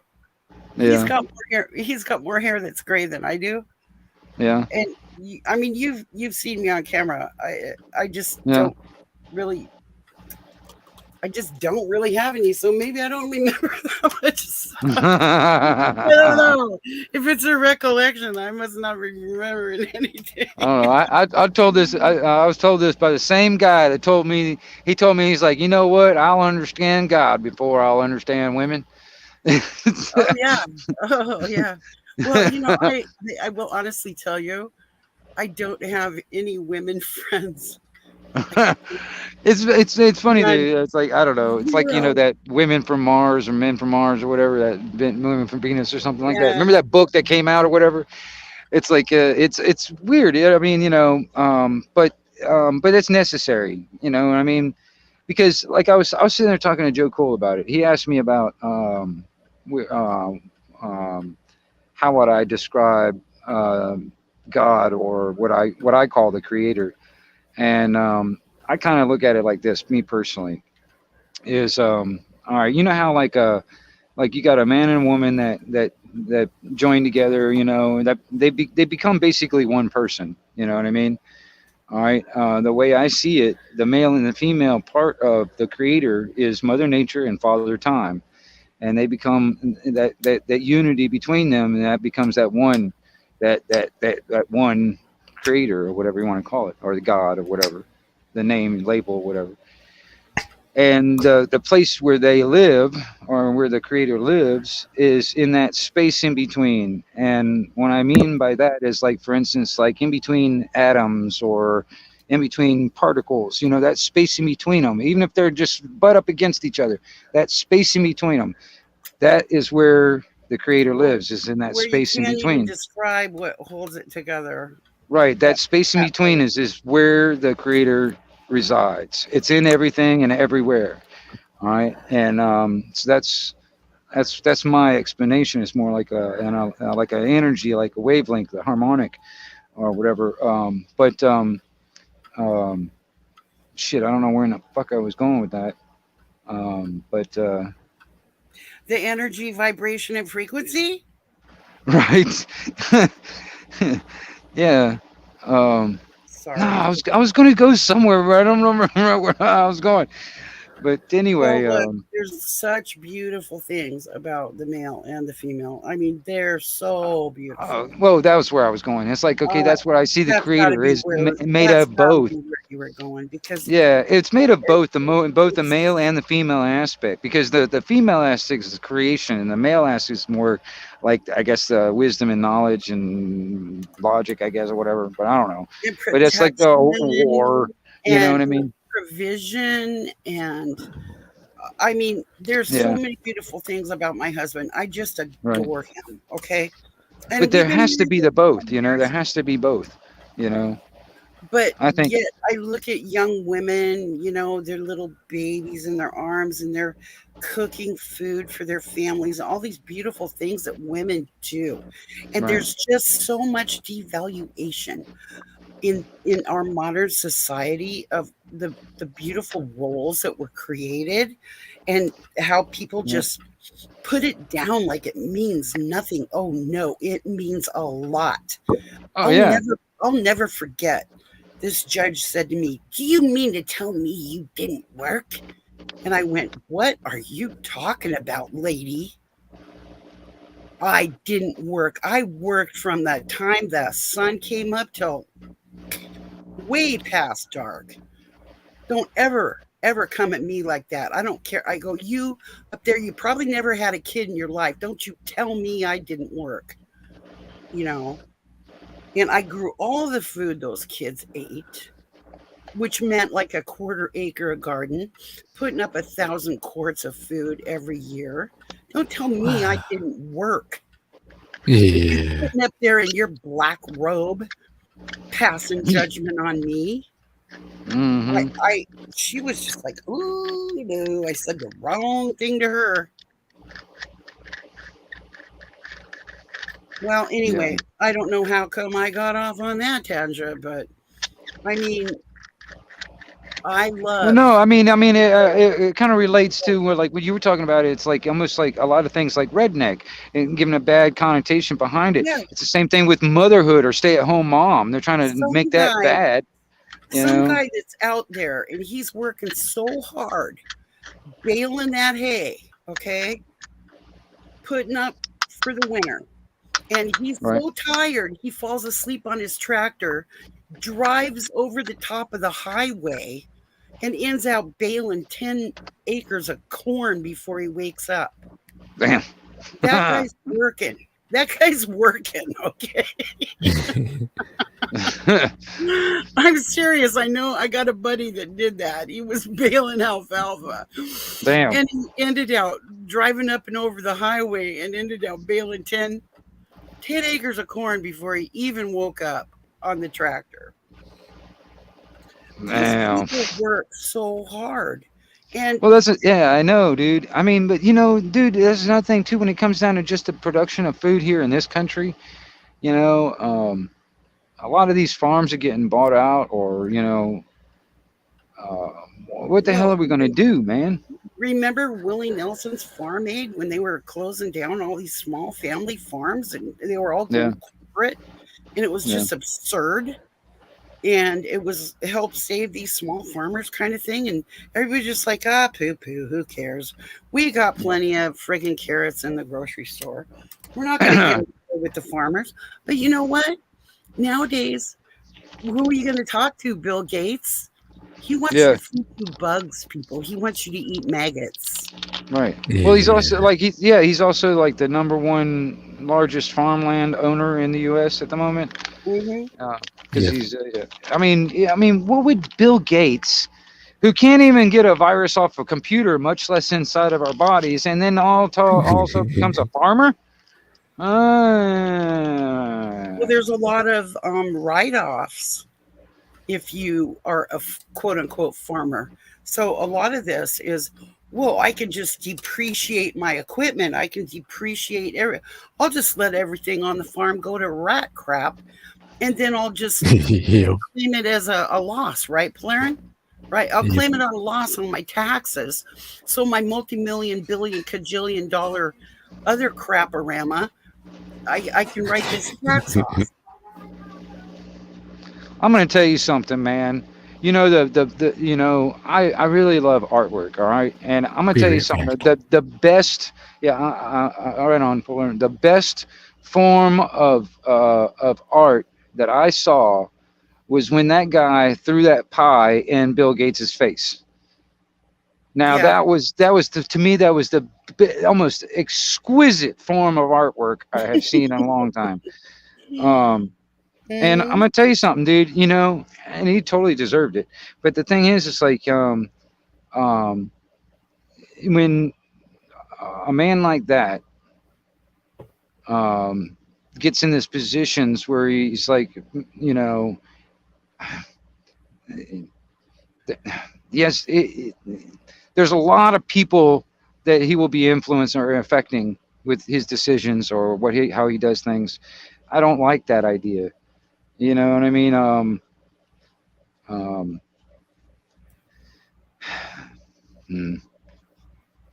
because I mean, this food thing, it's like what, over 100 food processing plants in the past couple of years is burnt down. No, just recently. Or closed down. Either burnt down or closed down. Or That should be red. That should have like major red flags in people's heads. I don't understand that. I mean, that's like unprecedented. It's like, when's the last time you heard of before this past couple of years, when's the last time you heard any of like these food processing plants like all of a sudden like start catching on fire and shit? But they don't hear about it because they're too busy playing a video game. Right. They don't hear about it. All they know is they can still go to the microwave and, you know, pop in their pizza rolls from Costco, the big bag. Yeah. You know what I mean? I know what you mean. Mom, I don't go to Costco's. I don't go to Costco's, but I know exactly what you mean, though. Yeah. Mom got the big bag of pizza rolls. Right.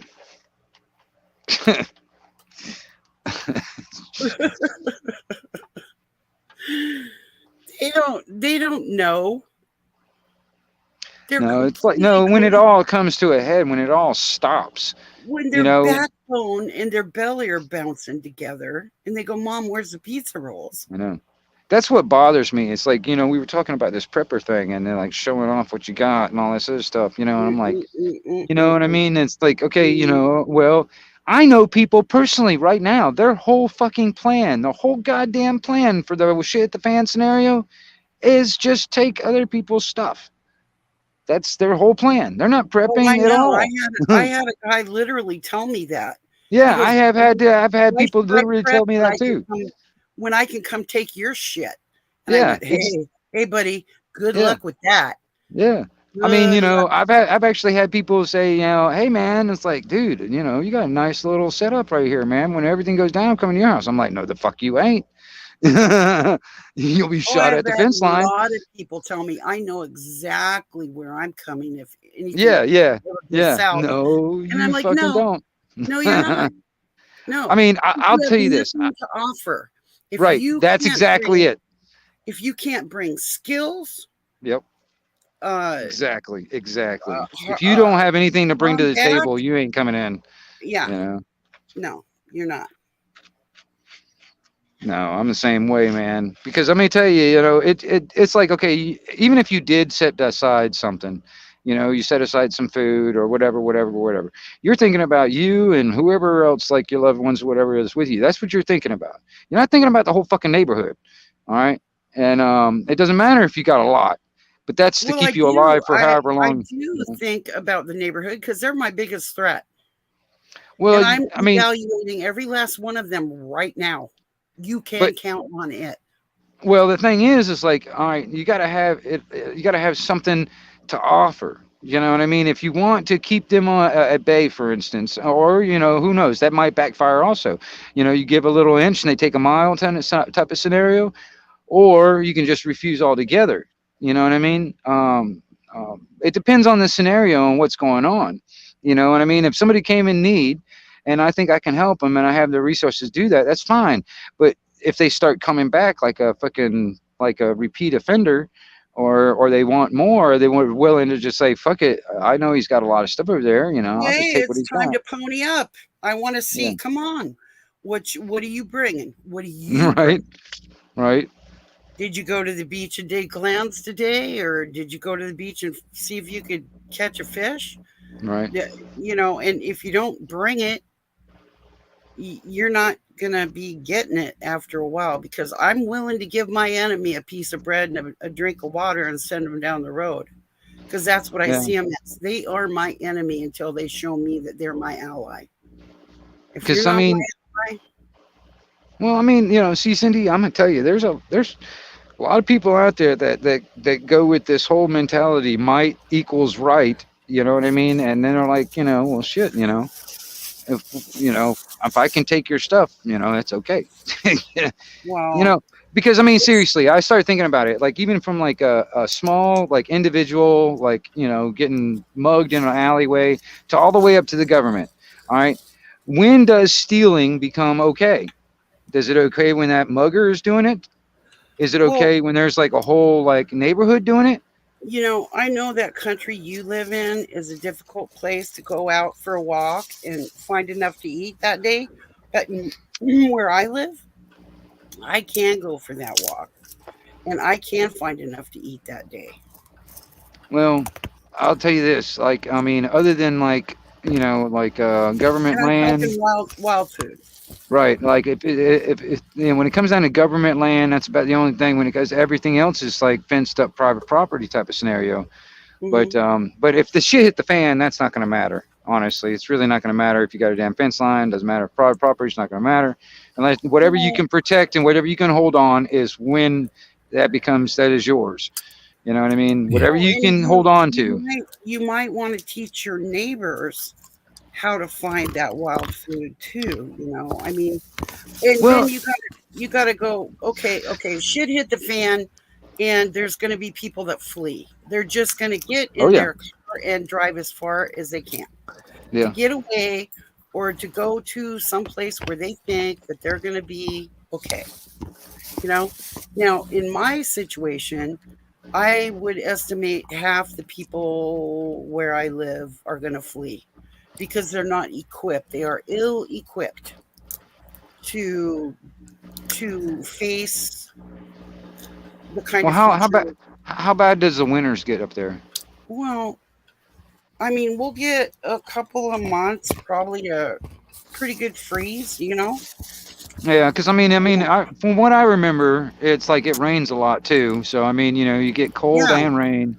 But see, I'm from Alaska, so we don't even mention it. It's a non-issue. It's like every day, it's like this is normal type of shit. I'm in Washington, and for somebody to say, "Oh my God, it's raining," so it's like, well, yeah, it's kind of raining harder than it. Yeah, like we had like maybe an inch of rain in like 10 minutes a couple of days ago, and I was kind of astounded. I was kind of astounded, but a few miles away, it didn't rain at all. Right. So it rained on my place. Dude, that's nothing new to here in Florida. Hell, I've seen it rain on one side of the damn road and the other side bone dry. Yeah, exactly. I'm serious. People going north, people going east was getting bone dry. Everybody going west getting slammed. Even the Bible says that God will make it rain on one person's field and not another. So there it is. I've seen it happen many times here in Florida. Oh yeah. And you're. Go ahead. No, I keep on interrupting you. I'm sorry. I'm sorry. It's totally fine because my jaw would jack for. Wingnut, you corner. Stop cornering. Yeah, I know. I'm like, I'm sorry. But I mean, it's like, it makes me think of something when sometimes when you're talking there, Cindy, and I'm just like, oh shit, I want to step out in the fight before I forget it. Type of shit. I'm sorry. I totally get it. I'm just a crazy woman. You can go ahead and talk over me all you want to. If I want to, I'll butt in too. Yeah, I don't want Polarin to slap me or anything. I'm just joking. Polarin, you can referee. See who's going in for the takedown, Polarin. Here's going for the what? The takedown. Going for the knees, shoulders, and slam. Body slam. Full body slam.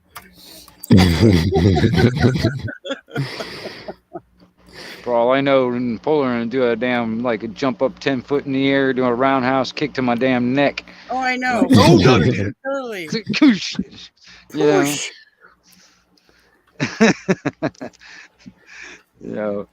It's like he's the great American ninja. For all I know, he could be the American ninja. For all I know. Yeah. Hey, I had this little buddy of mine. He was a teenager, and he was like vicious, right? He's in a wheelchair, and he goes, "I will freaking dead kick you." Yeah. he would pick up his leg with his arm and just like wham, it was just horrible. And I'm like, whoa, get out of his way. I knew this guy that he doesn't call himself a midget. He calls himself a little person. He's like a really tiny dude. All right. But he's got this attitude. And plus he's actually a really good, mixed martial artist type fighter. He's really good at it. All right. Nice. Well, I'd see him, like there's this biker bar that we go there and watch the bands or whatever. But he has this attitude. He likes to like practice. Well, he would go up to the biggest, baddest looking motherfucker in the bar and like poke him. And it's like, me outside, and trying to instigate a fight, and you think about it, like this dude is like thinking probably one or two things. It's like, this is a crazy motherfucker. I don't want to fuck with this. Or he's like, oh yeah, I'll take you on. That kind of shit. And there was this one time somebody actually was like went out in the parking lot and was ready to fight his ass. This motherfucker was like doing circles around him and like going between his legs type of shit. I was like, all kinds of crazy. Beat the crap out of that guy. I was like, holy shit. It's like you never can tell. I mean, judging by a book by its cover, you cannot do that. Because you would not have known this guy would have beat your ass. That short, this little, you think about it, it's like a kid type size, dude. This dude Mr. Miyagi on steroids. Dude would beat your ass. But yeah, no, but Well, he got pissed one time because I accidentally said midget, and he's like, no, I'm a little person, I was really lucky to have some serious military training from some pretty serious people that did some serious hand-to-hand combat. And I never forgot it. I mean, there was this one big guy, and he was a cop, right? And he grabbed me by my little finger, twisted it behind my back, and you could hear my finger breaking in his hand. And he was just being a complete and total dick because I had insulted his sister. And I remembered my military training, and I said, okay, stomp on the arch of the foot, turn around, knee him in the balls, quiet listener waving, and get him in the jaw, then poke his eyes out, jump with your knee into the middle of his sternum. And all of this stuff was going through my head, right? Instead, I decided to have mercy on him because his mother was my friend. Okay. So I just said, okay, I hope you're happy with yourself. You just broke my finger. And I walked out and I looked at his mom and I said, really? And I walked out the front door and I slammed it so hard it almost came off the hinges. I was so pissed off. But I didn't do him in. And this kid, he was, of course, 20 years younger than me, but I didn't F him up. And, I almost kind of regret it because I still run that scenario through my mind. Why didn't I just give him the old combat training, And I'm still, though, in a way, I'm glad I didn't, but I wished I had, in a way, because he would have never done it to another woman again. I'll tell you that. You know what I mean? It still makes me grind my teeth at night.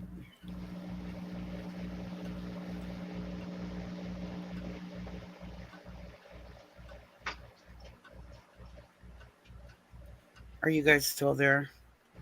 I'm still here. I'm glad.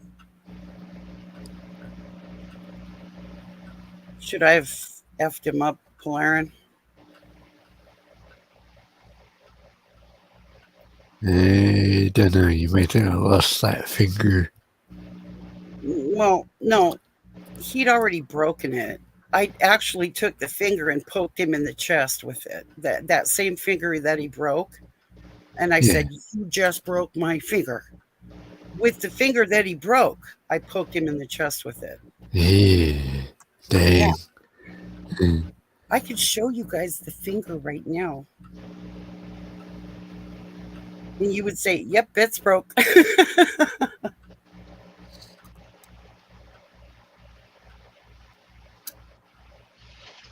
Did we lose Wingnut? I'm not sure. I think he's still in there.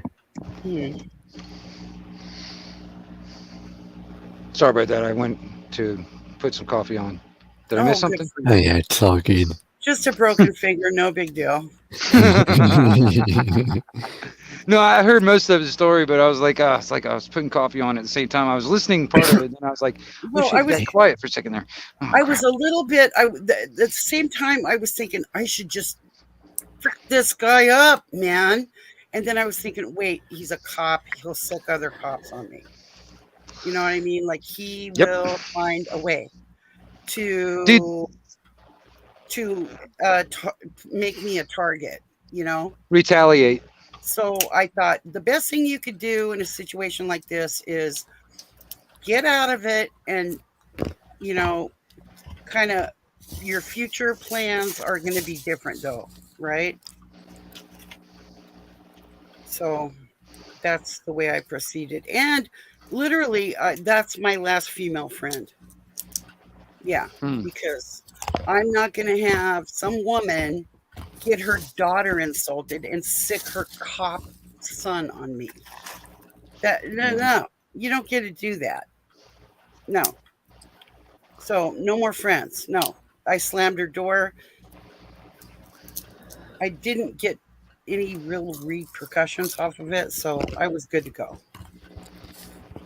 Well, I mean, I'll have to say this now. Some people have gotten on to me about it and all that stuff. I have said this before. But, some of the bridges that I've burnt over the years, I did that on purpose so the crazies couldn't come back across. You know what I mean?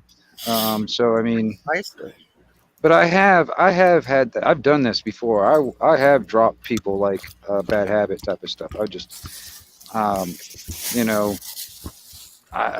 tend to give people enough rope. If they want to hang themselves with it, that's fine. You know what I mean? Well, I evaluated that friendship when I got home. I was thinking about it, and I go, really, what is this all about? And then I thought, oh, well, whenever she needs somebody to do something mechanical or electrical or something is really, really heavy that needs picked up and moved, or, she needs a strong arm. She needs somebody to hang out with her when we're pruning all of her crap. And I thought, it's basically a one-sided thing. It's like you come serve me kind of attitude. Right. So that's not a friendship. There's no give and take there because there's no give back. Right. So it really wasn't a friendship. So yeah, I got a story about something similar to that. That it's like on the so-called friendship. But go ahead. No, I'm done. Oh, well, I mean, okay, there was just, all right, I have to admit, I smoke pot, all right? I don't care who knows it, but I don't care. I like to smoke pot. I've been smoking pot for a long time. But anyway, there was just one dude that, he was an all right kid and all that stuff, that's the reason why, I mean, I have this thing about who are actual friends versus like acquaintances or just people I know, blah, blah, blah, whatever. But the only reason why he was even like friendly to me is when he came over just to smoke my pot. You know what I mean? And I found this out, like, we did a test. Me and this friend of mine, we were doing a test just to see, you know what I mean? And we were getting in there baked one day, sitting there playing video games over at my house one time. And next thing you know, this dude pulls up and we're like, all right, we're not going to smoke at all the whole time we're here, while he's here and stuff like that, and see how long he sticks around. You know what I mean? And so he comes over and he's like hanging, and come over to kind of hang out or whatever. And we're just kind of sitting there playing video games, didn't smoke any pot the whole time he was there. Since when he noticed that we weren't smoking anything, he decided, well, I'll just go ahead and go on back home. Otherwise he would be there for like as long as we were smoking. He'd be there. It was the only reason why he came by, because he was wanting to smoke my shit. And I don't like that in people. They're the only reason why they befriend me or be nice to me is because they want something from me. You know what I mean? I hate that. I mean, on a personal level, all the way up to all this other shit. When it comes down to like there's always somebody got their hand out to get something from me somehow. Something, some of the earnings of my living, the way I make my living or whatever, the earnings is always, somebody's always got their hand out from it. Yeah, I started thinking about it. It's like, I wonder, like a lot of those people like over in, like, for instance, Ukraine, they're having to deal with a war and all that stuff. I wonder, do they still have to pay rent and electricity bills? Don't know. I mean, you think about it. There's a freaking war going on. It's like, hell, I'm not paying rent.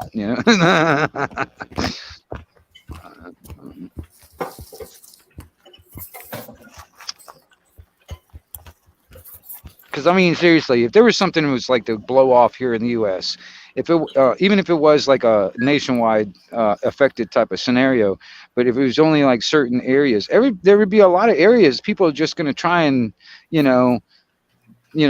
do as the same thing as they've been doing, it's like, just another day to them, try to go to work, trying to make my living, trying to get home, all that kind of stuff. No matter, I don't care. There's a war going off in the next state over, you know what I mean? And it's like, I still got to go to work and I still got to pay those bills because they're still going to want their money.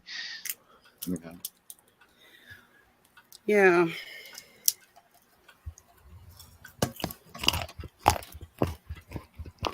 Until the whole thing just goes down altogether, the whole system that they have in place, I don't think we're going to get free of it. Man, I get what you're saying about being used by people, though. Well, I mean, I kind of look at it as almost like emotional vampires also. There are some people out there that really, like, they suck your energy right out of you. Oh, yeah. You know what I mean? Just being around them. You know what I mean? And I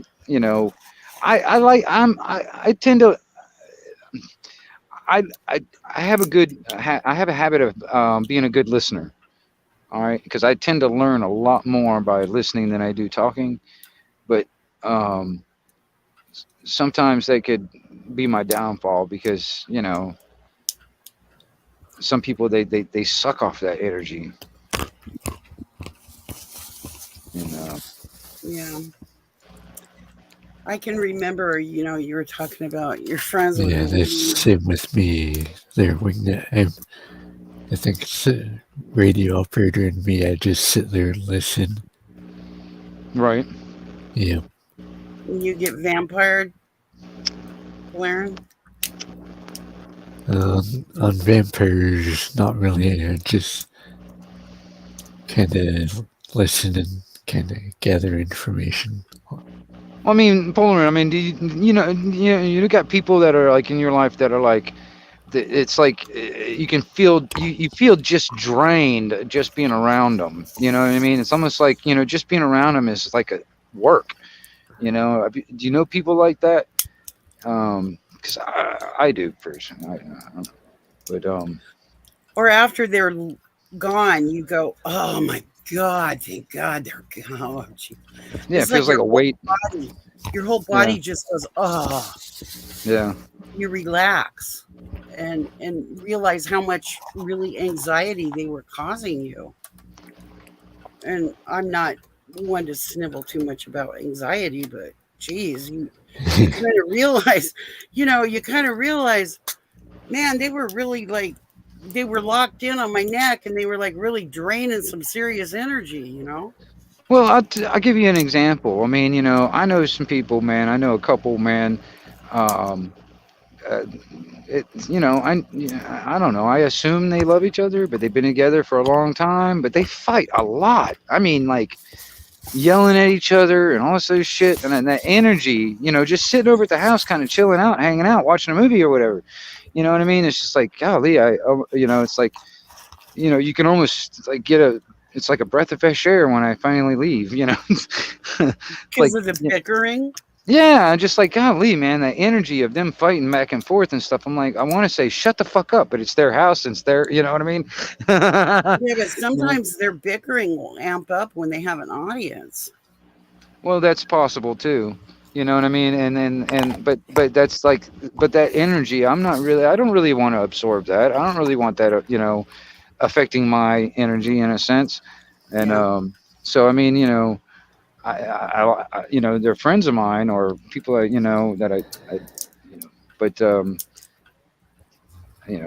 it's not all the time. It's just sometimes, I sit over there and then they get into this thing. It's like, it's like, I don't know. It's just, Sounds toxic. it can be, Yeah. it really can be. I mean, honestly, it really can be to a point. I mean, and that's just one example. I mean, I know people that there's other people out there like that. And it's like their whole, and especially like, some ones that are like depressed, trying to, and then, with that old saying, misery loves company type of thing. Mm. I don't know. I try to manifest good karma. I'm trying to manifest good things in my life. That's what and I know manifestation actually is a reality and it works. So I'm trying to do that. I'm trying, that's why I like, in a lot of ways, I do things in my life to not be around certain things. Like, for instance, I'm not around a bunch of crackheads all the time. You know what I mean? That energy will just, next thing you know, it'll just bring me down to where I don't want to be, so I put myself in a different situation in a different area where I'm not around it, for instance. Well, there's Over plenty through, of them around too. well, I mean, through my travels and stuff, it's like I kind of not only try to learn from my own mistakes, I also try to learn from others' mistakes. It's like, I mean, I knew this guy that lived up underneath the overpass. And I mean, I was like, okay, well, then those are some of the mistakes that he made. And I'm going to try and learn from those and not be that guy living underneath the overpass. You know what I mean? Yeah. I don't know. And then I'm also just trying to work on my own self with, like, when it comes down to self-responsible, and taking responsibility for myself and blah, blah, blah. It's hard. It's like people ask me why I haven't, like, gotten married and had kids and all that stuff. And it's like, it's hard to even take care of myself, much less trying to have a family. You know what I mean? It's hard. You know what? I mean, I I kind think of it's more responsible of me not to, if I can't, I don't know. Go ahead. You know what I kind of notice when a man joins the quote unquote society and he gets married and he has a couple kids, other men will say, for instance, you go for a job interview and a guy with 2 kids goes for the job interview. It's almost like the guy that owns the business wants to hire the guy with 2 kids because he knows he's kind of got more of a stranglehold on that dude, that dude is going to show up for work. He is Right. going Right. to. So men almost, it's like a self-perpetuating thing for society for men to get married and have children. And the reward is that other men will push you forward and bring you forward in the trades or jobs, opportunities. Yeah. It's almost like the guys that did buy into all of the wife and kids thing and mortgage, and if they know that's where you're at, they're more on board with you than they are some single guy that might not show up on Monday morning because he's got a friggin' hangover from partying all weekend long. Right. Yeah. Fair enough. I know. I mean, I've seen it. Do you I've seen find it. I know that? what Do you you mean. find that Yeah. to be a truism? Well, I've seen that. Yeah. I mean, I can see that. The logic behind that too. Because from an employer standpoint, I can see where that that would be. I can keep this guy because he's got a family and stuff, so he's more likely to be here every day Well, and work every he's day and all gonna that stuff. keep his nose to the grindstone. Right. He's Right. gonna, Yeah. even if it's a really crappy job, he's gonna Right. come.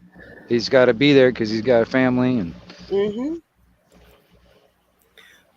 But there's a big give and take in that. It's not just, yeah. quiet listener, you might want to refresh. Maybe that'll work. I don't know.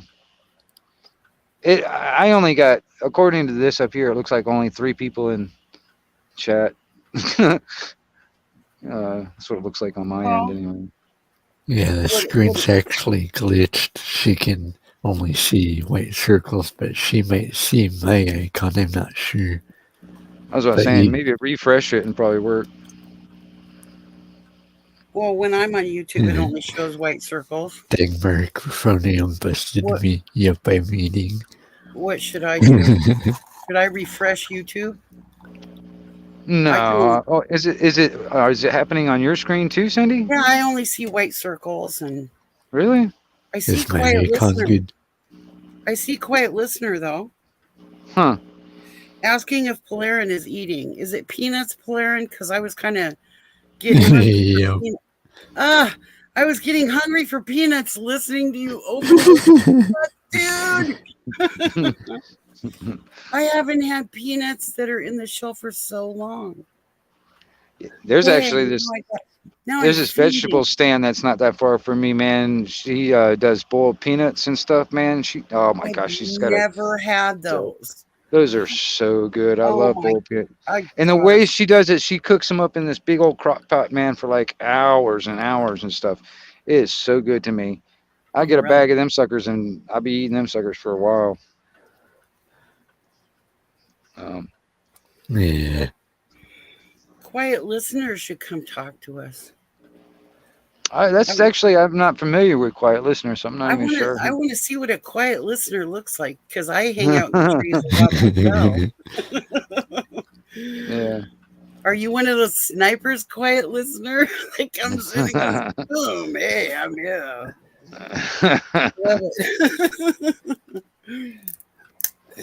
All right, I'm gonna grab my coffee real quick. I'll be right back, y'all. Y'all talk amongst yourselves, type of stuff. Thanks for the warning.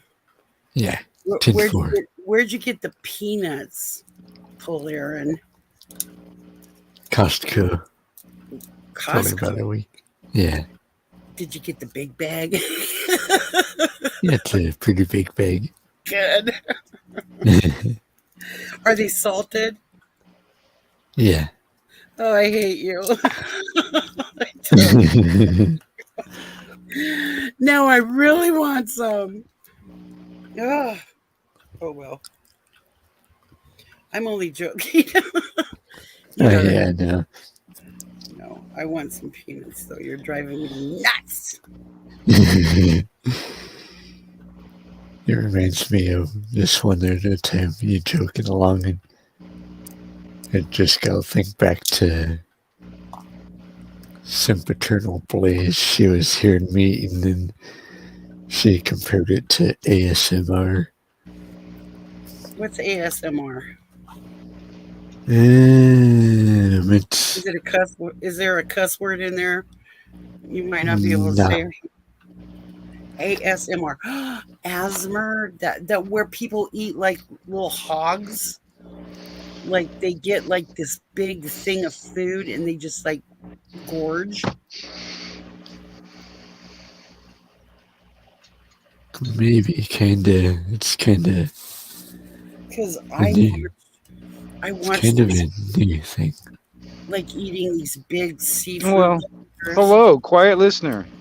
Hello. How's it going?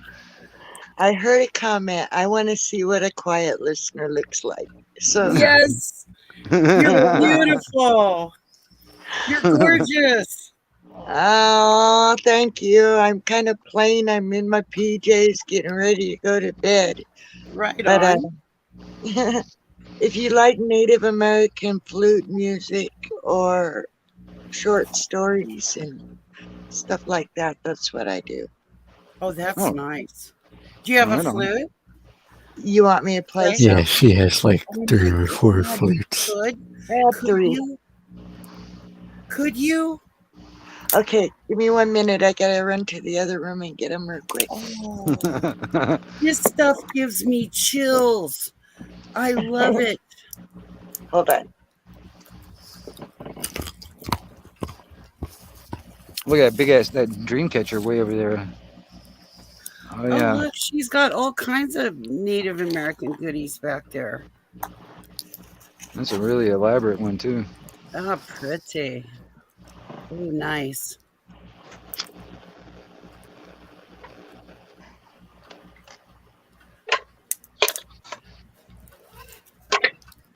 This is going to warm my Comanche blood. Thank you, Mass. Thank you very much.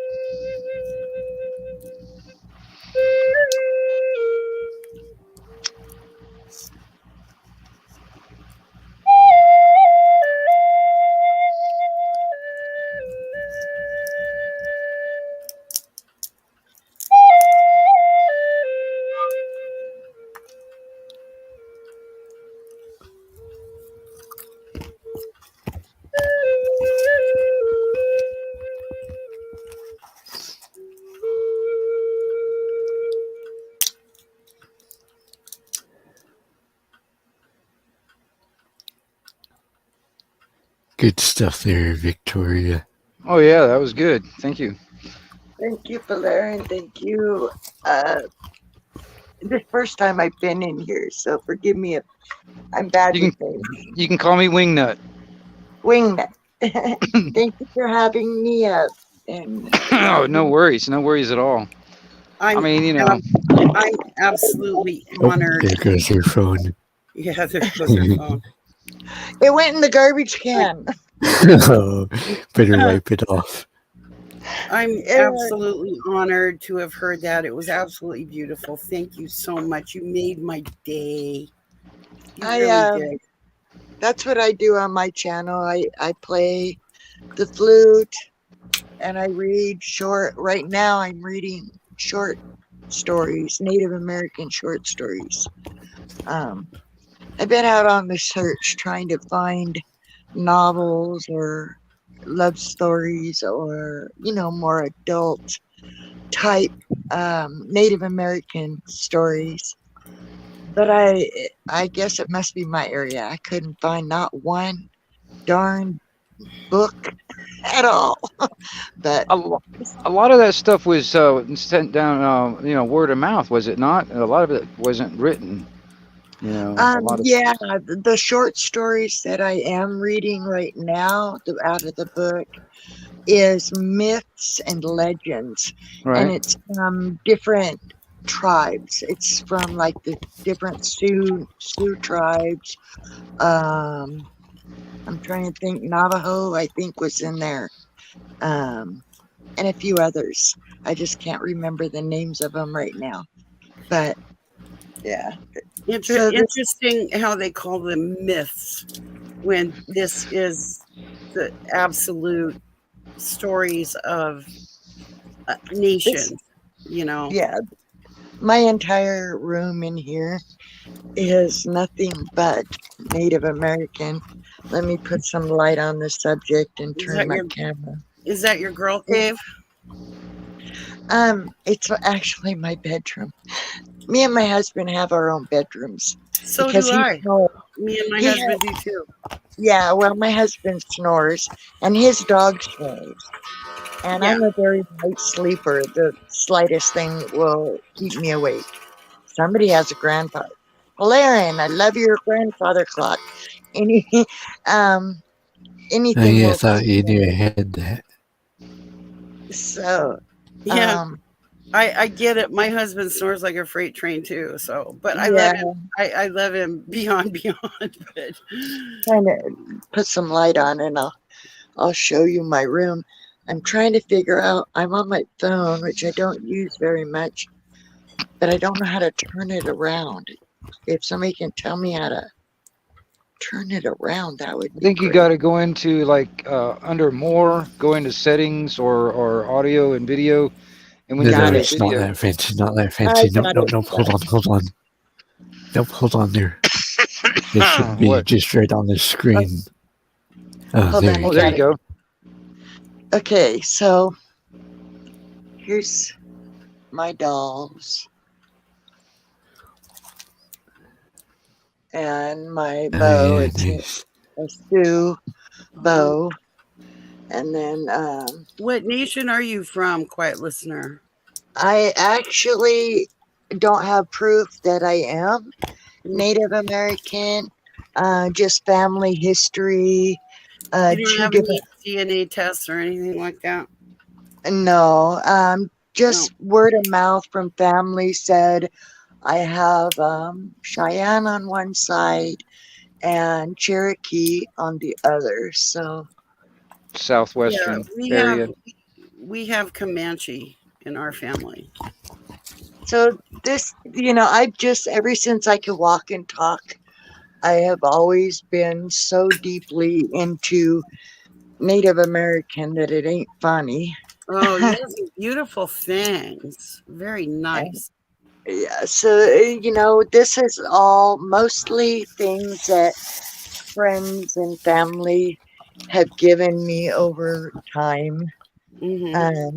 over all these years, and I'm 56 years old. I'll be 57 in January, so a lot of years of collections and. Yeah, if there's So, any Native American in me at all, man, it's more Seminole, if there's any at all. I've had people tell me they see Native American in me, especially when I get sun and I start tanning. Right now, I'm as white and pale as a white person could be, but I mean, it takes me only about a day of being in the sun. I turn a little bit red and then I turn brown. So I don't burn. I've never burnt. I've never peeled, like some white people. I have redheaded sisters that when they get in the sun, they burn and they peel. I've never had that happen to me. We have such ancient Native American DNA in our family. My son got tested. He even has an extra vertebra in his back. Oh, wow. Yeah, he's got Yeah. 34 vertebra instead of 33. Yeah, I've It's never heard of very that. ancient. Probably even related to some of the giants. I don't know that we're in this Okay. country. I know, because why would he have an extra vertebra? And I think I do too, because I'm very long torso. Yeah, Yeah, I think that's where he I'm a got it. short little. My dad too. I'm And a short I also, person. I'm a whole 5'3", and getting shorter is with years. oh, that happens. Yeah. I used to be 5'4". Well, I've lost an inch, but I also had a spinal surgery, so Oh, yeah, they want to fuse my spine at the top back of my neck and then down right above my buttocks. They want to fuse too there because I have no more cartilage in there. yeah, I had from C4 to C7, my spinal cord was mashed to 2 millimeters, so they had to decompress my spine. And like I said, I can walk. I have a lot of neurological issues, but I do believe that the earth can give us cures, not just healing, but cures. And I'm completely going off my Western medications to seek out these cures and just get away from this nonsense that all they want to do is make constant money off you, and Yeah. they offer nothing. Well, Cindy, I'll tell you this. I mean, I think mind over matter is a reality. Is real. I think it is. It's just like, I mean, I've seen people that will get a placebo, saying that, you know, they got some, like, you know, some kind of like cancer or some kind of disease that's like, you know, there's no nothing. They give them a placebo and tell them, like, basically that this is going to cure them, and it's nothing but a sugar pill. But just the belief in the mind over matter scenario actually cured them. They actually like reversed their whole symptoms and everything. I'm like, it's a reality. It can happen. Yeah, And, I seen that science paper. It was a form, and they were talking exactly about that they Right. gave people sugar cubes, told them capsules, and told them it was a medication to help with a certain illness, and then later And it told was them just a sugar pill or whatever. Right. Yeah, Yeah. yeah. And it's Because just like that. Yeah. But it's the medicine belief. man telling you that, well, not just telling you, but I do believe that they're, you know, they really did have cures that came from the earth. Yeah. Oh, yeah. And, There's did make still those cures. It's just that man has lost the ability to use their own brains and books to figure out what plants do what cures. They're just, people are so out of touch anymore with that kind of capabilities. They'd rather go to a doctor and have a doctor hand them a pill. But Well, I mean, instead, yeah, Cindy, I was like, me and Cindy were talking about, like, even food, you know, like going out into your, you know, woods or whatever and be able to find food. It's the same thing with medication. You know, there's certain things out there that is good for like a stomach ache or a headache or whatever, you know. Yeah, And mint for right. one. Mint Yeah. is awesome for if you have indigestion problems or an upset stomach. Eat mint. Just wash the leaves and eat them, and you'll feel much better. Let me give you a for instance. This right here, see this? This is your Western medicine bag, okay?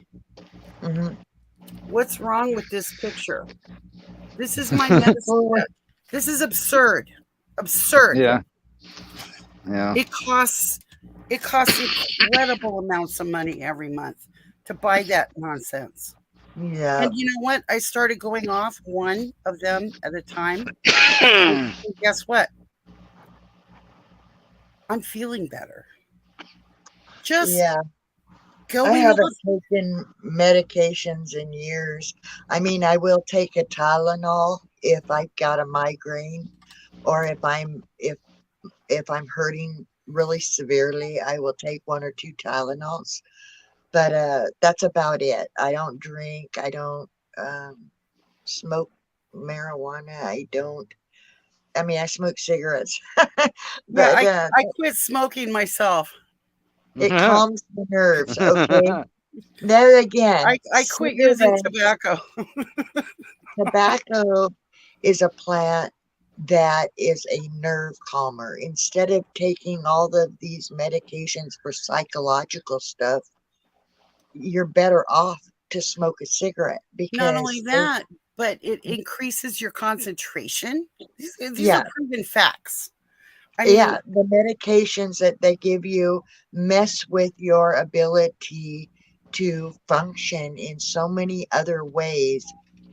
And I'd rather smoke a cigarette and calm my nerves when I'm having a panic attack or stressed out than to pop a bunch of pills. Tobacco is they've got truckloads of pills that they can haul in for you to calm your nerves, and they don't work. Yeah, they don't work. I know. When I was very young, way back in my 20s and so, they tried different medications with me, Prozac, and I forget the other one, but I've heard the phrase of it, and they say something to the effect of the shuffle. What is it? Lithium, I think. Lithium shuffle. And it literally makes you zombie out to where instead of walking, you are shuffling your feet. Your head hangs, and you're just stay in that state. And then the Prozac, when they tried putting me on that, I started seeing things and hearing things that I've never had that issue before. But that medication was, after about a year of taking it, I started to actually see things and hear things. And so, yeah, I haven't taken medications of any kind since I was in my 20s. Like I said, I'll take a Tylenol if I'm in that much pain or have a migraine that's putting me down and out. Other than that, like right now, I've got a severe headache, but I'm old school. If you can live with it and get through it, then do so, because your health will be better in the long run than if you're popping pills to try to cure every little bitty thing that happens. They say, headaches, 99% of them are dehydration. I mean, when was the last time you had a glass of water? I drink water constantly. Yeah, water. I do too. Yeah. Actually, I've got. There you go. I've got two different. I've got one that's just plain water, and one that's got pomegranate with those little packets with pomegranate flavor in it. So, and the thing about using tobacco is there's a lot of ritual involved with it. If you sit down for a smoke with a friend, that brings your whole, anxiety level down, and you just sit there and smoke together, and like playing your flute. I mean, that's another way. That's a very therapeutic for you. And see, these are on the wind element. See, even the smoke, it's on the wind. I mean, even like when they were like burning tobacco or sage, or it was or like it's like the thoughts are actually traveled on the winds with the smoke. You know what I mean? I'll go out and clean my whole valley. I'll take cinnamon and sage and bay leaves, and I have my this is one of my rituals. It's my abalone shell, and I start a little fire with like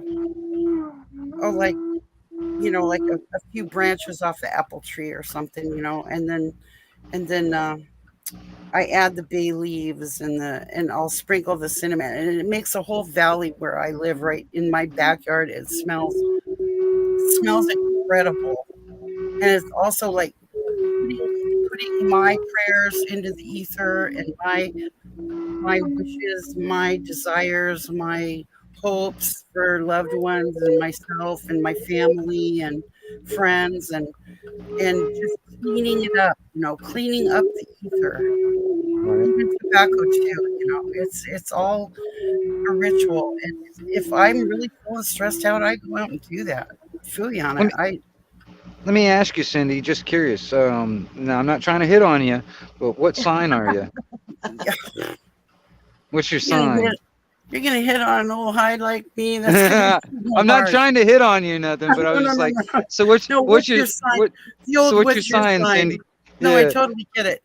I am the oldest. I am the oldest Capricorn there can be. Okay. I'm a Capricorn too. The 31st of December is my birthday. Capricorn, northwest corner. Well, okay. There's nothing wrong. I was born in Petersburg, Alaska. That's pretty much a northwest corner. Okay. Yep. So I got all three of you guys are Capricorns? Is that what you're trying to tell me?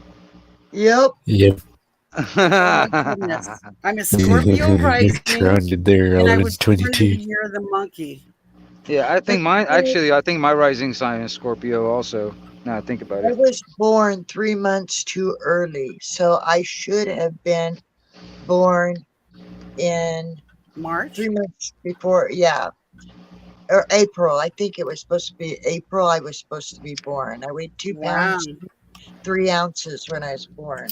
So I believe I've got a little bit of that April horoscope in there in me because All I right. should have been born that. Do you know what your rising sign is, though? Excuse me? Do you know what your rising sign is? Like No, you were born in Capricorn, but your rising sign. I don't know. Mm. I don't keep up on the horoscope thing too much.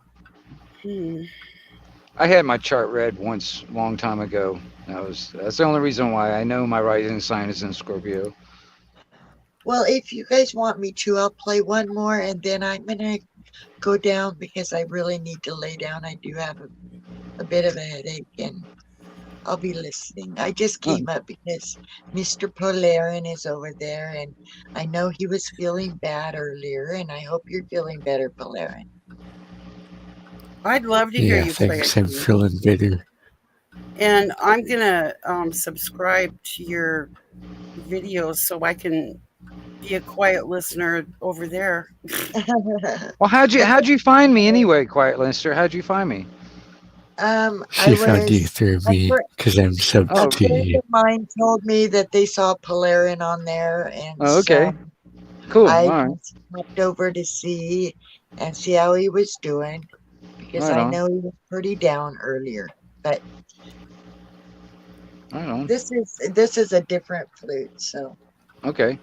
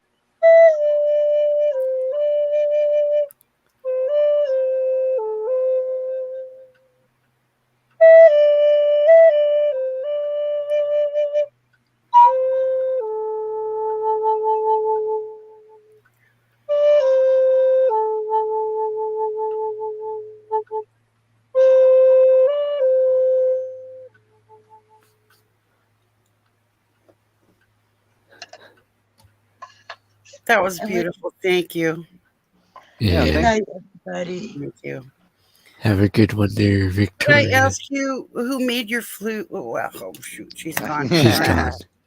Darn it. I like wind instruments though. I actually played one when I used to be out on the road, but I didn't play a flute. I played a didgeridoo. Oh. Do you know what a didgeridoo is? Oh, yeah. Yeah, They're that's from what Australia. Yeah, that is, yeah, the Australian didgeridoo. That's what I can. It took me what almost 4 years to figure out how to do the circle breathing. It took me a while to figure it out. You know, learning how to breathe is not that easy. Well, what I had to do is forget on how I think I know how to breathe and relearn it.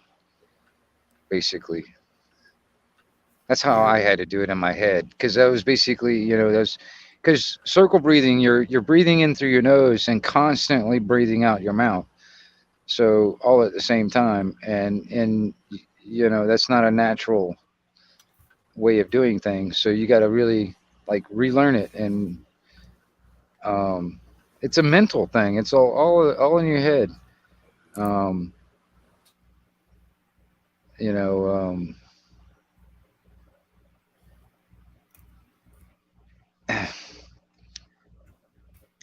I think even in my own life too. I mean, because I think about myself, but I think a lot of people. It's like that's like the biggest obstacle in people's lives is their own head.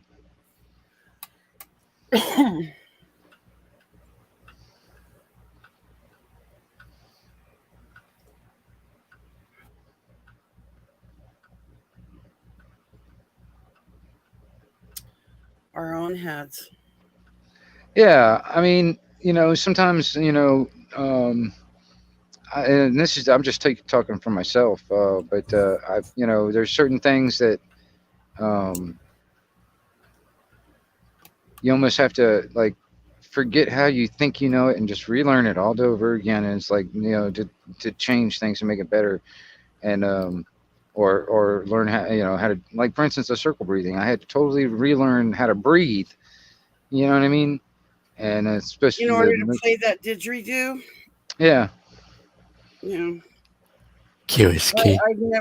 I've never had any experience with them. I am clueless about those, but they're a very spiritual instrument, I'll tell you.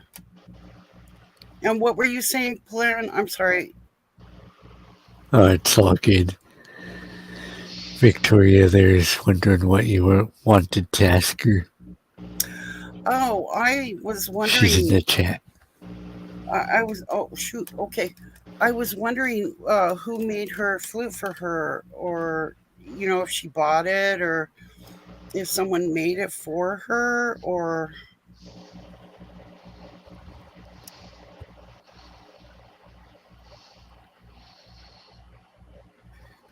I mean, I understand she's tired, and it's totally fine. I'm sure. Yeah. I'll run across her again. I could ask, maybe, or maybe she's got videos that tell who made her flute, or. Yeah. Well, all right.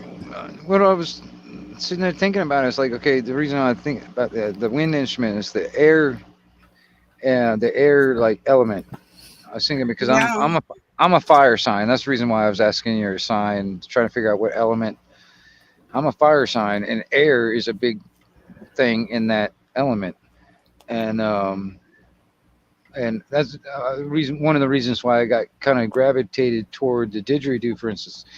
Actually, I knew somebody that played one on the street for tips, and he was really good at it, and make all kinds of crazy noises out of it and stuff. And I was just like, wow, that's pretty cool. And one day he's like, you want to give it a shot and give it a try. And the first time I tried to play it, I actually got some pretty cool sounds coming out of it. And I was like, wow, I could do that, But like I said, it took me I can make noises with it, but it took me about 4 years to figure out the circle breathing where I can continuously make, have that continuous sound coming out. And, with no breaks in it, and continuously breathing the whole time. And it took me a while to figure it out and get my brain to wrap around the whole. So what do you like? Inhale through your nose and just keep a constant inhalation and exhalation going at the same time? Yeah, you're constantly blowing out. You're constantly blowing out into the instrument, and you're breathing in. Breathing in. Yeah, at the same time. Oh yeah. Like, all right, imagine you're like, I don't know, the closest thing would be, I guess, it's lost your breath, so you have to take a whole new inhalation to, start right. over. But you keep kind of a constant flow of, yep, and projection of air going out, because in singing, which I used to be able to do before they cut my throat and cut my head off. There was a lot of learning how to breathe and project your voice. Right. And so I understand that circle breathing idea that you've got going on there, because, you don't want to get to the end of that note and run out of air. You want to have what's left there to belt it out.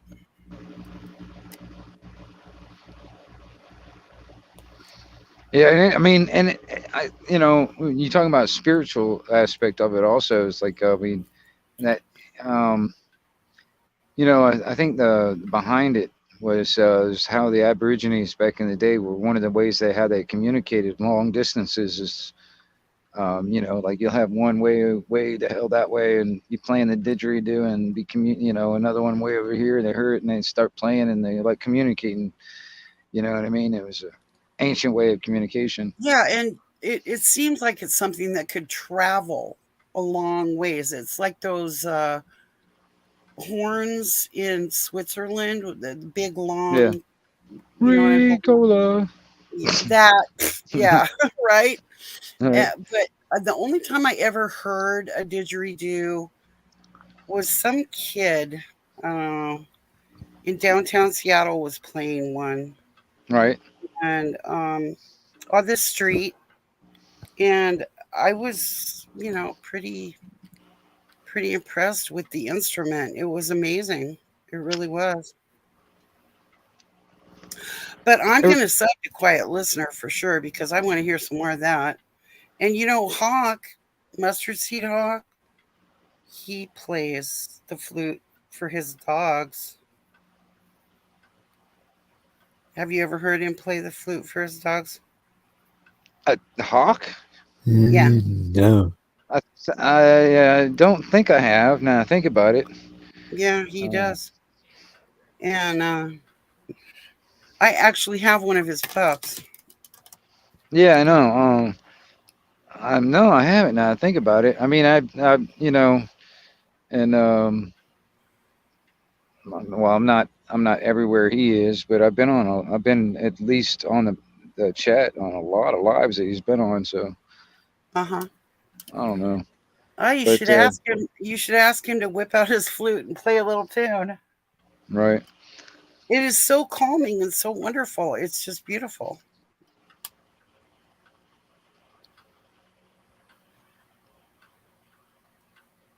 Well, I mean, something about the sound. I mean, I'm always thinking about vibration, frequency, harmonics. I'm always thinking about it because I mean, when I was younger, I used to do a lot of experimental type music, and I was a part of a recording studio. We did a lot of punk bands, heavy metal bands, and stuff like that. So I'm always thinking about sounds, and there's certain frequencies, certain harmonics, or certain sounds out there, that can, I don't know, they can affect you physically, or it's weird. I mean, there's even been studies where people play like classical music to plants and they actually grow better, and stuff like that. It's I don't know, you can just write love on the flower pot and that thing will grow like crazy. But if you write hate on one and love on another one, the one you wrote hate on is gonna not do well. It's gonna shrivel and not do well at all. But the one you write love on, even if you make ice out of an ice tray where you write love on the ice tray, the ice tray that you write love on is going to make beautiful crystals. But if you write hate on an ice tray and put it in your freezer, it'll make really ugly crystals. I've seen a guy that did an experiment like that. It was like he just yelled at it, or or talked to it really nice, Yeah. This is all true stuff. I mean, it's documented. I guess you could call it science, but I am the science. Yeah. Fauci. Not Fauci. I am the science. I can't do a Fauci voice. So it's just like, but still. I can't either, and I don't even want to try. I'm telling you, man. I mean, it's amazing how that guy gets so much money. Oh my God. It's actually criminal, man. He was a criminal. He developed, I'm not kidding you. This is my belief. He developed AIDS. and he put it in that jabberoonie. I'm sure he had some in his hands in it. I don't know if Yeah, he's smart enough to develop it. You know He's what I mean? dirty. He is so dirty. And when we find out how dirty that guy is, he is. Who does have that? That's Polarin. That's That was right on the money. Polarin? Is that Polarin? Yeah. Yeah, he's got the cuckoo clock. You do? Or like a It's a wall clock. yeah, wall clock. Yeah. Did you inherit it or did you buy it from someone? Did you get that from an ancestor? Oh, my dad won it from eBay, but the glass store got kind of busted, so he ended up giving it to me. It was kind of the head of the whole George Floyd clown show in Seattle and all that mess. He thinks it got intentionally busted. Oh, really? Yeah. Wow. And did you fix it, Polarin? Or No, it just needs new glass, but it's not fixed yet. oh, well, new glass. That's no big deal. Yeah. True. I'll It's see still if I keeping can good get it time in. though, right? Yeah, it's still keeping good time, right?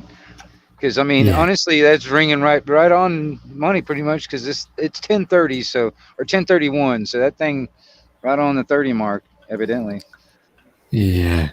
Yeah, I can See if hear I it. can get it in I here. can hear it ticking. Yeah, I can also hear you sitting there cracking nuts too. Yeah, he's cracking some nuts. I wonder whose nuts he's feeling like. There must be somebody he's kind of mad at because he's cracking some nuts. Can you see it there? Yeah, Yeah, I love it. It's great. right next to Chewy. Right next to Yep. you. That's cool. Thanks. Nothing like old Kronos. Yeah. Time. Is that the Yeah, one? Is that an electric one, or do you gotta wind that one up?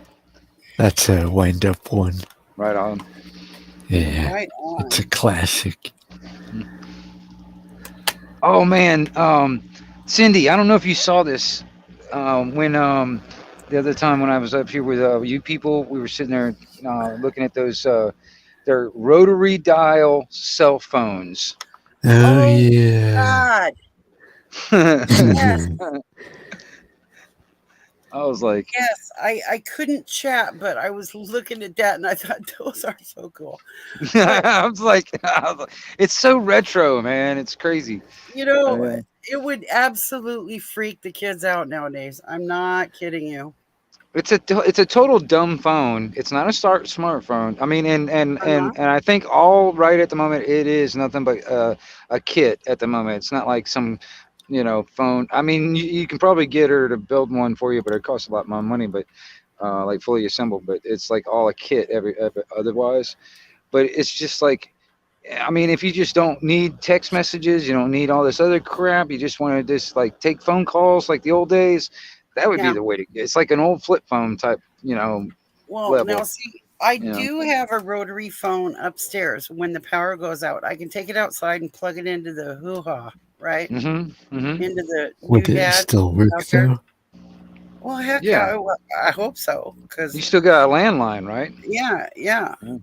But Well, those lines all are my pretty battery- much converted to my digital battery and though. electrical so operated. I'm not really I'm sorry, sure. my battery and electrical operated stuff doesn't work when my power goes out. And I told them, I said, look, I got to have a phone. But if I take it outside and open up the doodad, the outside phone jack thing Yeah. that the guys use when they come over, I can plug that in and rotary dial whatever I need to. Yeah. If the So power's out. you tested it? Yeah. Oh, nice. Well, it worked 10 years ago. I haven't tested it for a long time, but Oh, okay. I don't know. It might be different now. Yeah, They might what have could have haywired changed everything from together. 10 years ago to now? that's why I need to listen to you guys, and I appreciate you so much because you're educating me on this. Well, if the rotary phone doesn't work, it may be possible with just like a regular push button type phone. You know what I mean? Because what I think Polar was thinking is like the rotary. I mean, they went to that tone sound to like actually, do all the phone numbers. Yeah, touch numbers. tone. Yeah. Right. So I mean, it's possible. Well, I don't know. I mean, my granddad in his house. I mean, this was years ago also, but in his house he had a landline. He had a rotary phone, and he actually had one of those like regular push button phones. But both worked on the landline, no matter which one it was.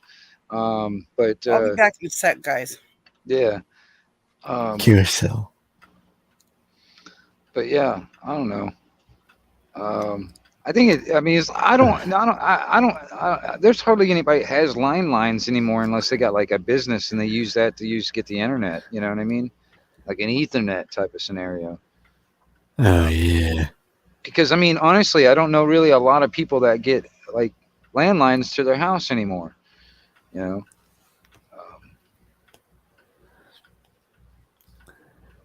But actually, that's what I kind of miss that sometimes. The only reason why I keep a smartphone is so I can get on like this, for instance. That's what I use my smartphone mostly for, is this, to do this kind of thing, or get on YouTube or watch, because I watch YouTube. I don't watch TV. You know what I mean? And yeah, same here. I mean, but otherwise, I'd much rather just have like a dumb phone where all I got was just like phone calls, and that was it. It's like, and if I didn't answer the phone, you're just gonna have to call back if it's important. I don't know. That was one thing. Is like back in the day when it's like even before like answer machines became really popular and stuff. It's like, if you weren't at home and somebody called, nobody answered the phone. And if it was important, you just called back, and I don't know. Plus, I used to be able to memorize everybody's phone numbers back then. Now I can't. Nowadays it's like I got their phone number pre-programmed. I just look up their name and then boom, it dials it for me. So I don't even remember their fucking phone numbers anymore. And, because I don't actually dial the number anymore. You know what I mean? That's another thing. I think that was the reason why I memorized them, because I actually dialed the number. Yeah.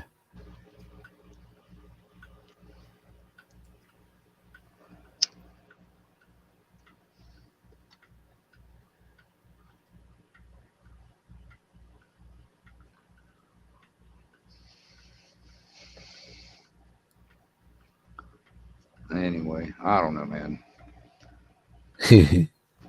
Yeah, I hear you. So what do you know good there, Polar? What do you you got anything you want to talk about, or any kind of like subjects or anything like that you think that we can discuss? Well, Any topics or anything like that we can probably, I don't know.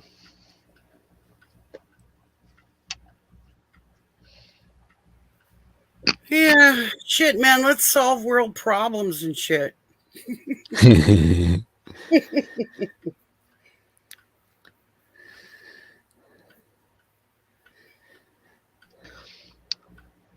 Yeah, there was this guy who it made an engine that ran on water.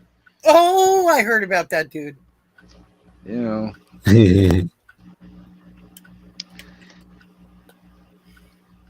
It's crazy, man. Some of the technology that's come out there, and then these people they like make it public, and the next thing you know, they just disappear somehow. I heard about that too. This is dreadful.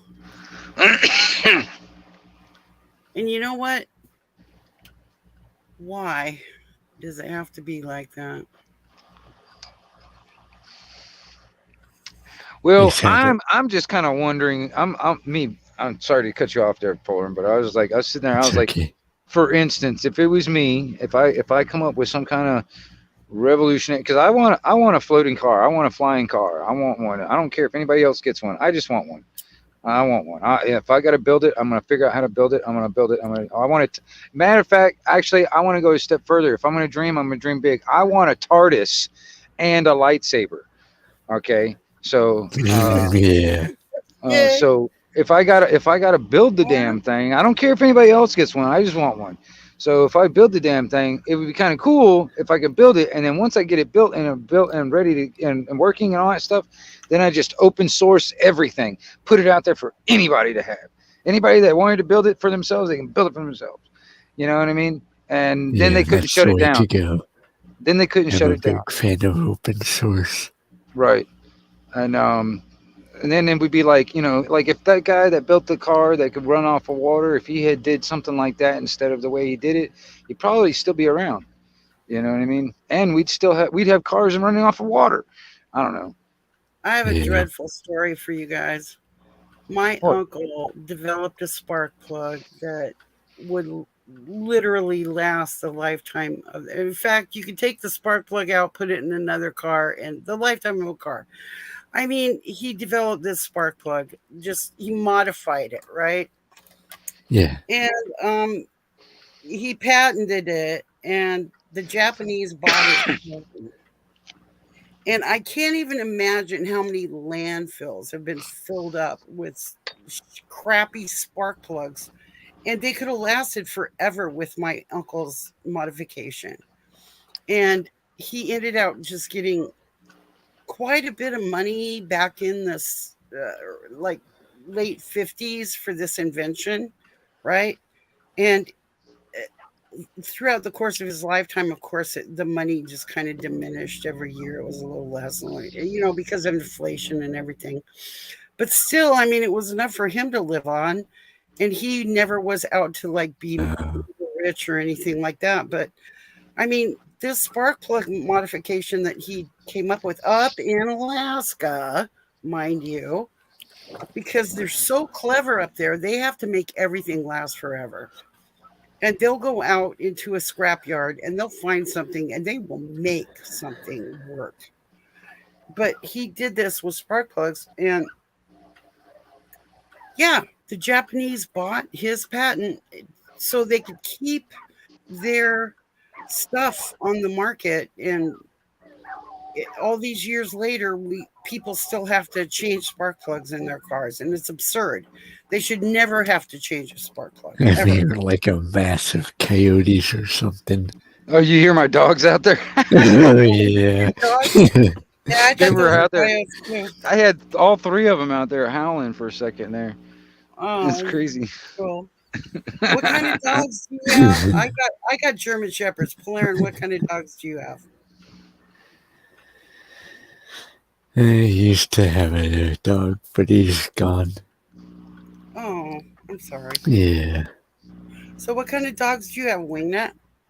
Well, the mother is half German Shepherd, half Blue Heeler. And that's right. You told me that. Yeah, the mutts, the pups are. I have no idea because I have no idea exactly what knocked her up. Little Heinz 57s. I guess, man. They're the best. I love Heinz 57 dogs. They're just great. They're good. They're good dogs. You know. I mean, like I said, she had 6 pups in the litter. I've got 2 of them left. And actually, I mean, I loved them all, but there's like a couple of them that I just like adored, but you know, it's like that kind of sucks that they're gone.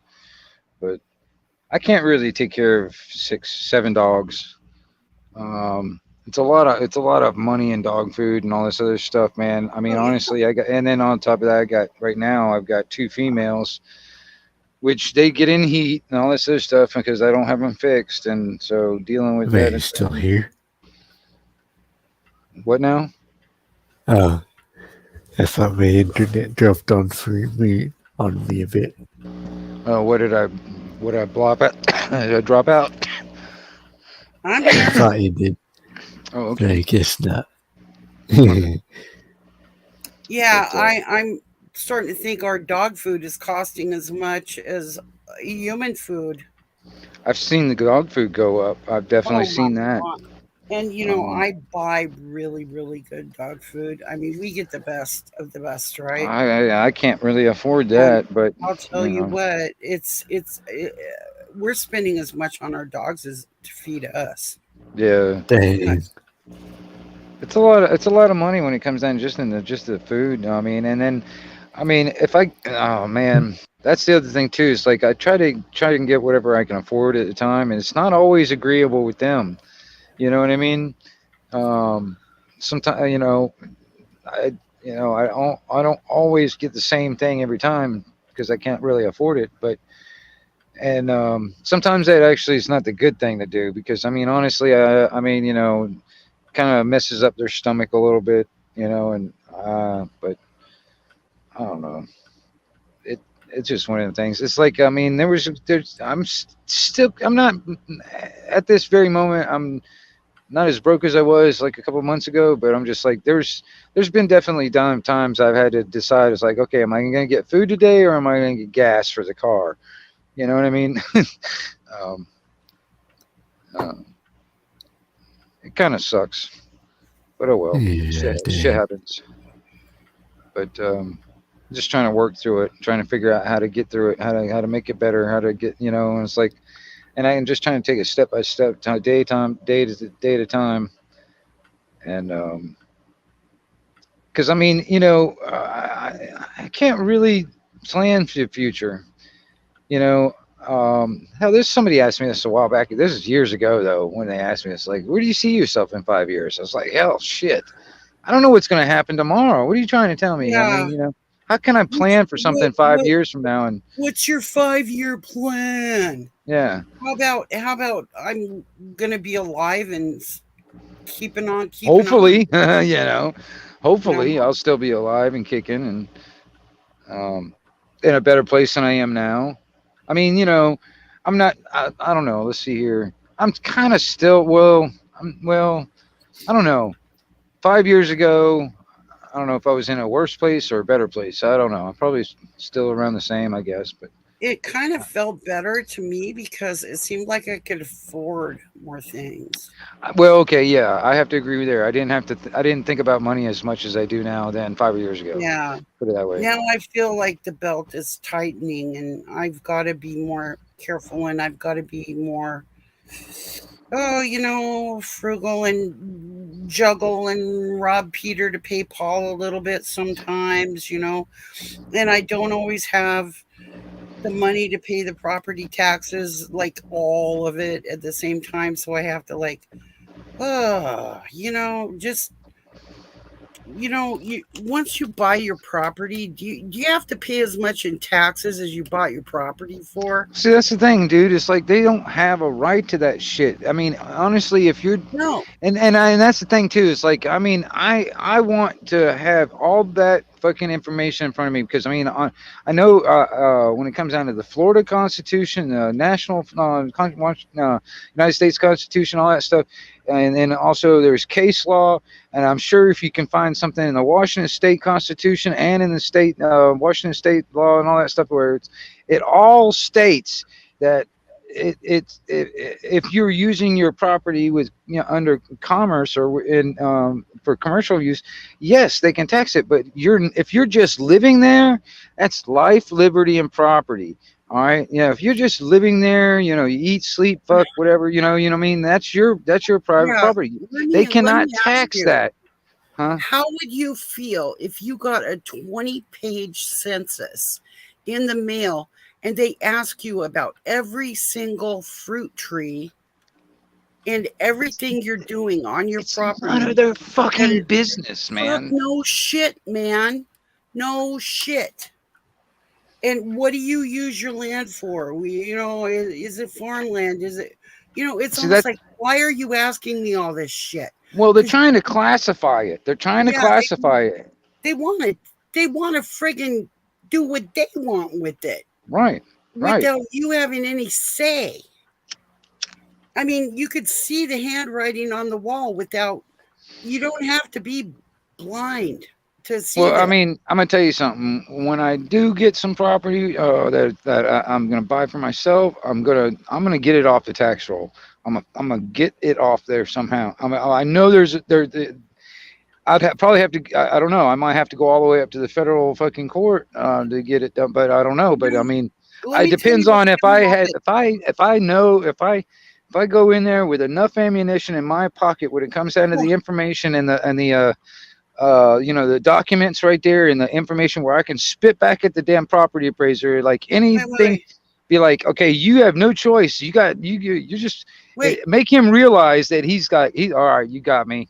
I Okay. know. I'll just Grease up, Wingnut, because let me tell you what. I just had this guy come out here and said, you've been turned in for building on your property without a permit. I went, really?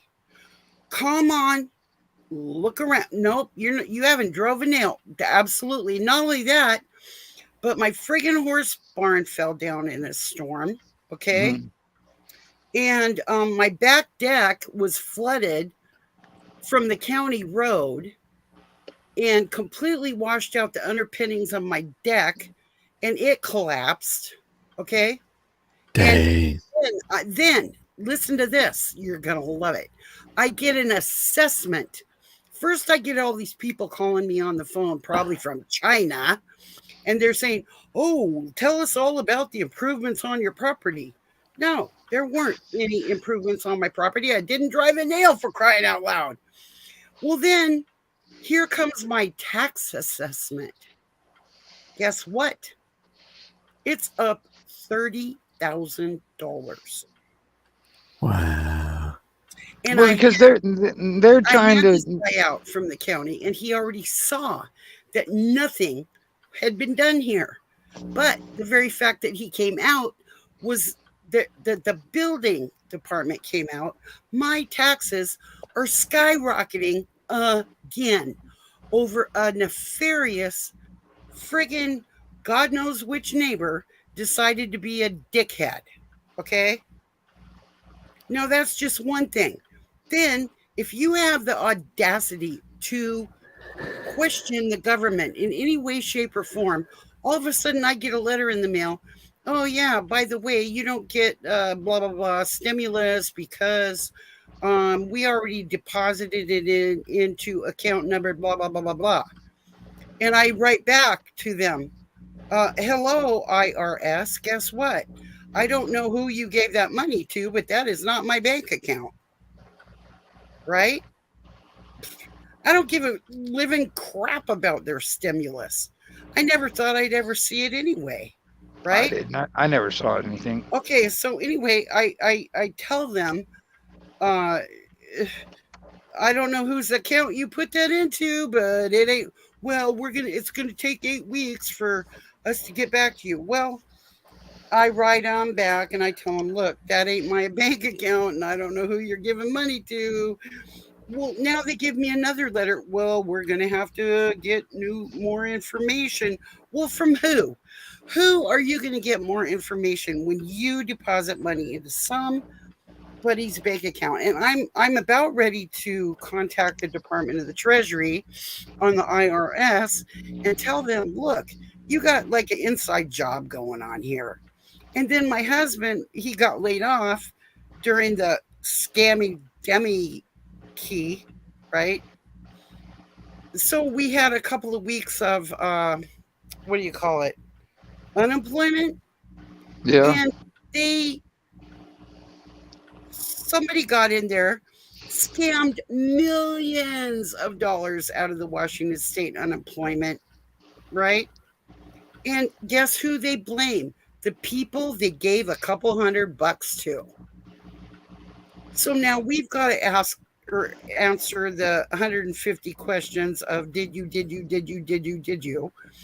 Of course we didn't do any of that. So you're getting all these governmental attacks. You almost feel targeted. It's like, okay, we got the IRS, we've got the unemployment, we've got the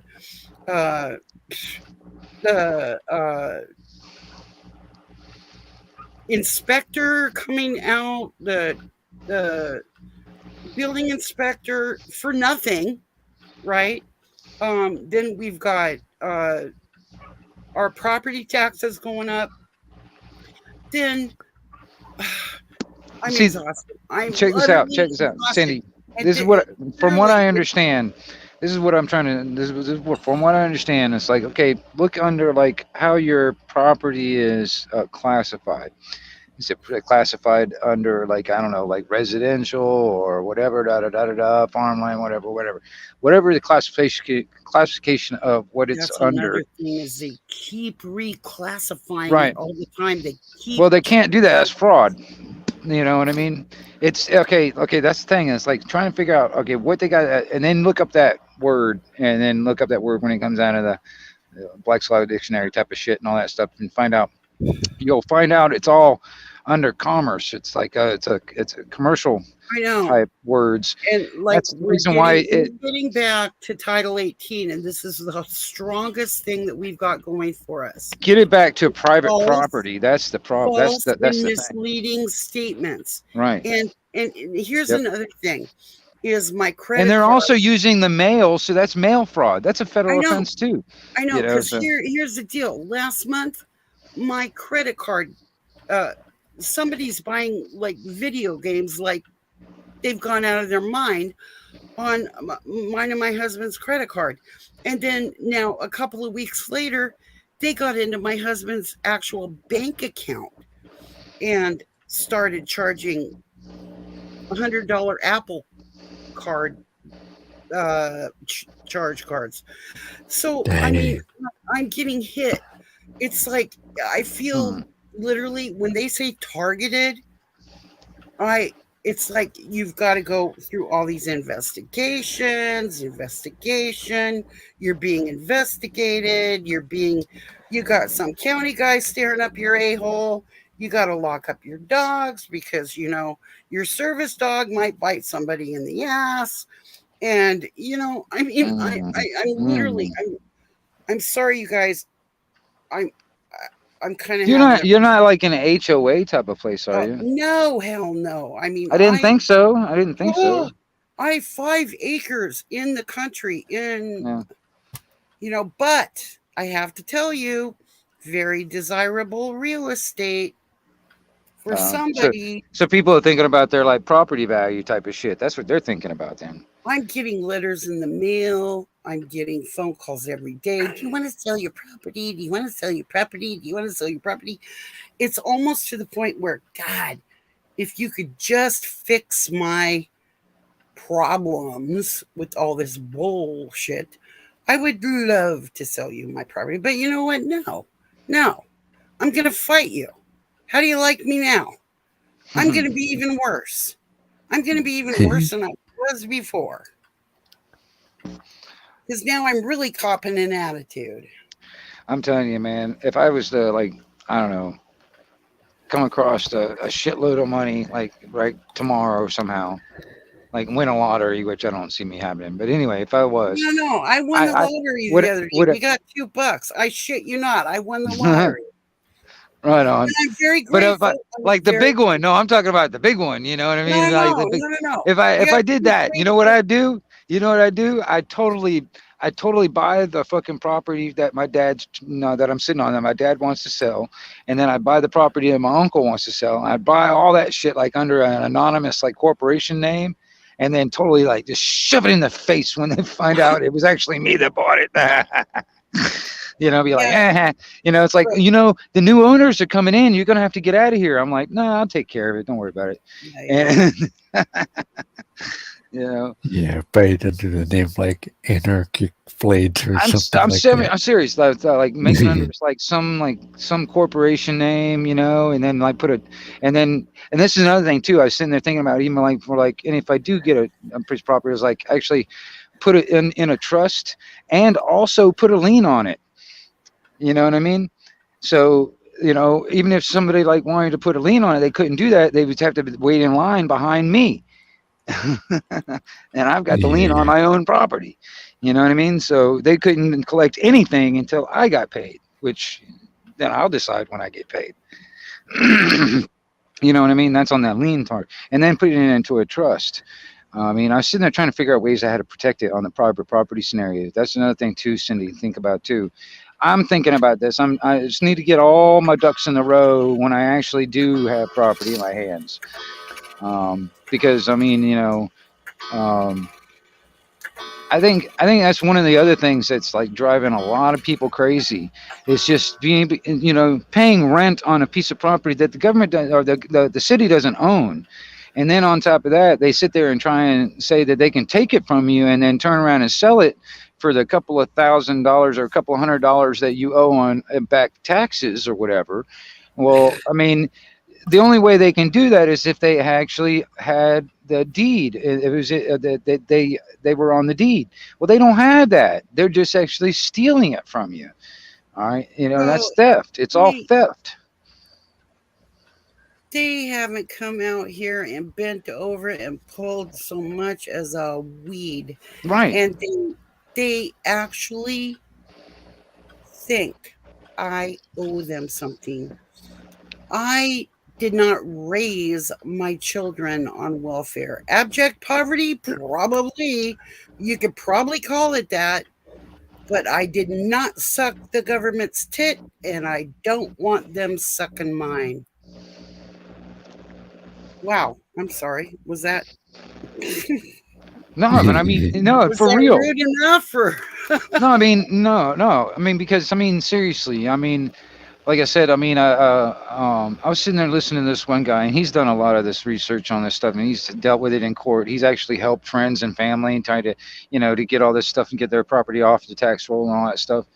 And he's based here in Florida, so I mean, that's one of the other reasons why I listen to him. I'm in Florida, and I'm like, okay, well, he can give me an idea of what to look, what case law to look up, what statutes are there, and what part of the Florida Constitution and all this other stuff to look up, blah blah blah. So when I do, I want to have all my ducks in a row where I have all this paperwork, all this basically my ammunition, and to come in there and be like, with the tax assessor. Now, if the tax assessor has been there for a while, he may have come across this and actually know what I'm talking about. All right. And he'll understand that I know what I'm talking about, and it would not be a good thing to go through court. So he'll just take care of it, take me off this casserole. Now, there also is that, potential of somebody doesn't know what the fuck I'm talking about, and then next thing you know, they'll be all pig-headed and all that stuff. Next thing I'll have to go through court. That's another thing too. I'm not that good in court. But I'd have to go through court and all that stuff and kind of go through, but I'd go all the way to the federal, because I wouldn't stand a chance in like a local courtroom. They would just look at me like I'm fucking like a dude with three heads and shit. I so hear you, because I end out screaming at the judge, screaming, your system isn't working. It's a kangaroo court, man. It's a fucking kangaroo court. You feel like you're getting a load of, and you are, Yeah. You're getting a load of garbage on you, but I don't know. I've won a few times in court asking simple questions. I just ask a question to the judge, and they don't want to answer it. Well, and so it's like, dang, you. They don't answer because they don't know. They'll hang themselves. No, but you directly address the judge and you ask a rational, reasonable question, and if they won't answer it, they've got to find in your favor, man. My thing is, for me personally, is the whole process, like filing paperwork and stuff like that, making sure I get it in like at a certain time, blah blah blah. That's that's hard for me. You know what I mean? I'm not really good at that kind of thing. There's some people that excel at that kind of shit. I don't. Well, I'll never forget my ex-husband's lawyer screaming at me in front of the judge. He says, your ex didn't want this divorce. You know that. He didn't want this divorce, right? And I went, well, if he didn't want this divorce, why is he the petitioner and I'm the respondent? And I looked at the judge and I go, he's the petitioner. I'm the respondent. That means he filed for divorce on me. So how can he say he doesn't want this divorce? And the judge is like looking at the lawyer, and the lawyer's like, his ass slammed shut, and he wanted to scurry out of the room, but he couldn't. And then he's like, the paperwork, and he looks and he sees it. Indeed, his client is the one who filed. So, well, what it was he filed like a half hour before I did. So, and he got me served before I served him. So, I mean, there it is. It's just, it comes down to simple semantics like that of whether you're going to win or not. All right. If you can shut down a friggin' piranha of a lawyer with a simple question to the judge, but you got to be on your toes, man. You can't be there. I know. You See, that's the thing. It's like that's like if I can get all my ducks in a row in a sense, and I can avoid going to court altogether, and like, hey, it's like, okay, anything that this tax assessor's got to say, I've got a rebuttal to that. You know what I mean? And then he'll like, oh shit, this guy knows what he's talking about. Maybe I'll just like, it'd be better if we just take him off the tax roll instead of going through court and having to settle, making the taxpayers pay them a lot of damn money, because that's what I'd get out of that shit.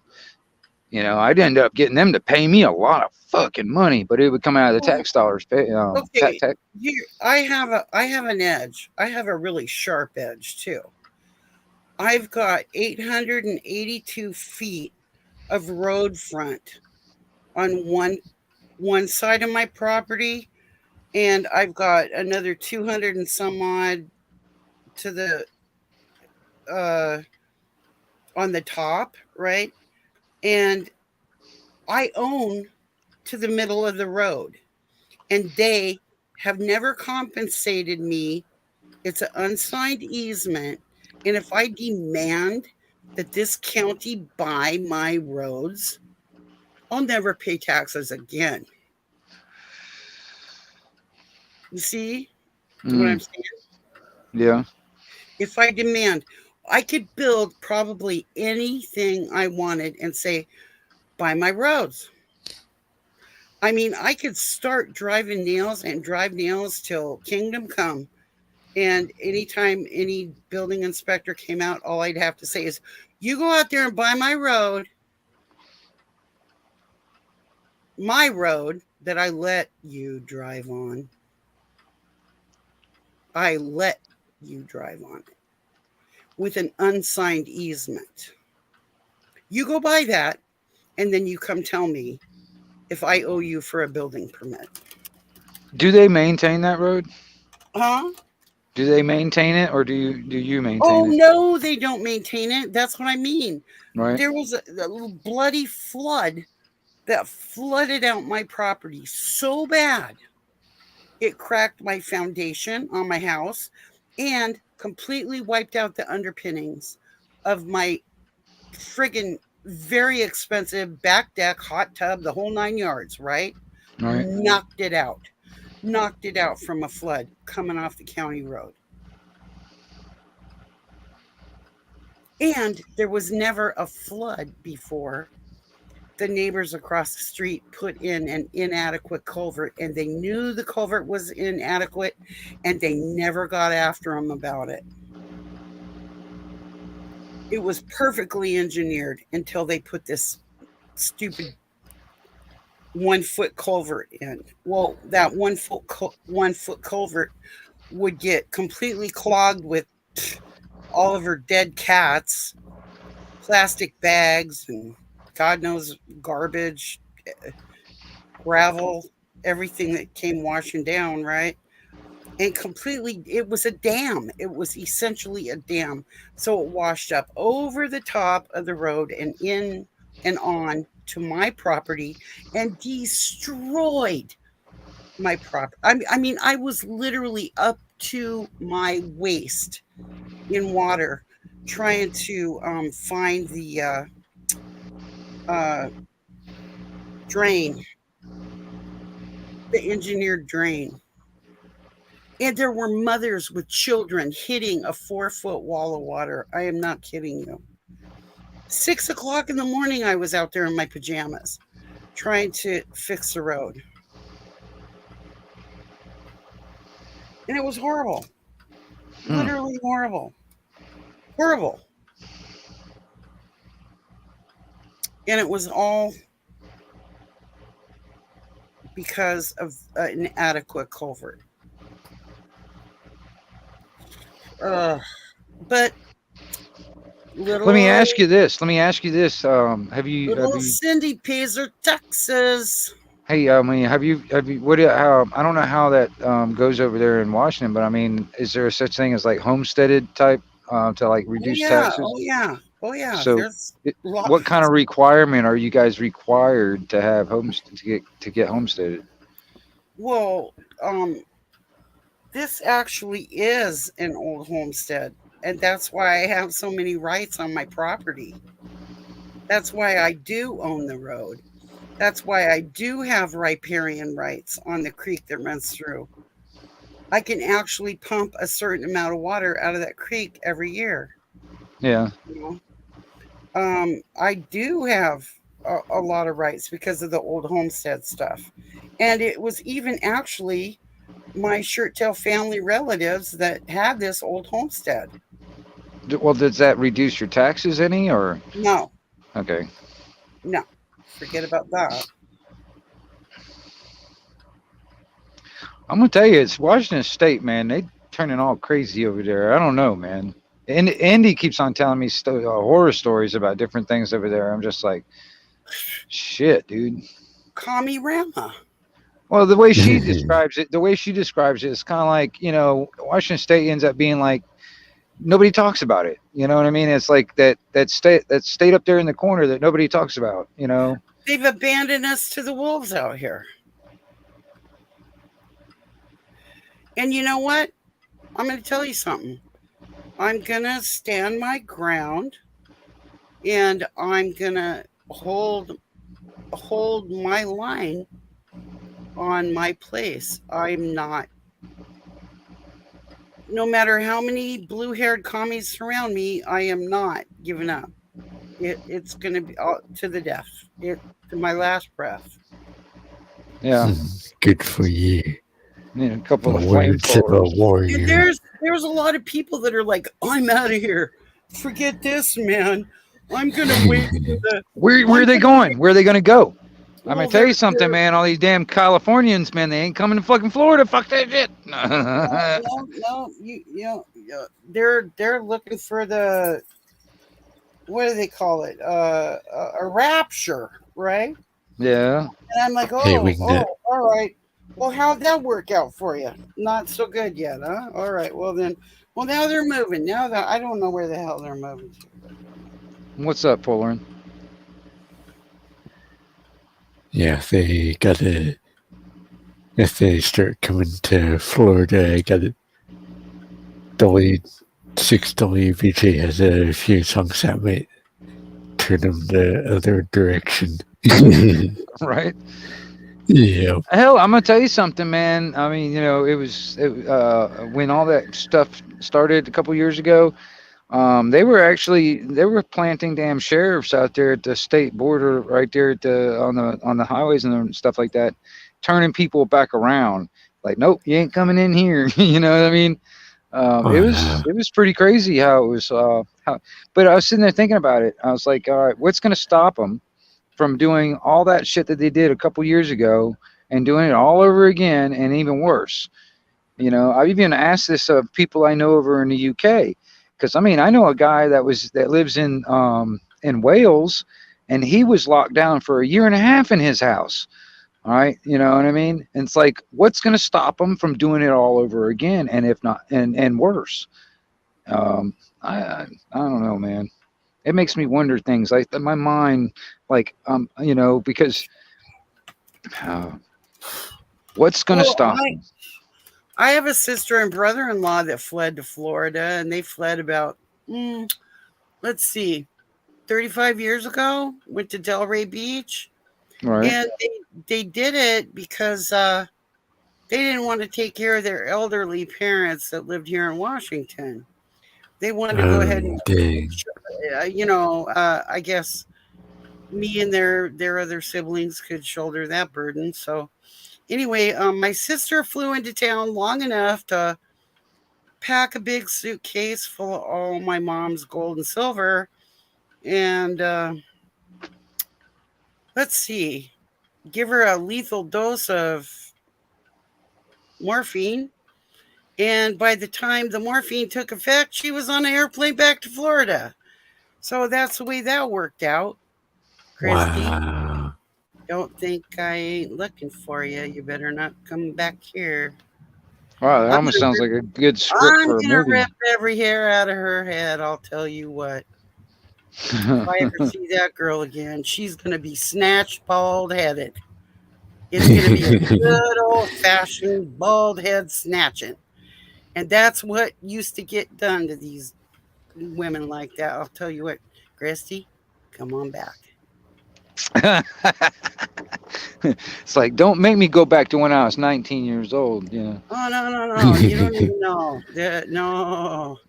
This one, oh, she's got everything coming. I got and that's why I need to stay bigger, stronger, faster.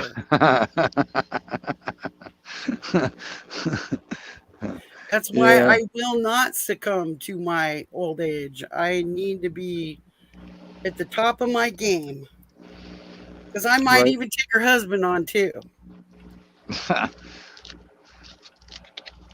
Yeah. Got no problem with that. But they ran away to Florida.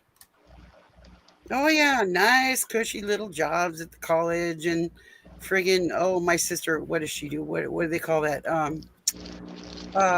They call it fundraising. What the hell is that? What's fundraising? Begging for money, panhandling. She begs for money, and apparently she's really good at it. That's the same thing as panhandling. You know, basically. Yeah, but they call it fundraising. I know. When you're in the upper echelons of fundraising is apparently just panhandling with Yeah. Because I mean, you know, like it's funny though. You know, you get a guy out here with a little sign that he made on a piece of cardboard, asking for money. He'll get kicked off by the cops, but you'll get the fire department or something like that coming out there with their little boots and shit, asking for people to donate. You know, I'm like, all right, that's the same goddamn thing that motherfucker was doing. You know what I mean?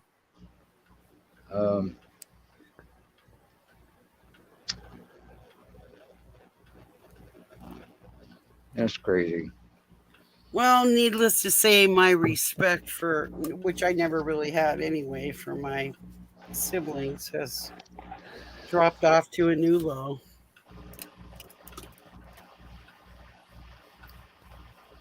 Well, oh yeah. And then they take mom to the lawyer to get her to change her will. Now, mom had me many years ago as the executor of her will.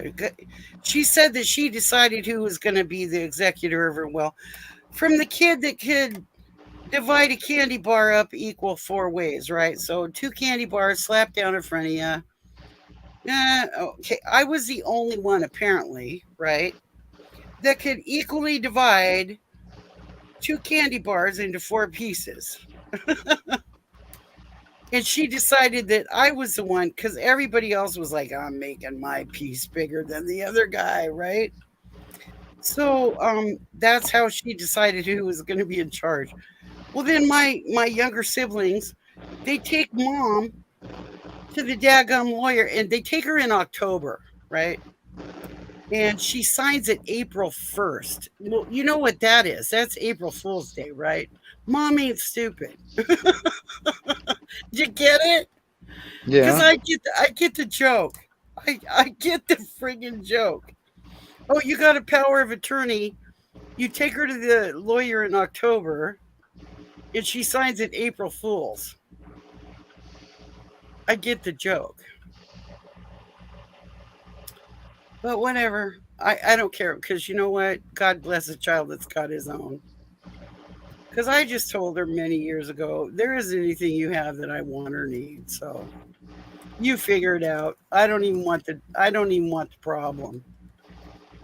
And I got out of everything. I got out of it all. And I was completely disinherited. That's what happened when my brother and sister sued me, for God's sakes. Can you imagine suing your brother and sister? Like I even cared. Like I even gave a rat's ass. Because you know what? I told them, I go, he who dies with the most toys wins, and that's me, bitches. Why are you even in my face? I don't even need your shit. Take your shit and go. But you know what? Like I said, the most money ever is being transferred right now in this country. These old people that are dying off, they got some friggin' change. Well, that's the thing that's bothering me, that pisses me off. I mean, this property's been in our family for quite a couple of generations, you know, a Yeah, few and generations. it should stay that way too. That's what I And think so you too, should me personally. demand And I it. want it to. I want it to stay within at least family hands. You know what I You mean? But you you know, and should he's say just this wanting to should fucking, stay in the family. How yeah. can we work this out? You He know? doesn't care. I mean, he's like, he's done with it. He's over with. It's like he just wants to wipe Well, his hands clean of it. You know. what I worry about is his new old lady. Because you That don't know I gender don't she's know got. what to make of all that. I really don't. I really Well, don't know. no. How could you don't know her?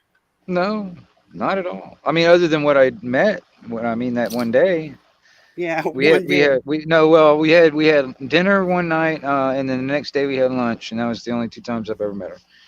And but still, you know, it's Well, does she have any kind of loyalty to the ancestors? And I mean, because I don't know. What do you mean on that end of it? I mean, I'm well, not let's sure what you face mean. it, great grandpa or whoever got the place to begin with Right? really didn't intend to have it friggin' blown to the ether.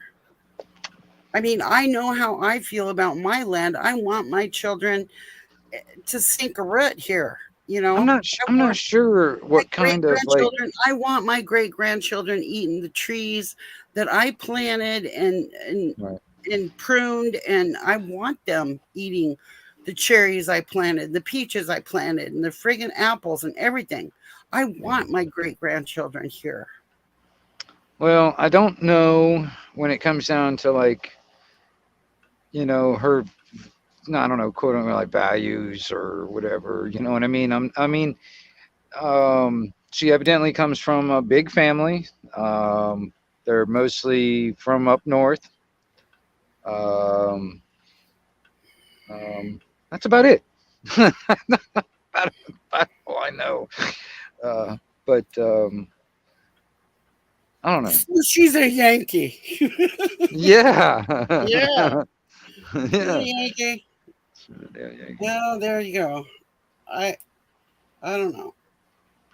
And this is the thing too. This is, you got to understand. My dad. All right, I'm gonna tell you something. All right, he cannot not be married. He's you know. I mean, you put him out there single life, man. He's a social butterfly, and then he cannot not have something. You know what I mean? So I don't know. And now he's living in this retirement community, and and just live out his days, I guess. Well, But don't hold it against him. Maybe he doesn't know how to boil water. I don't know.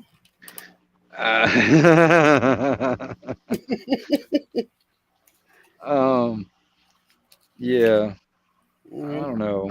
I don't know. He's a definitely, that's the what I was talking about. It's like, it's 4 marriages, and it's like, you really expect me to take any kind of a relationship advice from you? You got to be freaking kidding me. Yeah. Um, so yeah, we've had our disagreements on different things. I mean, okay, put it this way. My dad is ex-military, ex-Marines, was in Vietnam, was an ex-cop. So you think about that type of mentality that's been drilled into his head as all his life, and now that was what tried to be drilled into mine, you know. And Yeah. I'm the firstborn of 4, and so there's You got the brunt of it, right? yep. When I I had to say jump, you say how high, right? break them. Soldier. I had to break them in. Yeah.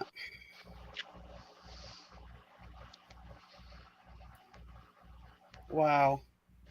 But yeah, I got some memories, but didn't make me bad. I'll tell you. well, I'll tell you this. I mean, I think I'm a good person, but I mean, I've done some things that I'm not necessarily proud of in the past, but you know what I mean? I mean, it's like I've never done anything like really bad or nasty or anything like that, but still, I'm just like, I was young, didn't really know anything what I was doing, and whatever. But that's the thing. It's like how you grow, how you learn. Anyways, You mistakes. kind of got to ask yourself if you did do something that you're really not proud of. You got to kind of think, well, what were my motivations? Was there Right. anything that I was really afraid of that would happen that I thought was just beyond my control that I just needed to try to rein it in and I needed to try to fix things or whatever. Right. And, Well, and you know, yeah. I there was reasons and whatever, but yeah, but I bet you never went just outright. I'm just going to be an evil son of a bitch today. no, no, no, no, no, no. They whoever, But you whatever. didn't do But that. there was a reason, and there was justification, or I guess you would use the word justification, whatever. There was yes, it had it coming, kind of thing. Whatever. Um, Or you were but trying to avoid some consequence that you thought might mm, come in the future or something. well, I mean, when I was younger, I didn't really. Um, um didn't really think about certain things like I guess consequences or whatever, that other people would try and hold on me.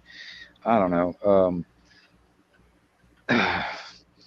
That's the thing. It's like the older I get. Okay, there's certain things that I understand about the human condition over the years. Just going through my own experiences and observing everybody else um, helps me learn, helps me get a little bit more knowledgeable, a little bit more wisdom behind it.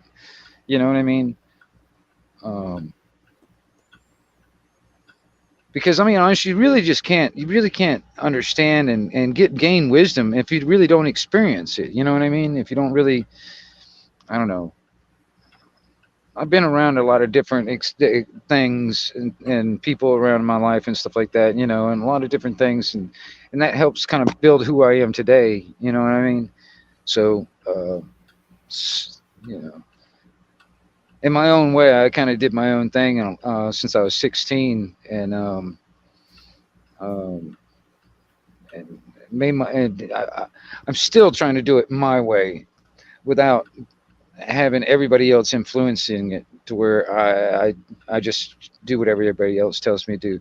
Because I mean, seriously, like I was saying, it's like once everybody's all like, yeah, man, you should do this, you should do that, or you need to do this, you need to do that, and I'm just like, dude, am I supposed to just turn my brain off and then listen to what everybody else tells me to do, or am I supposed to just be myself? And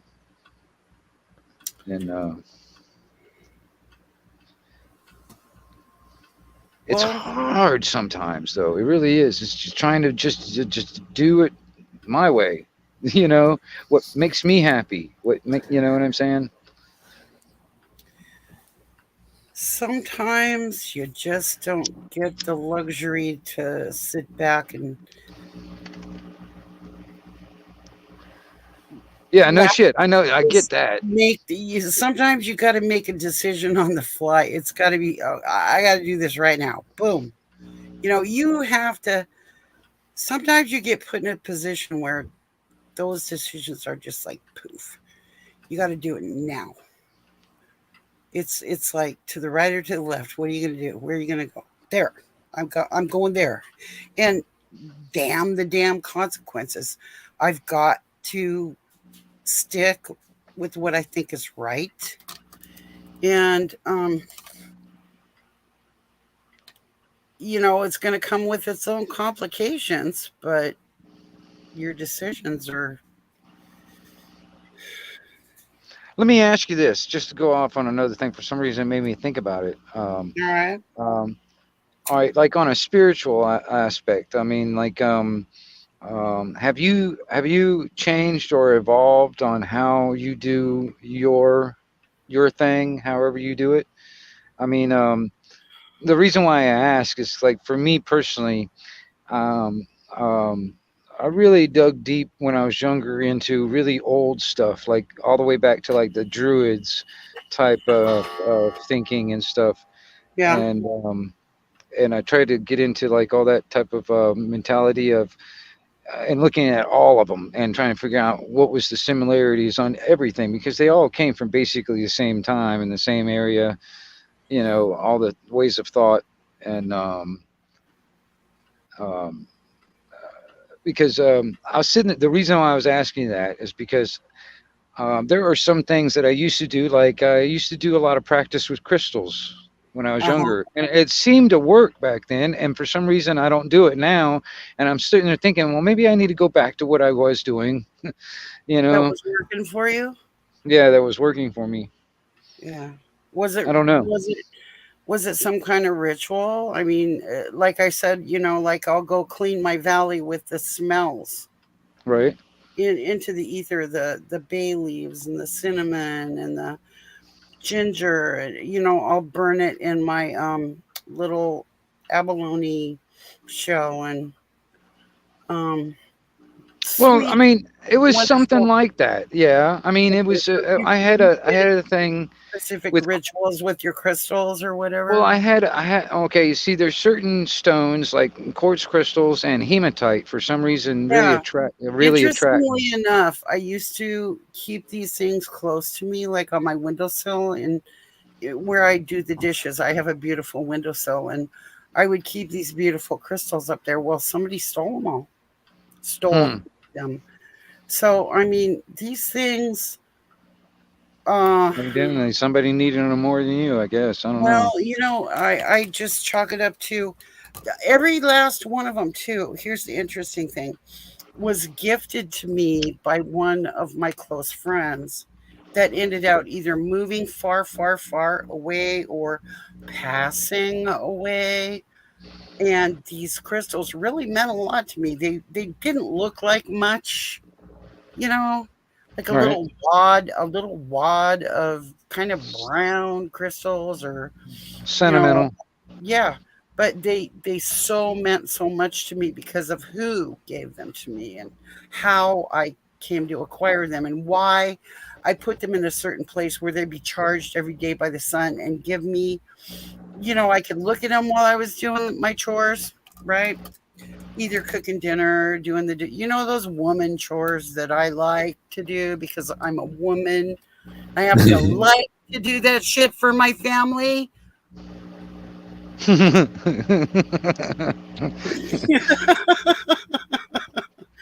I happen to enjoy being a two-handed giver I guess and that's why I'm still single, man. It's hard to find women like that, and it's hard, you well, know.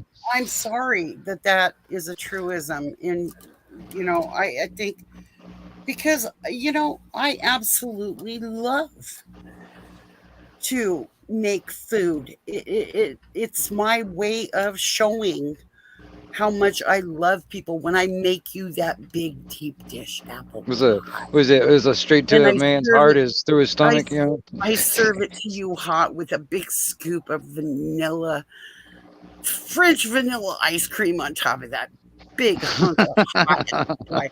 I want you to know how much I love you.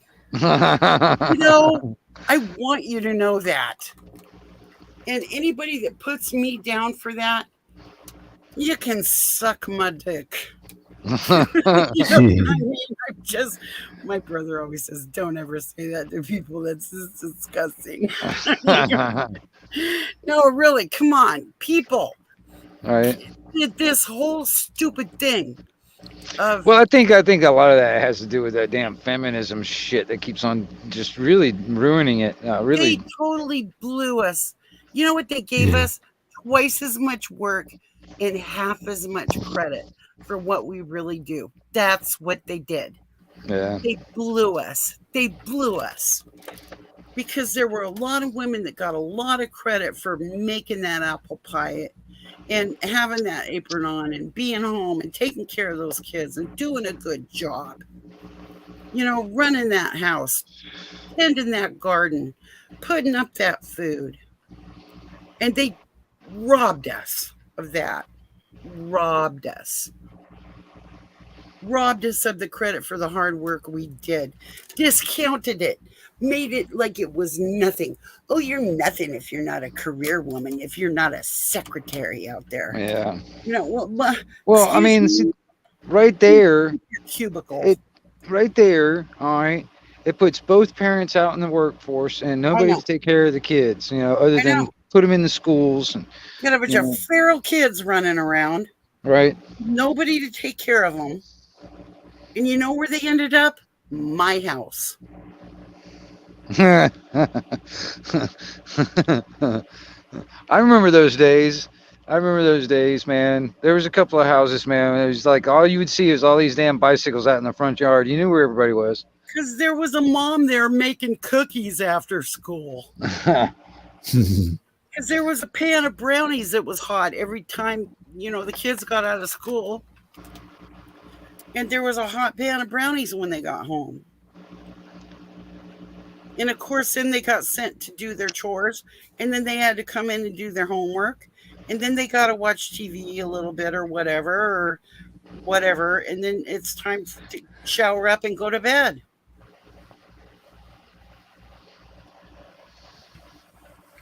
But those, a bunch of bicycles out in front of the yard. The next thing you know, those kids that were coming over every day to eat the cookies and eat dinner, and their parents would come in, and they were barbarian parents too. I will tell you, absolute barbarian parents. People that came out of, like, I don't know. I don't know what planet they were from, but you couldn't talk to them. I literally was going to hit this one man with a frying pan in the head because he came in and because my son grabbed his daughter off my little kindergartner boy, and she was like in 3rd grade, right? And she was pounding the tar out of my youngest son, and my older son went and pulled her off of him. He brought his 2 older boys over to kick my son's ass.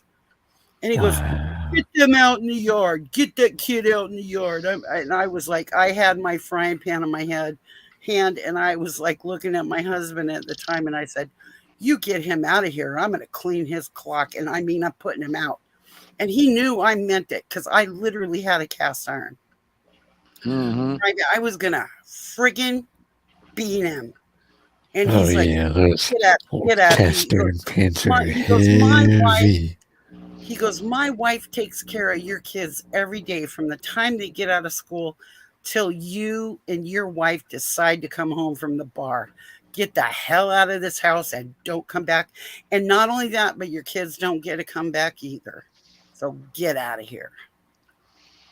So then all those bikes, my kids' bikes, they all got stolen that week.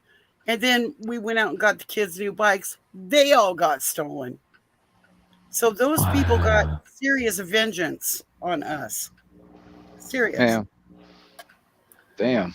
Because we did leave the bikes in the front yard. It was like, okay, you know. But the bike story, it just hit a nerve. I'm sorry. And I go off on a tangent again. There I go. Well, no worries. I mean, you know, hell, I remember. Okay, me and my dad, it was like I don't know, 6, 7, 8 years ago, something like that. It was right the morning after Christmas, you know, or the morning of Christmas or whatever, and we were riding through this neighborhood in Panama City down here when he's like, you know, just regular neighborhood, and not a single person out on the streets, not a single person out in the yard, nothing. And it's Christmas morning, nothing, nobody out there. And I was like, damn, I remember when I was a kid, man, there would be kids out here riding on their brand new damn bicycles and doing all this other stuff and nothing. Everybody's Nothing. showing off their new stuff. Yeah, but I mean, nothing now. I mean, it's like, what are y'all like in the house playing video games or something? I mean, where's all the kids at? You know, where are they at? You They know what I should be mean? out showing all the booty Santa brought them or something. Or something, man. You would think, you know, you think they'd be in the neighborhoods to be fucking crawling with kids with all their brand new fucking toys they just got and all this other stuff and whatever. And I was just like, we were rolling through this damn nobody was in the fucking streets. Nobody was up. Nothing. It wasn't like really early in the morning either. It was like, I mean, this was Christmas morning. I was like, I was totally expecting to see people out. Nothing. And it's just weird though. You know, it's like even like, you know, just getting outside. You know what I mean? Kids, you know, today, even then, it's like, you know, hell, back when, you know, we played in the mud back when we were kids. You know what I mean? Oh my God. I thought I was going to get turned into CPS. My kids would go out and mud wrestle because we lived on a lake and it would flood, right? And then my boys would go down there and get these big mud wrestling. It's just horrible. Right. Just like the horse shit and everything. Just like disgusting. I thought they would call it the law on me, but they never did. I don't know. Well, I mean, you know, we're talking serious mud wrestling.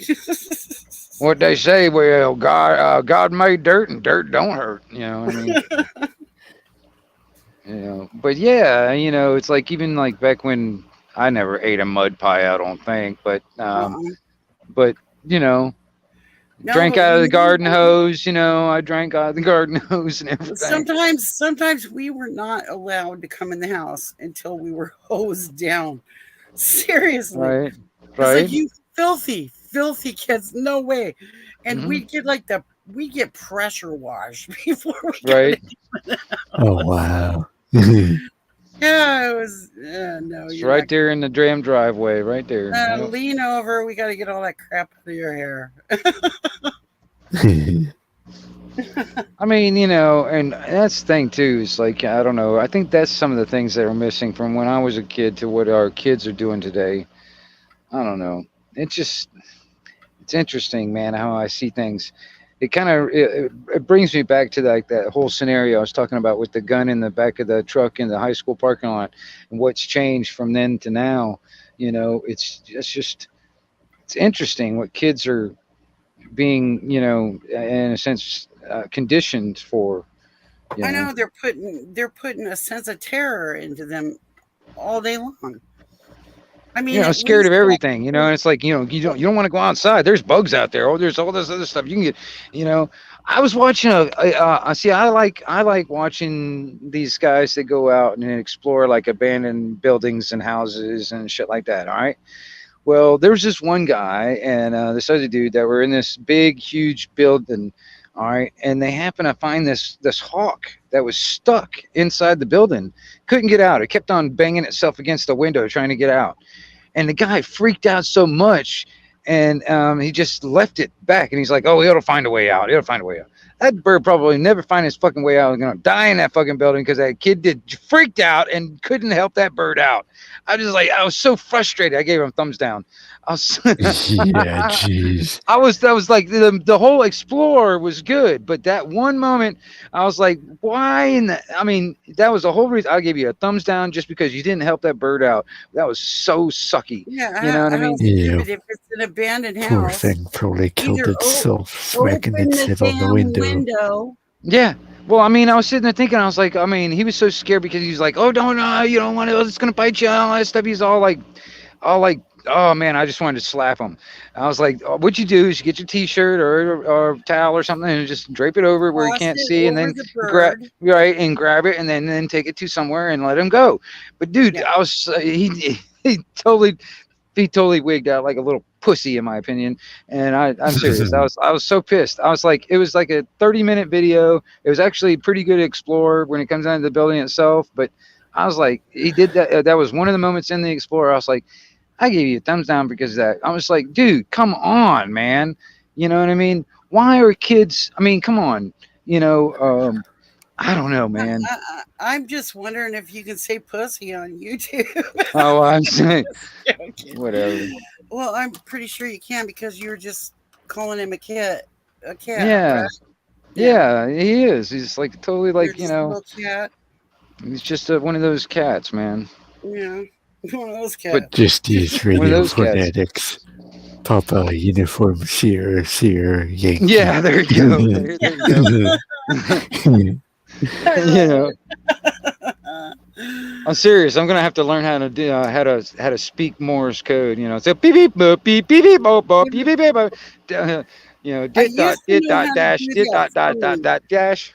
What? I used to be really fluent in Morse code, and I used to know all the Alpha, Bravo, Charlie, or not Alpha.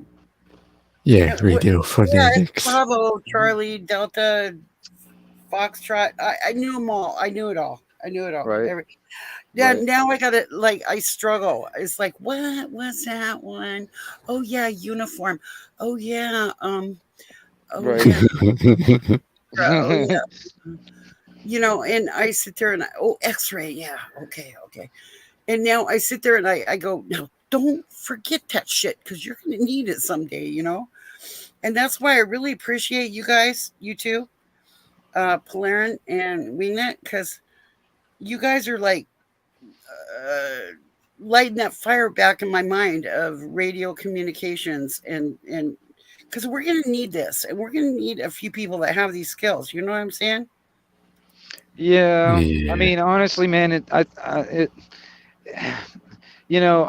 if it happens, which I think it will, it's a matter of when, not if, I guess. But communications is going to be a big thing, and I mean, I don't want to go back to fucking smoke signals and shit. So, I'm using whatever technology I got at my hands and I just, like I said, I've been doing this. I've been talking on the radio since I was 14. So off and on, you know what I mean? But I mean, it's I started on my daddy's knee as soon as I could talk, and we'd switch off the main station, and it'd just be a frequency where it would be grandpa and grandma. And I think that's so funny too. My buddy John, I got a buddy of mine, his daughter, his granddaughter was just born like a couple years ago or something. I think she's like 3 now or something like that. But yeah, dude, it's the same thing. Once she starts talking, he'll put the microphone up to her and she'll start talking. It's such cute thing to listen to. Got his but and have like a little small little conversation with her on the radio and stuff. And I'm sitting there thinking, I was like, yep. One of these days you're gonna have to buy her a radio, so she'll have to have her own and get on there and get on the air and start talking. And yeah, like buy her a pink Cobra 29. Yeah, for real. A little pink radio. Yeah. With like damn bedazzled and stuff, man. I'm serious. Whatever. Sure. And I mean, because she likes to get out every once in a while. She's like coming in there and she's like, Pappy, that's just that, just she's called Pappy and stuff. And it's just so cute though. But it's like trying to actually expose the younger generation to that technology. Because I mean, seriously, there's a lot of people out there, man. It's like you talk about CB. It's like looking at deer in the headlights type of scenario. It really is. Well, I remember when I was little, I'd be talking to my grandma and grandpa on their boat, and my aunt and uncle on their boat, and other people like Mickey and Orville on the Sunmore, and Harold and Sonny on their boat, and I mean, I'd be like, oh yeah, Roger that. I mean, I was just a little itty bitty thing, right? But I'd be like, yeah, I'd tell them whatever I had to say, and then I go over, and then they'd say what they wanted to say, and yeah. See, Polarin goes a step further though. I think Polarin goes a step further. I go 10-4 and stuff, but Polarin goes a step further. He starts using Q codes and shit in regular conversation. And I'm like, I don't know if anybody knows what I mean, Polarin. So yeah, well, that's kind of one of my ways of teaching. You got to kind of see if they'll just ask, what does that mean? And I'll tell them if they do ask. Okay, yeah, just trying to see if they catch on or if they just are curious. Right on. Because I mean, I know I'm sitting there. I listen to you sometimes. You start using Q codes and stuff, and I'm like, I don't know if they know what that meant. There, I'm sitting there thinking, I'm like, I don't know, because I mean, even then, even in the radio guys, Poland, I'm gonna tell you this. I've noticed this. This is an observation. Just listening to guys like on the free band and on radio that use sideband, because I use sideband more than AM anymore. But just listening to these guys, even like using Q codes, most of them don't even know really the definitions of these Q codes, but they're using them just because what everybody else is doing is the same. It's crazy too. Because I mean, like QRT or something like that. It's like, yeah, but I hear that a lot too. I mean, They'll just say, like, just I'm QRT and then blah blah blah blah blah. I'm no, I'm QRT blah blah blah blah. or I'm QRT and standing by. And I'm sitting there thinking, I was Yeah. like, well, technically QRT means you're turning off your radio and walking away from your equipment, walking Yep. away from the radio. So I was like, okay, why are you standing by a turned off radio? I don't understand that. And then you keep on talking. I'm like, okay, wait a minute. All right. It's like, Are you an over and out, or are you a? yeah. It's like, that's why I'll play with some of those guys sometimes, because I mean, it's like, okay, wait a minute. I know the definition of that thing. I'm not sure you're using it right. I was like, if you're going to use them, you might as well just use them, what the definitions are. Otherwise, don't use them at all. Because honestly, Q codes, when it comes down to the radio stuff, it was like it was invented for Morse code or dit dot. It's to shorten the sentences and stuff. So you just use a Q code and you can say a whole sentence. Well, in plain speaking, it's like, how much time does that really save? You know what I mean? I was like, some of these guys are like going off, and they're like, I'm like, well, hell, you could have just said you were gonna, go off the air, or you're gonna go over to this other frequency just as fast as you said Q code, and then I don't know. It's one of my pet peeves I've got when it comes down to that stuff. Because I mean, seriously, it's like 10 codes, like 10 forward and all the way up to 100, all that shit, But even then, it's like, very few people use that. And even then, what people mostly use is maybe like 5-10 codes out of it all. And Yeah. but even then, it's like, unless you're just trying to be a little bit cryptic, and unless the other person or the people that you don't really want to know what you're saying might not know what you're talking about, but that's the thing about radio. Majority of the people on there, unless they're like new or or something, they really would know what you're talking about if you start saying these things, and most of that is also ham operators trying to influence the CB stuff, because really that's just like CB stuff. Who cares about Q codes? 10-4, 10, who cares about 10 codes and all that other shit? That's, it's like whatever. But I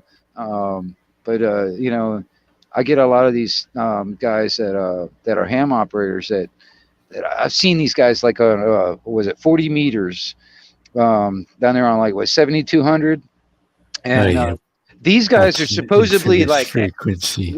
Yeah, these guys are supposedly like extra class, cream of the crop ham operators, and they act up like fucking children up there. You know what I mean? Yeah, and these are vanity license holders too. They're supposed to be the best operators out there, and they're the biggest pretty birdies on the band. I'm telling you, man, these guys are bad. And it's funny too. And then some of those guys are actually like creating havoc on the CB band too. And then that it's messed up. And then they're like, acting like it comes down to that. It's another thing too.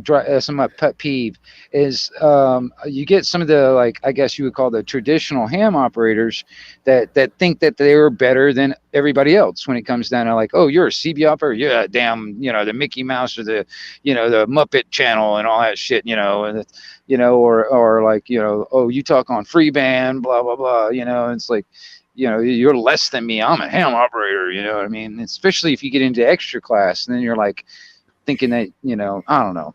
Can I add my 2 cents there? Go ahead. People shouldn't really rank each other down over the radio, and I'll tell you why.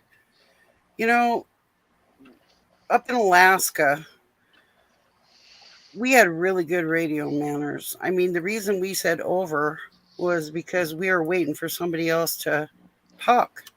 Right. That's called manners. Now, I don't know what I was listening to last time you were on was all that Boomhauer, Robita. Boomhauer. It Yeah. made no sense whatsoever, but they were jamming up the system, right? That was, I think that was And the point, really. Just kind of, I incredibly, think they were making fun of somebody else out there that sounded yeah, like that, and I think but they were incredibly rude. They weren't on a yeah, frequency that was isolated where no, they could do that particular to the person that they were making fun of. But now up in Alaska, we did make fun of the Canadians, and they made fun of us too. hmm Mind you. I mean, there was a lot of jibber jabber of making fun of one another. But it you was guys are never, close to a buddy of mine. My buddy of mine that lives up in Saskatoon, and I'm gonna tell you, when the skip is good, where I can start hearing him, I can hear Washington State at the same time because I can hear that area. oh, He's really. over in Saskatoon's not that far away from you guys, so But well as the crow flies. Yeah. the point I was trying to Yeah, make let's was, say. I'll tell you what, those Canadian guys, and of course us too, if there was ever anybody in trouble, we would cut gear, okay, to go and help them, Yeah. to help save their life. If they hit the rocks or the boat was going down and they were giving us names and addresses and telling my wife I love her, kind of shit that went on up there, I'll tell you what, there were people literally taking friggin' cutters to their gear and dropping it and going after those guys. And as much as people would fun with one another and make fun of one another on the radio, make fun of each other's accents or whatever, they Don't you die. know? Hey, They would die for each other. They would die for each no other. doubt, no doubt, no doubt, No doubt, no doubt, eh? Yeah. no doubt, Eh? no doubt, No doubt. no doubt, eh? And I'll tell you what, they go after him, eh? Don't you know? And I'll still say A to this day. Because I'll tell I know. you what, I sit there talking to them guys up there in Ontario, and I kind of make fun of some of them guys in there in Quebec also. But golly, man, I don't know. I'm saying, but there's some guys up there in Ontario that are worth making fun of. I'm gonna tell you straight up. these fishermen will lay their lives down for each other, and they don't care. They'll jump in the goddamn water. They don't give a shit. They will jump in the water and go after them. Right. You know, and they know it, and they all know it, and there's utmost respect. Do we jab one another and tease one another and crap like that over the radio? Well, that's Oh, fine. yeah. That's good. That's fun. You know, that's Yeah. okay. You know, I mean, as long as But- we can, you know. There's You know. a lot of chatter on these frequencies that wouldn't be allowed back in the day, because if they got to the beach, somebody'd be pounding tar out of them. Well, I'll tell you this. Okay, I mean, you know, we got the Now, like. what I'll would tell you this. happen is they'd come to your house and yank your antenna off the Oh, wall. dude, I know a guy. Put this. There's this guy. Yeah. He went. There was this guy. He was on channel 19 AM all the time. All right. Now he went by Bandit. That was what his handle was on the radio. All right. Now he's been doing this for like 40 some odd years. He's always starting shit. He's always trying to start some kind of hate and discontent and get people riled up and all that other stuff. All right. There was somebody that actually had enough of this shit, and they actually triangulated his signal and found his house. All right. They took a dang big ass It they can be went done. and took a big ass 4-wheel drive truck, backed it up to the damn tower, hooked a choke chain to it, and yanked this fucking tower down, dude. And That's what I was like, happens yep, when they yep. triangulate your victim. Yep. I was like, yep, you keep on, and he didn't stop. He didn't stop. That didn't stop him. But there was one time when his house was down, where you couldn't talk out of the radio at the house. He was in his car in the damn grocery store parking lot, still talking shit. Oh my God, this guy. He finally passed on not too long ago, but he did for like over 40 years, man. Sounds like the world's a better Wow. place. Yeah. Yeah. The only thing I worry about in the back of my head is who's going to take his place. You know what I mean? If somebody's going to like, oh, there's room now for another asshole, you know, here, I'm going to take his place. Yeah. Somebody's like that. It's gone. Gonna Yeah. have some That's- kind of fanboy. I want to be That's just the like him thing and be about- the biggest agitator on the band. Right. Well, there's some people that they like that kind of stuff. You know, they want that attention. They want that. It doesn't matter if it's good or bad. They want that attention. You know what I mean? And And that's the thing about an ecological niche. It doesn't go unfilled very long, does it? I don't know, man. It's kind of it's some of these. I mean, there was this one guy. He's actually an extra class ham operator, but he would get down on 38 lower sideband on CB band, and he would sit there and jam it with this like this wiggly woggly noise, and it would just blast. I can't remember his ham call right offhand, but you probably know who I'm talking about. But anyway, Portland. But I haven't heard him like in the past couple of years. But dude, when he would sit there and point that beam down south, it would just jam everybody. And that's all you would hear is it's like wee yo yo yo yo yo yo. All that's all you would hear, and he was doing that on purpose, you know. And it's a stupid ass move. It's a childish, stupid. I mean, you know. And then there's other people that just like they like to play music, which you know some people you know they have. Yeah, they have pretty decent taste in music. That's fine, but if they got to play this stupid ass shit that nobody listens to, just to jam the frequency, you know, and that's where it really gets irritating, you know, or whatever. But you know, but you got to understand these are a bunch of grown up children, you know. You know. Yeah, you were telling me there's not many people under 30 even on. No, there's hard. Yeah. There's not a lot of people. Not a lot. So there's got to be some serious dummies. Well, you got to understand, you know, majority of these guys have been in radio since the since the 60s, maybe the 70s. You know, I've been in it since the late 80s, the early 90s. So I mean, you know, around the 90s or somewhere around there. They need some 50s manners. Yeah. Because there would have been ass whoopings had when they got to the beach. That's for dang sure.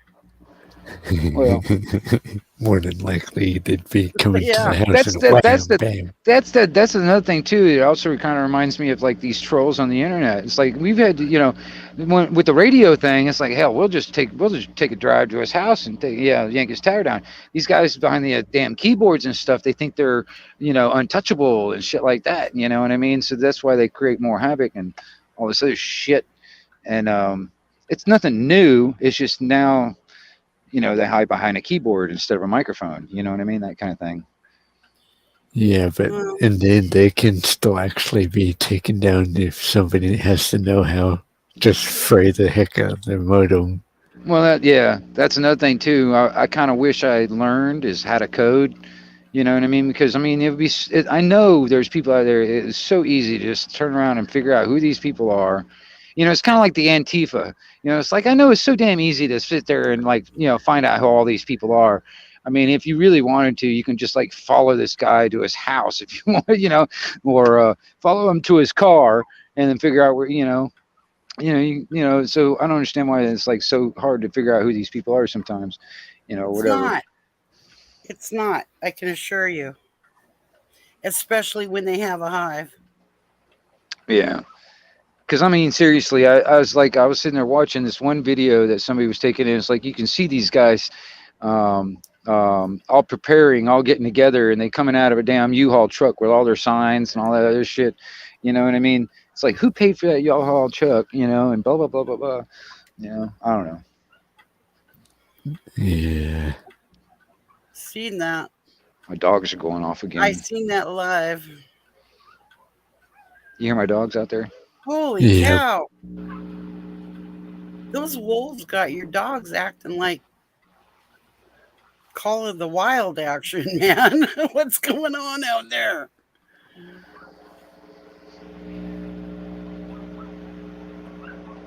I think he might have left to call his dogs in. Let me see if I can get a little closer to the door. Hold on.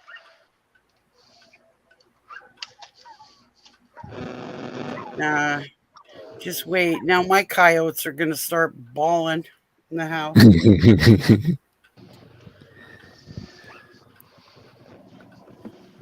Geez, his dogs even yipe like coyotes. Yeah, the that's mama. why I thought they were coyotes earlier. Could I? That's Could you? Yeah. it's really strange. She actually looks like a coyote, honestly. She's got a color pattern where it looks like she looks like a coyote. But like I said, she's half blue heeler and half German Shepherd. So I mean, she's got a. It's weird, and I call her Jazz. I mean, they call the people I got her from, the family they call her Jasmine. I just call her Jazz, but it also fits because she's got this like zigzag pattern right on her back. It's like I don't know, just like this weird zipper looking pattern In hair or color? in her hair, or it goes. I guess it's like, yeah, it's in her hair, but it's just the way it grows and what color it is. It's really cool, but Both my dogs, their coat this summer has a lot of lighter colored hair in it. Now last year my dogs were totally black on the back, but now they got a whole different color this year. It's weird. I was looking at it, I was like, what in the world? And I could expect it out of the older dog, but the puppy, she's got more kind of gray stripes and streaks and whatnot through her saddle. It just, I think from year to year their coat just varies. I don't know. well, just growing into it, I guess. Yeah.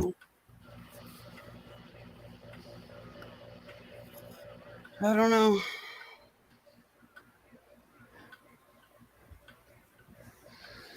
Those sirens at the beginning when you first started streaming, they really had my old dog going. She really gets triggered by sirens, helicopters. It's like she's ready to go to work. Any kind of an alarm, if the oven or the fire, if I burn something in the oven, the fire detector goes, she goes absolutely crazy. It's like time to go to work. I've got sounds like that I can play on the radio myself. And my son, my son, he smokes the ganja, right? Yeah. And she'll come take it right out of his pocket. That's how ingrained her drug dog thing is, right? And I don't know. It's funny. Well, hell, I mean, shit, hell, if I had a dog that can sit there and steal weed for me and bring it back to me, that'd be kind of good. Yeah, he always keeps it in one of these floating keychain things for boats. You ever seen those orange keychain floats? Right. He keeps his weed in that. Yeah. And she'll go take that right out of his coat pocket. Dude, I saw this story of this guy that had a crow that he had taught on how to bring money back to him. Oh. This crow would pick up like bills and change and bring it back to him. It's crazy for like food. It would do it for food, but I mean, he trained it to do that. It would just go out and, like somebody left a tip on a table at a restaurant or whatever. He'd need that bird to go over there, snatch it up, and then bring it back to him. Cool. Yeah, I was like, damn, that's a good idea.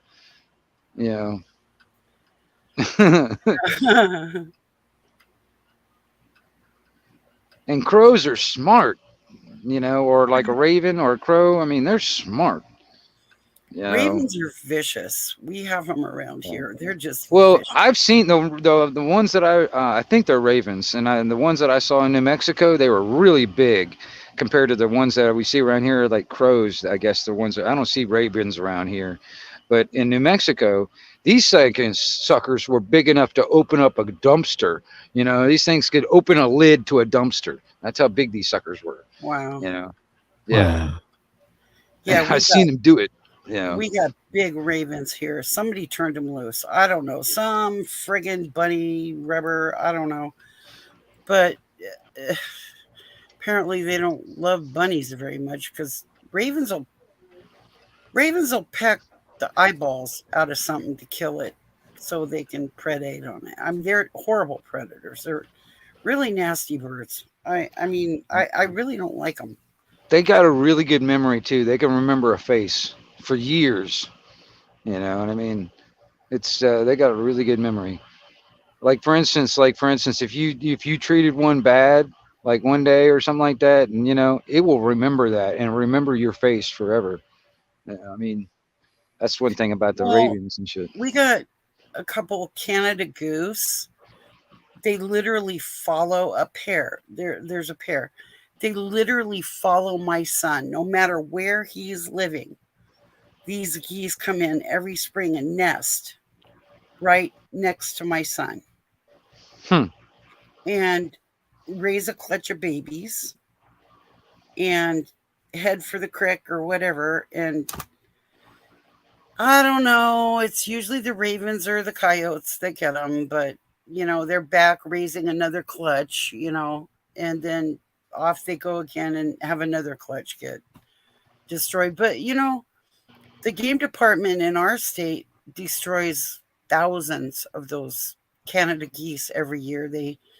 There's a certain time of year where they don't have any feathers and they just herd them into these trucks and they take them and gas them, you know, but What the hell for? well, because they crap on rich people's lawns and we can't have that. And they are in the park. Dude, that's so And- fucked up. No, I shit you not, man. I ain't shit. Yeah, I know. It just the first thing that popped to my mind when it come down to like is that where you know how DeSantis sent all those damn refugees to freaking Martha, was it Vineyard, yeah, Martha's Martha's Vineyard. Vineyard and stuff. So I was like, that's what it kind of reminded me of. Get It's them like out of they- here they- before they, they- crap on our lawn. Exactly. Gas them. Do whatever you got to do, but we've got our I know. card, It's the and we've same got it all, attitude. God damn it! It's the same fucking I'll let 'em attitude. in. You know, I thought this was a sanctuary city. Sanctuary. Yeah, well, a goose would be able to raise a clutch of babies if there was any sanctuary in this state. 'Cause I'll Oh, yeah? tell you, they just gas them. They gas them. That's And, crazy. Man. You know, there was some whistleblowers in the game department, and they basically have been silenced because you're not allowed to tell what they do. I mean, oh my God, I could tell you stories that you wouldn't See, even that's the thing. It's like, you know, the real investigative reporters, if they could get that kind of information and get it out where they wouldn't have to worry about retribution or payback, or, you know, anything like that. Oh, You know, that's the thing. It's like getting the information out where, for instance, you know, you won't get like accidentally suicide, you know, kind of like you wouldn't get Hillary to, you know what I mean? well, you'll get suicided if you turn the people think the game okay, here's the thing is they're justifying their jobs. They will sit there and say, oh, we only have so many wolves in Washington State.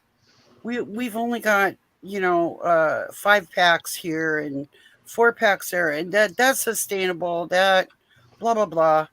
But really what's really happening is they refuse to give the real numbers Mhm. so they can go out and justify their job to helicopter shoot or whatever, which is completely and totally illegal for anybody else to do, but the game department apparently can do whatever the hell. You know, they'll helicopter shoot cougar and Yeah. they'll helicopter shoot wolves, and it's all just shoot, shut up kind of thing, you know. But they're literally underestimating the amount of predators that are in the environment to keep themselves in a job, and plus they get all these government grants, Mhm. right? And so it's just like this vicious cycle of absurdity, and it's got to be stopped. This, and you know what, really, I mean, we had a little kid in Washington State at the school bus stop, little kid, and this big boar raccoon came up and just ripped his face open, probably for the kid's lunch. you know, like he smelled lunch in the bag or something. Literally mangled this kid, and they don't even really let it get out that some little kid got mangled by. And let me tell you something about these boar coons in Washington State. They fit on a coyote stretcher. That's how big they are. If you were to Right. trap one, they are Okay. that big. That's how big they are. And these cougar attacks, like up on Vancouver, like 11 cougar attacks on human beings, they don't let that out. They don't tell people. We have a cougar that went through my valley just the other day. And I mean, I'd leave my door open. Thank God I've got these big dogs, because if it came in my house, and I've seen literally on YouTube 5 cougar cubs on somebody's deck just laying there like they own the place. I don't know, man. I'm telling you, I like cats, and I like the idea of big cats. If they weren't, I mean, see, wild is just a whole different story, you know. Like if I had a cougar from birth and raised it, that'd be a different story. But like wild cats, oh man, I'm kind of worried about that kind of stuff, man. You know what I mean? Because I mean, you know, I don't like anything that's. I put it this way: even snakes. All right, now if it's a venomous snake and it comes in the yard, I'm gonna take its head off. That's just the way I am. You know what I mean? A gator comes in. If I'm walking down to the pump house, I don't need a cougar jumping down out of the tree from 20 feet and grabbing me by the head. Okay. Exactly. You know what I mean? Yeah. No shit. I don't blame you. I mean, you know, that's the same thing when I think about like when it comes down to the bears. They can get vicious, especially if it's a mama protecting its cubs and stuff like that. They can get pretty bad. And then you know you got alligators and snakes and stuff like that around here in Florida. And I just well, I remember a few years back, and I had this old horse. He had to be like crowding 35, and it was my last horse. I said I was never having another horse, which is probably a dumb thing to say because I probably will. But I said at the time, and this horse was literally born on my lap, okay? And he was 30, crowding 35, right? Oldest horse in the county, bar none. And there was a cougar on the island, and I would go out and I could smell cat piss, like bad. And I don't have cats, right? Like I would go up to feed the horse and I could smell that stench, that powerful cat piss stench. You know what I'm talking about.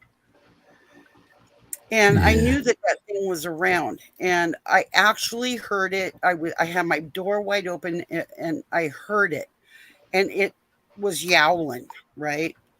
And I was like, oh crap. So you know what I did? I went ahead and I called the cops. I said, here's the deal. Nobody's doing anything about this cat. And this is my last horse. And this is the only time I'm going to tell you, somebody better do something about this cat or I'm going to kill it. And the next week, I think they caught it in a trap a couple of miles from my house. So if you complain, I guess the squeaky wheel really does get the grease. But I just wanted my horse to be able to live out his last days, you know. Let me ask you: did they release it somewhere else, or they didn't euthanize no, it? I think no, because he was so habituated around humans. I think they decided to put him down. But Right. yeah, I don't know. Who knows what they do? Well, I mean that's what some farmers would probably done anyway. You know what I mean? We never had possum on this island, and lo and behold, I was driving down the road one night and I saw a possum, and I'm like, no friggin' way, man. No way did I just see what I thought I saw. No, we never had them here. It did not swim 6 miles to get here. No. But here's what was going on. Animal control was catching these things, and they got caught turning loose animals over here. They got caught.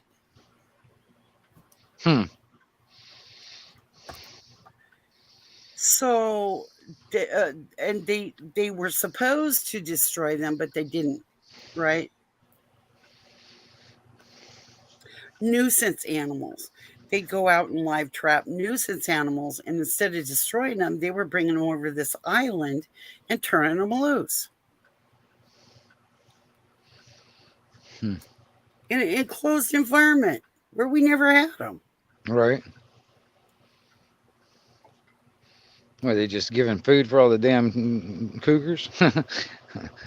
Well, now the cougars, granted, they can swim this far, and the bear, real easy. They swim right there. Not a problem. Deer swim it like they're walking through the woods. They don't care. I mean, but yeah, there's stuff going on with the game department that is unconscionable. And they need to be called to task on it for sure. I mean, we're spending billions of dollars shooting freaking pigeons. The game department gets paid to shoot pigeons. Think about that. Pigeons. You know, it's kind of funny. I was sitting there on just the pigeon scenario. I was talking to some people out there in the UK. There's some people actually believe that pigeons are actually not real. They're robots. They're not real. Oh, really? Yeah. Pretty crazy. Yeah. That's seriously funny. I was like, no, they're not robots. Those are robot eggs and robot babies that they're having. Yeah, right. Yeah. Yeah. It's like I could bet you $10 I can go out there in the yard with my damn BB gun and shoot a pigeon. That damn thing is not gonna have any robot shit in it. I know that for sure. What would it look like? Microchips fly everywhere. Well, no, I mean, there was like some people were saying it's like, yeah, they got this like all this like camera gear and all this robotic stuff, man. All you got to do is like look up their ass and you can see all this shit. You know? Maybe they got some, they're saying, I'll tell you what, I saw this big bug land on one of my trees, and the way that it landed, it was like it hit it really hard, right? And I was sitting there with one of my friends that was a real conspiracy theorist kind of dude, right? Or what people call conspiracy theorists, which are pretty much, well, this is before he got... A thinker, somebody thinks. He got unalived, put it that way. He's no longer alive. But anyway, this thing hit the tree, and I looked at it. God, what is that? A big locust or something? What is that? He's like, it's probably a drone. It's listening to us. It's listening to everything we say. Oh my God, crap. How about if I hit it with the garden hose? What do you think will happen? You think I'll turn son of a bitch? And I did. I was like, get out of here. The only problem is we have that technology today. You know, that's the only big problem about it. You know what I mean? Yeah. I'm not saying that's like that was what it was, but I know, but can you hit him with the garden hose and short circuit the son of a bitch? I don't know. You know, I started thinking about it. Like, okay, I was having a conversation with somebody else about it when it comes down. I'm like, okay, let's say Terminator does come about. All right. How would you go up against this sucker? You know, and I started thinking about it. I was like, I probably revert to my childhood days, you know, like, I don't know, throw money at his eye or try and trip it or something, you know what I mean? I don't know, something they wouldn't expect, you know what I mean? It wouldn't calculate as I don't know. I started thinking about it. It's like, how would you defeat it if it decided to come at us somehow? And the way it can just like absorb any kind of projectile and mend itself within seconds. If the brain inside it is smarter than every human on the planet, how would you outsmart it? Mhm. Yeah, it's an interesting quandary. I don't know, because the Well, remember I technology is was telling so you fucking close. to What? get on that the speech that John gave to the mother of the future dude. Ah, God. Future Remember? dude. Yeah. Uh, Okay. Remember the guy who he was saying you can't do anything. Oh, the speech. It was like a 2-minute speech of how you cannot defeat this thing because of it doesn't feel, it doesn't.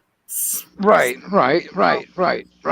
I understand that, What was but the like name of for instance, the chick that was the mother of the hero in the later movies? what Sarah Connor are you talking about? Sarah Connor. Okay, John Connor's mother. Right. Okay, the guy who got sent back from the future was giving her a speech about the Terminator, Right. and he told her all of the details about what you cannot what it doesn't do and what you can't do to it, right? Right. He was letting her know every nuance of the enemy, right? And it was almost undefeatable. Well, I mean, you think about it. Like I said, if the brain, the AI or whatever the ASI is in that thing and is controlling the physical part of it. If it can think, if it's smarter than every human on the planet, how would you outsmart it? You'd No, have to. no, You couldn't be predictable for one. You know, um, kind of I like a mean, chess game. You would have to actually think a couple of moves ahead of that. You know what I mean? Um, Yeah. because I started thinking about it. It's like, okay, we have this technology that is available at this moment. If they really wanted to push the button on us and use the robotics, which there are some countries out there, they use that instead of expelling, actual people, and because it's so much cheaper. You don't have to worry about people. That's the thing about robotics. It's like you don't no. have to worry about people disobeying orders. You don't have to worry about feeding them. You don't have to worry about medical shit. None of that. um, so Well, then I have to take it a step further. Why are we so important? Why are we even kept alive? Why are we allowed to go on? Um, oh what's man, I wish I could about actually us? share videos. Because I wish I could share videos. we really are friggin' DNA royalty. We really are. They need us. They can't do what we can do because we were given a footprint on the soil of this earth that they didn't get. And they are jealous. Yeah. We were given gifts. They call it junk DNA. Really? Is it junk when you go to an Arctic region? Is it junk when you go to the tropics? Is it junk when you go to a desert? How come we can adapt to pretty near anything? We can adapt. Where's the junk? Yeah. Where's the junk? We don't have any junk. No matter what environment they put us into, vapor canopy, blazing sun, icy conditions, we can adapt. We figure it out. We're that clever. And not only that, we have a connection with the absolute creator of all of this. And he might just be interested in how we deal with it all. And there is no junk. Anybody tells me I got junk DNA or that I'm made of some kind of monkey stuff, no, I don't think so. Come on, monkey, you and me, let's go. Because I can put a apple in a jar, and that monkey is going to get his hand stuck in it. And he's not going to be smart enough to let go of that apple so he can get his hand out. Or I'll turn the jar upside down and shake it, and, I'll figure it out. I'll reach in there and cut it. But monkey, nope. I'm not related to you, monkey. I'm as related to a monkey as I am an earthworm. I have the same amount. I have the same amount of DNA as an earthworm as a monkey. Eat that, scientists. There's your science. I am the science. Well, there's your science. Come on, man. Think about it. Do you have any junk DNA? Well, are you what? You just haven't been put into an environment where all that DNA will come into action? It'll just automatically click in. It'll just go click. I can't wait until I get my superpowers, man. That's what I want. We have them already. We're not going to get them. We've already got them. Well, I need to figure out how to turn them suckers on.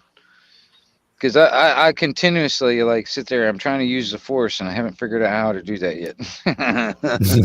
Well, I'm working on it, man. Because, seriously, I'm going to have to know how to use the Force if I'm going to get a lightsaber. And I want a lightsaber. I know. You already said that. I do. I really do. You want a George Jetson car and shit, too. Yeah. TARDIS. I want a TARDIS. If from Doctor Who, I want a TARDIS. That would be badass. I want a spaceship, period. Just because I'd be happy with the Spaceballs Winnebago. Yeah. I'd be happy with that. So you're not going to hitchhike through the galaxy. Yeah, well, I do. Oh man, that would be an awesome ship. That would be an awesome ship. Or no, what would be? Was it Guardians of the Galaxy? That ship would be a good ship to have. Or remember their TV show Firefly? That was a cool ship. I don't know. Actually, I'm kind of out of the loop when it comes to TV shows and movies. Well, I love sci-fi because I know sci-fi eventually will be science fact. That's how it ends up all the time. Well, look at Star Trek. Flip phones and communicators and. Yeah. Well, I'll give you another example. 2,000 Leagues Under the Sea was written 200 years before the first submarine. Science fiction, science fact. Yeah.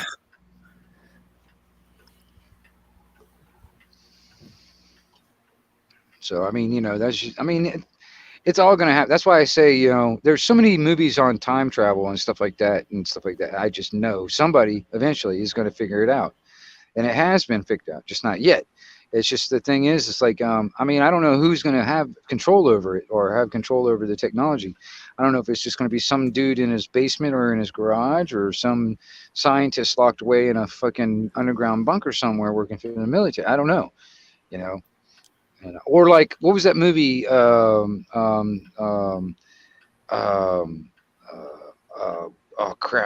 Looper. Where it was actually the mafia that had control over it, and that's how they dumped their bodies and stuff from when they killed somebody. They take them back into the past and dump their bodies into the past. Man. Yeah, that's just crazy. I'll be right back, fellas. I've got to take a little girl break. 10-4. QSL. As for my ship, to quote Chief Engineer Scotty NCC 1701, nobody A, B, C, or D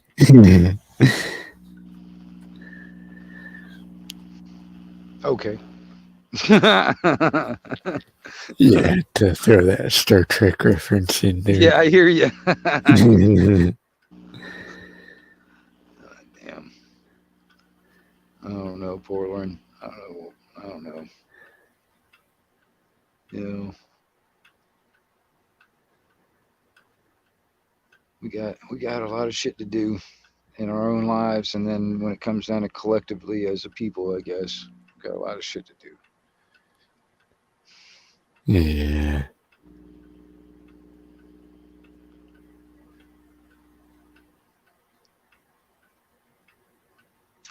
I don't know.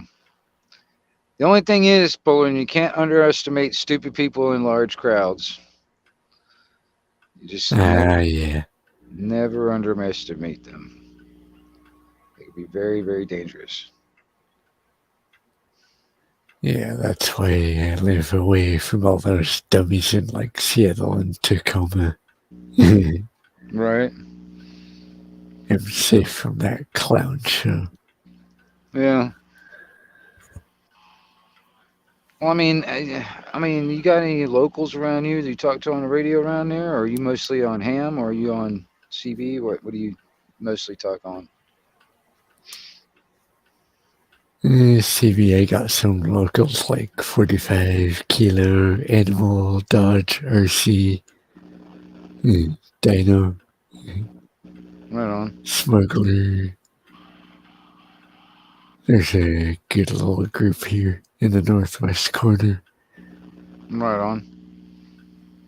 I've made a couple of contacts out there, man. I've got them written. I got a book full of contacts and stuff, man, from a while back. But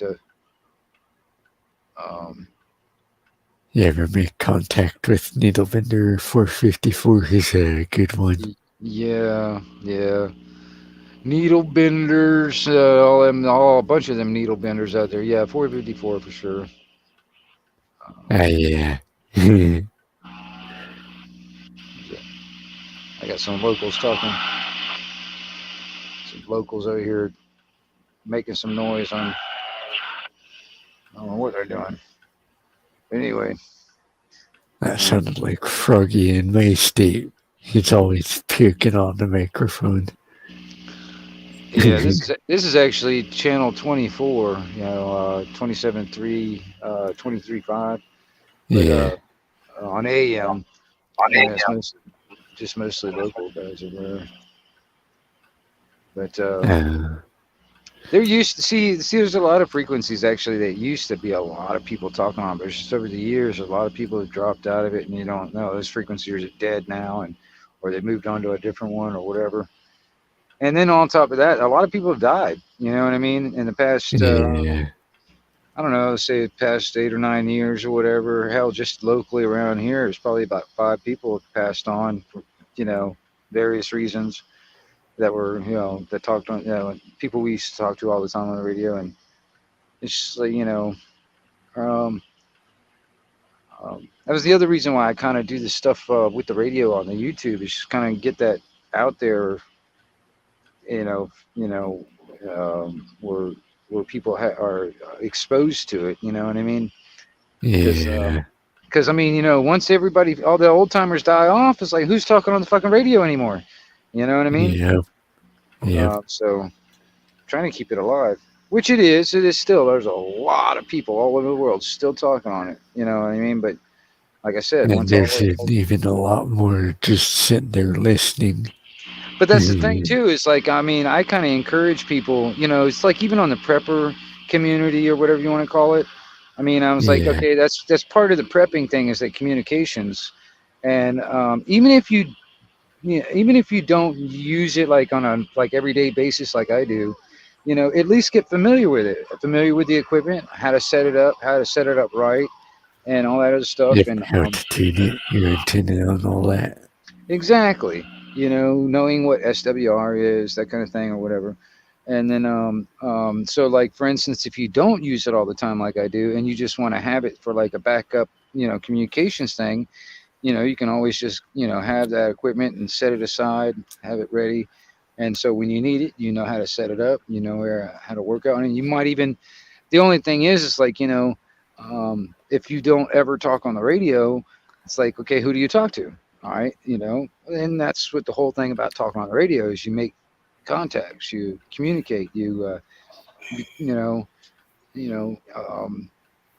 you call it? Network. You know what I mean? Yeah, I just asked my son yesterday. I said, "You still got your OCB?" And he goes, "Yeah, I do." And I go, "Well, maybe we ought to take that old thing out and dust it off and see what it can do." Yeah. What has he got, like a mobile type radio, or is it something like a base station? They used to carry them around before the kids had cell phones, right? Right. Here, they all had CBs. Yeah.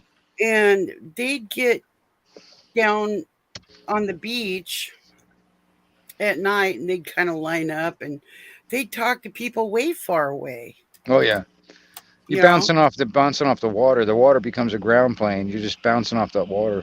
Yeah, they'd go down right there to waterfront on the Sound, and they could talk to people. And some of the kids had these really big antennas on their vehicles,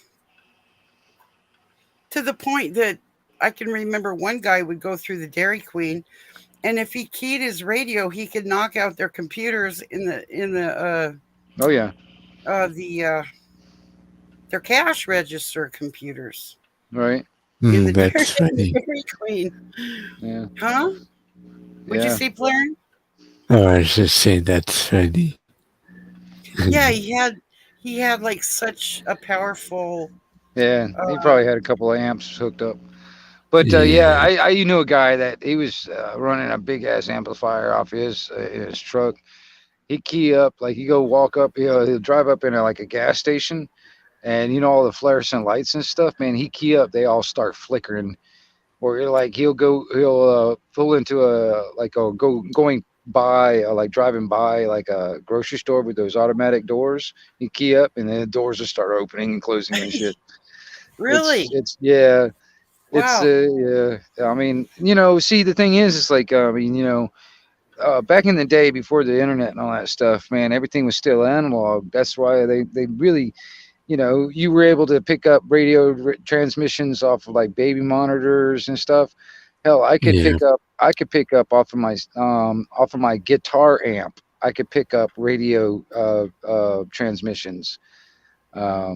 There was this one time, my buddy, he's got a big amp in his house and stuff like that. He's for his base station, whatever. Well, he was sitting there having a conversation with a friend of his. All right. Well, there's this church. It's like, I don't know, probably about 2 or 3 blocks down from his house. Well, his half of the conversation, they didn't hear the other half. They heard his half of the conversation comes through the damn guitar amps at the church.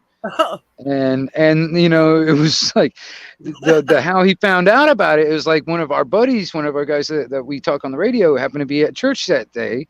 All right. And he heard the conversation. He's like, "Hey, John, man." It's like, "Hey, did you have a good conversation with so-and-so?" And he's like, "Yeah, how'd you know about that?" And he's like, "Yep, you came through the damn guitar amps over at that church."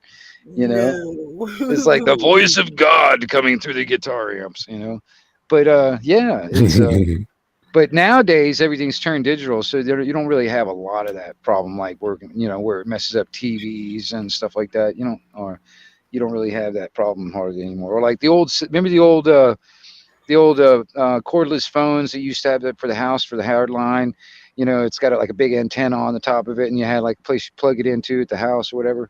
Oh, yeah, anyway, like the old 49 megahertz phones. Right. You used to be able to bleed into those too. If you had enough wattage coming out of your radio, you can definitely bleed into those type of phones back in the day too, because they were on a megahertz bandwidth.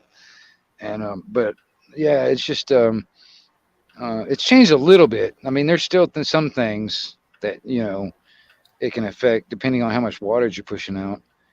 But I'm nowhere near like some of these other guys out here. I mean, I'm running what I can do out of the radio, and that's really not that much. But and there's some guys who are running like John. Man, he's got an amp that he can push a kilowatt out of out of his station. And Oh yeah, that's like my neighbor 45 kilo. We can basically put it on a dummy load, and I can still hear him talking away over that dummy load on my receive. No shit. Yeah, Well, yeah, no, yeah. because he's See, I don't much really, power. I don't really need it. I mean, it's nice to have, but I don't really need that much. You know what I mean? But that's another thing Yeah. too. The experimentation I was doing with the analog television frequencies and stuff. That's the thing too. I got to figure out how I'm going to amplify it if I want to figure out how to amplify the signal, and then I got to figure out how I can make like an antenna. Because I know the length that I need, but I'm just trying to figure out if I want to make it like a dipole type of thing or like a Yagi type, like a beam. Yeah. I don't know yet. I'm not sure yet how I want to do it. I just need the reason why is because I want to extend the range. Like for instance, if I got a setup and my neighbor's got a setup over his house, all right, I want to be able to talk back and forth to my neighbor, for instance. So I need to actually get the range out of my yard. So I got to get it to where it will, stretch out far enough where I can get to my neighbor's house, And then, for instance, if I can get it to where it go further than that, and you get a couple other people out there doing the same thing, that'd be kind of cool. Because I mean, I started thinking about it. I wonder what that would look like on a TV monitor. You hear you hear when the skip starts running in and everybody's coming in at the same time. There's like 40 people all talking at the same time. Can you imagine if every single one of them are actually transmitting a video signal also, and you're sitting there watching this on the monitor? I wonder what that would look like. That would be pretty cool. You know what I mean? The strongest signal would be the best video. You know what I mean? It would be kind of neat. Oh yeah. Well, can I ask something?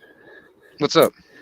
I want to know your guys' opinion of with all the prep this, prep that, prep. Right? It's all, and to the nth degree, and it's to the nth of absurdity and running scenarios in their head that are probably never going to happen. But I just want to know, why aren't they taking communications more seriously? I don't really have a good answer. Give it to me straight, guys.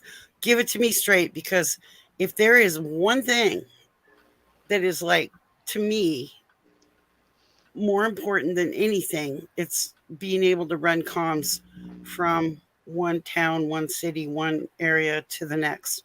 Well, I mean, it's definitely up there. It's definitely, I mean, to me, I think, okay, you got food, water, shelter, communications, medication, defense. I think those are the main things. You know what I mean? They have, what do they think, their cell phone's going to work? Are you serious? Well, I don't know. I mean, I hear what you're saying, because I do see some of these prepper channels. That's all they really focus on, is like stacking all these canned foods up to the ceiling or whatever. Yeah, right. You know what I mean? That's not, or arming up with a bunch of ammunition and shit. You know what I mean? So I mean, I don't know. What do you got there, bro? Krakow Radio 2. Satellite phone? What the hell is that? That's a CB radio, Krakow Radio 2. Wow, that's an old one. Look at that guy. That was the handheld back in the day. That was a handheld radio back in the day. Yeah. See how big that thing is? Like I told you guys, my dad was half of a radio in World War II, and he had to be with his buddy. Well, okay, to transmit where on the front lines where to shell. Yeah. Well, Polar, now that's a crystal radio, so that has got how many channels in it? Like 3 or something like that? Or how many channels it got in it? No, it's actually got all 40 channels. Oh, really? Okay. Yeah. Okay, cool. Look at that. Look at that thing. Oh my God. You're blowing my dress up. I mean, I am impressed. I you am know, impressed. And not only well, that, but he's got it charged up. Yeah, I'm gonna tell you, man. Communications is a big thing because I mean, honestly, I mean, it's just like coordinating, trying to figure out what's going on. It's like that's I've talked to like some of my local buddies around here. If everything goes to crap, and like for instance, you happen to see a bunch of tanks rolling down the street, you better tell me about it. You know what I Wouldn't you mean? like that to be able to hop through and let everybody know Right. down the line, all the way wherever? And hey, this might Yeah. be coming. Oh yeah, what do you got Is there? that a Bofang? Is that what that is? Paddle boat. Yep. Yeah. I got one of those.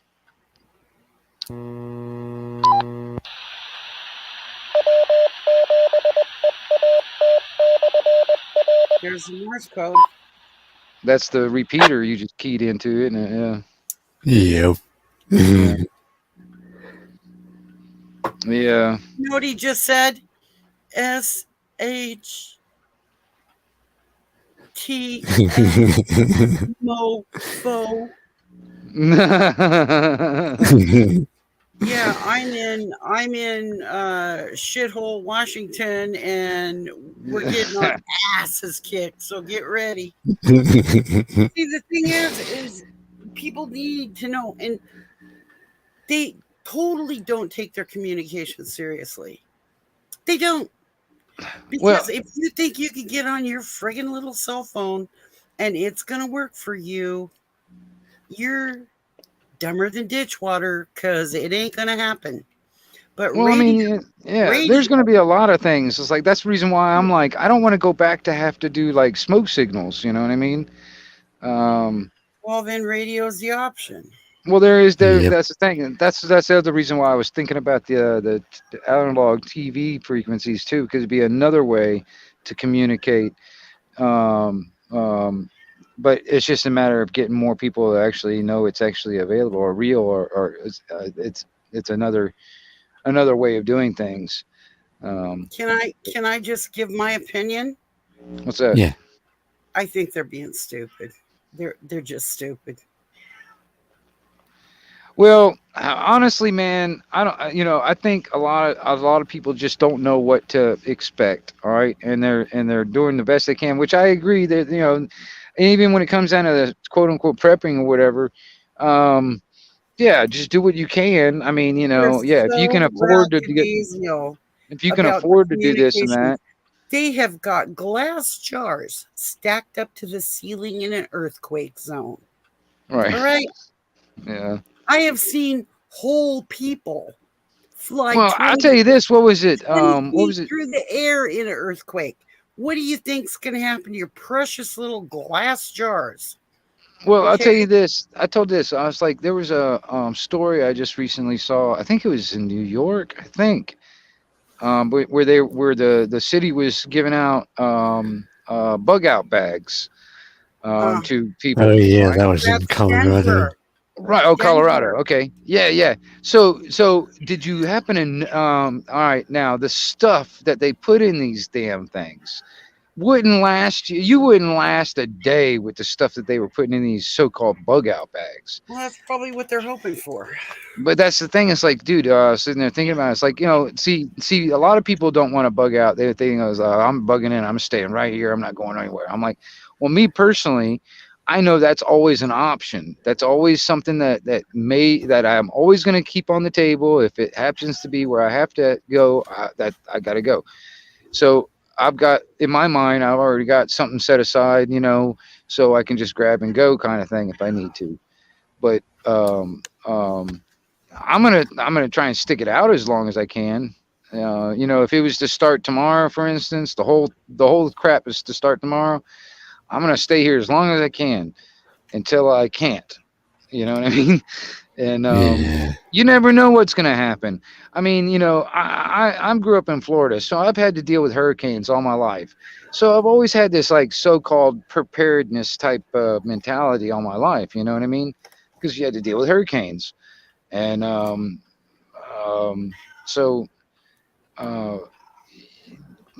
this, but that was another thing too that I noticed when Hurricane Michael came through. When it comes down to the radio stuff, they were actually wanting more ham operators to come in and relay messages. They couldn't get enough ham operators or enough people on the radio to relay information. Because when all the power went out, the cell phones went down, all the local radio stations went down, everything, because there was no power left. So it was a big deal. Like, for instance, there was like these shelters that for a lot of the people, because of the hurricane, you know, they were running everything off of generators. Well, they needed ham operators to relay to get more fuel for these generators and stuff like that. I remember listening to this stuff on the radio. I was listening to the 2-meter band, and I was listening, and that was another thing too. The CB band was very underused. I mean, there was not a lot of people using the CB band to actually, you know, like figuring out where all the blocks, you know, the trees are in the road or traffic, nothing like. I felt it was very unutilized this past. Yeah. You know, I've but I heard was doing my before. best. I know I was, because I was on the air through the whole storm. All right. And I'm going to tell you something, man. That was another thing, too. I was kind of helping out what I could when it comes down to it.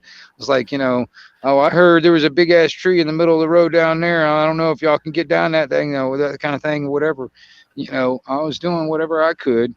But, you know, we got bad storms up here, and I can remember one day I stepped over this 2-foot tree that was laying in the middle of the road and went and talked to this woman that was on the other side of the street.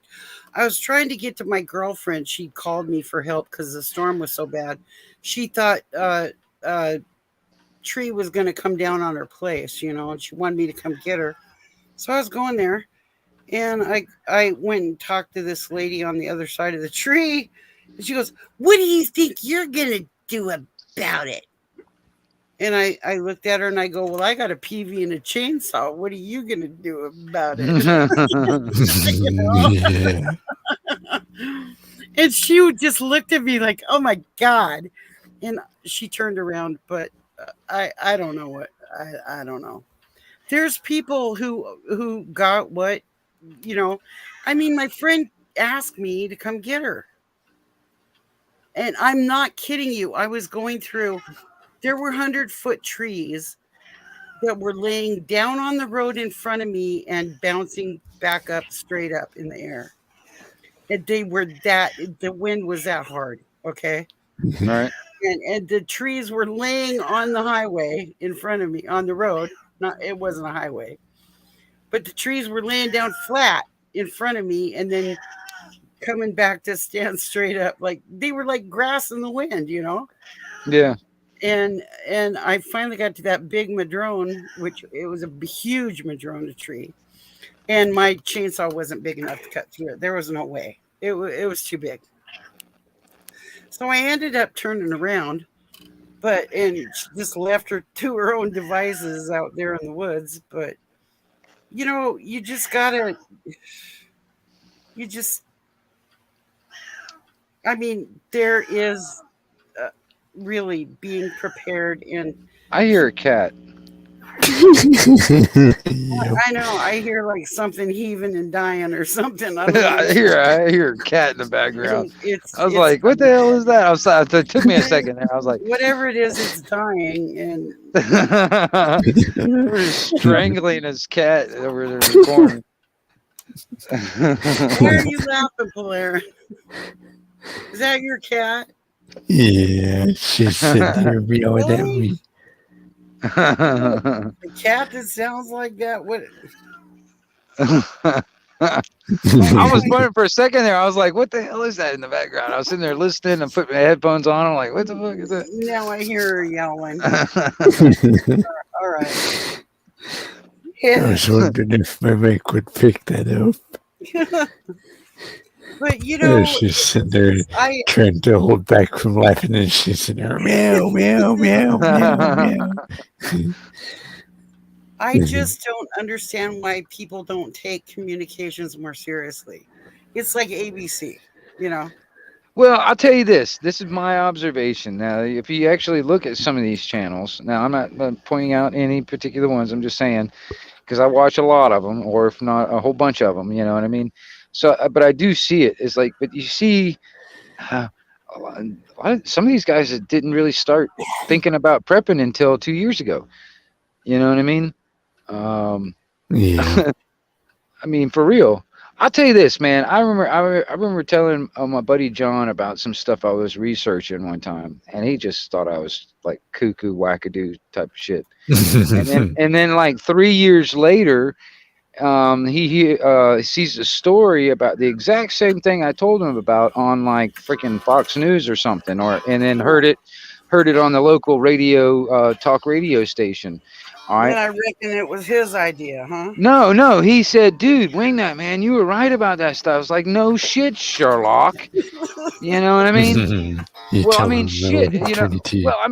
Well, the thing was, is like, you know, just because it came out of my mouth, it wasn't quite credible. But when he saw it on Fox News, it became credible.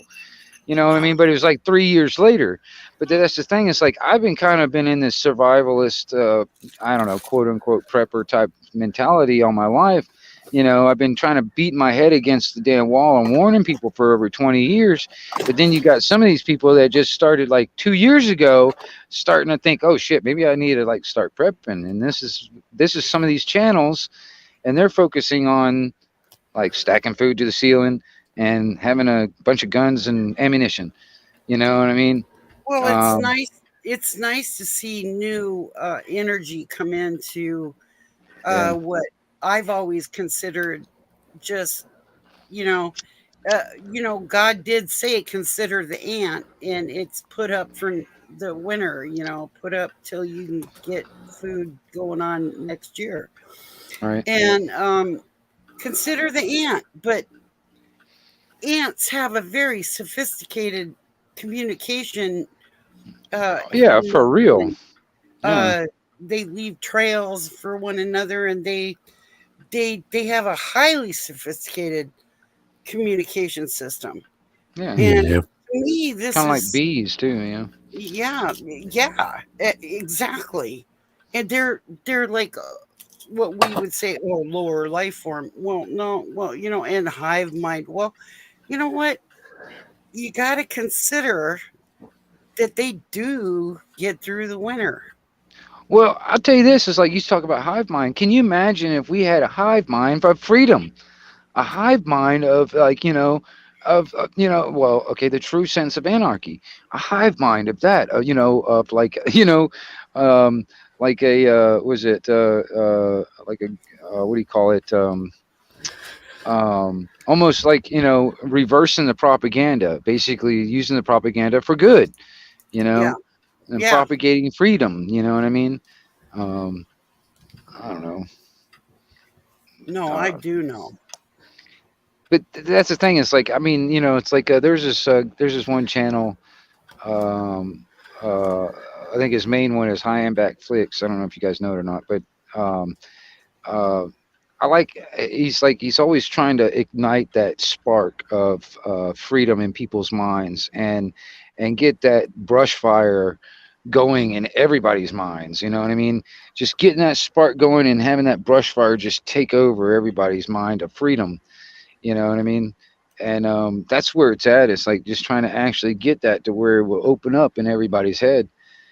Because the thing, there's so many damn things that are blocking it. I think, all those external sources kind of, you think about all these things trying to bombard you every day, you know what I mean? And is freedom, the idea of freedom, or even that, is that even being bombarded in your head? I mean, where do you see that in everyday, media and billboards? I mean, where do you see that kind of stuff? You don't see the propagation of freedom or the idea of like, individuality and all this other shit. You don't see that. I'm kind of because getting do this or you're enemy of the state. Right. I'm kind of getting a little vision in my head right now. I don't know why. But getting a bunch of children, putting them out in the open field, opening up a sack and saying, put all your communication devices into this bag before you come in here. And tell those children, now, Now what? And just see what the most important thing is to him. Well, I mean, even, okay, check this out. I You can know what? assure you. You know it's what not popped in my gonna- mind though? Go ahead. Go ahead. No, tell me what popped in your mind. Well, what popped in my mind is I remember watching this guy. This is another guy I follow on YouTube.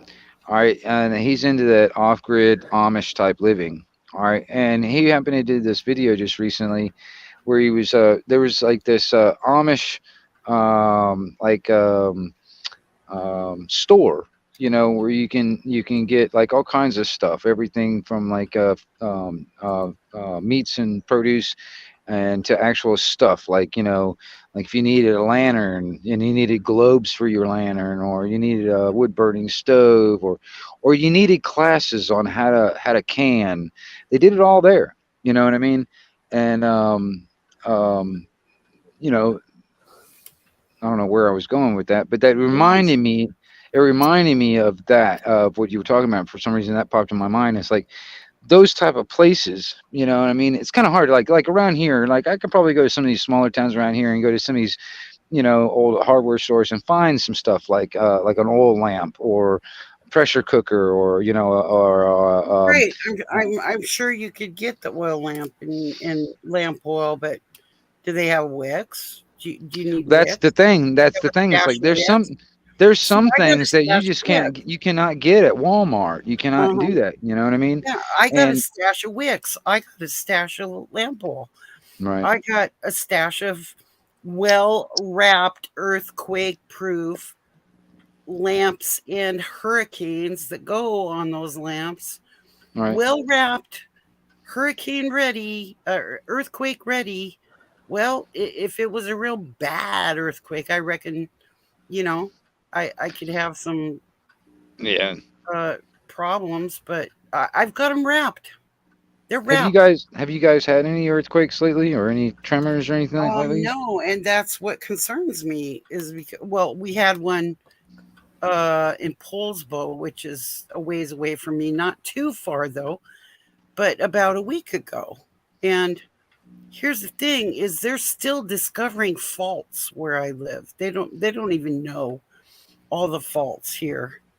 And I was in one of the worst earthquakes I've ever been in Seattle in the 60s, and a horrible earthquake in the 70s. And Selmar was the earthquake in the 70s. And literally, my bed was hitting, I was stuck between my bed and the ceiling. People do not realize, I mean, how bad the bouncing is, right? The sheer force. And we're not talking easy. I mean, when I got smashed between the ceiling and my bed, it was pretty damn bad, you know? All right. And Yeah, it sounds bad. so these people with their stacked up beautiful cans of Spam, they're all going to be friggin' out the garage door in the next county if you know it's a really bad earthquake. I mean, Yeah, it's I'm gonna tell you, if like unbelievable. if what's it the where Old Faithful and all that stuff is, if that Yeah, ever go that's the heart of the earth, according to the Native Americans, and that's if in that thing ever pops, I'm gonna the tell you, Yellowstone. right? That's what they call the natives call that the heart of the earth. If that thing pops off, that caldera, yeah, huge. Well, And I actually started thinking about that. I Yeah. watched Mount St. Helens explode. I went to the beach with my kids. I saw that there was so much static electricity in that cloud of ash that was coming out of that volcano. You could see the lightning, hear the thunder. It roared, and we were, you know, over 100 miles away. And the poof of volcanic ash that was getting launched into the upper atmosphere, 30,000 feet, easy, in no time at all. And I'm standing there on the beach with my kids going, that is a volcano going off, kids. That's what it looks like. I And remember seeing video footage of that, or somebody had a video tape when that went off. I remember seeing that. I man, can't I'm remember. telling you, you could feel it where I was. And then the ashfall started. And they got it the worst over in Eastern Washington, but we got some ashfall here. And it was nasty. Just really nasty stuff. But my kids got to experience that because I took them right down to the beach to watch it. You know, May 18th, wasn't that 1980? Shoot, I cannot remember the day it happened, but Yeah. I remember watching a video that somebody had took of when it happened. I think they were at like one of those, like I don't know if it was like a restaurant or something, but I don't know. I had a bunch of windows and it looked out. You can see Mount St. Helens, and it was like below it. And I remember seeing a video of that. That's all I remember. But, I was young then too. Yeah, you were young because you're just like a year from my son's age. Yeah, I was young, so I And remember that though. I took the kids to the beach to watch it, and it was impressive. I'll tell you what, I was just like, whoa. Yeah. And what's funny is, nobody ever really asked me what Lituya means. I dodged the largest landslide tsunami on planet Earth. Lituya Bay Wow. had the largest landslide tsunami on planet Earth. And my brother needed to be born, so my dad took my mom to Juneau and headed back to Lituya Bay because that's where we lived. We lived in Lituya Bay. And the people that we anchored next to all the time actually rode the wave. The Ulrichs, Sonny and Harold Ulrich. Harold was the dad and Sonny was the kid. I remember him because he used to pull my hair. Sonny did. But they're both passed away now, but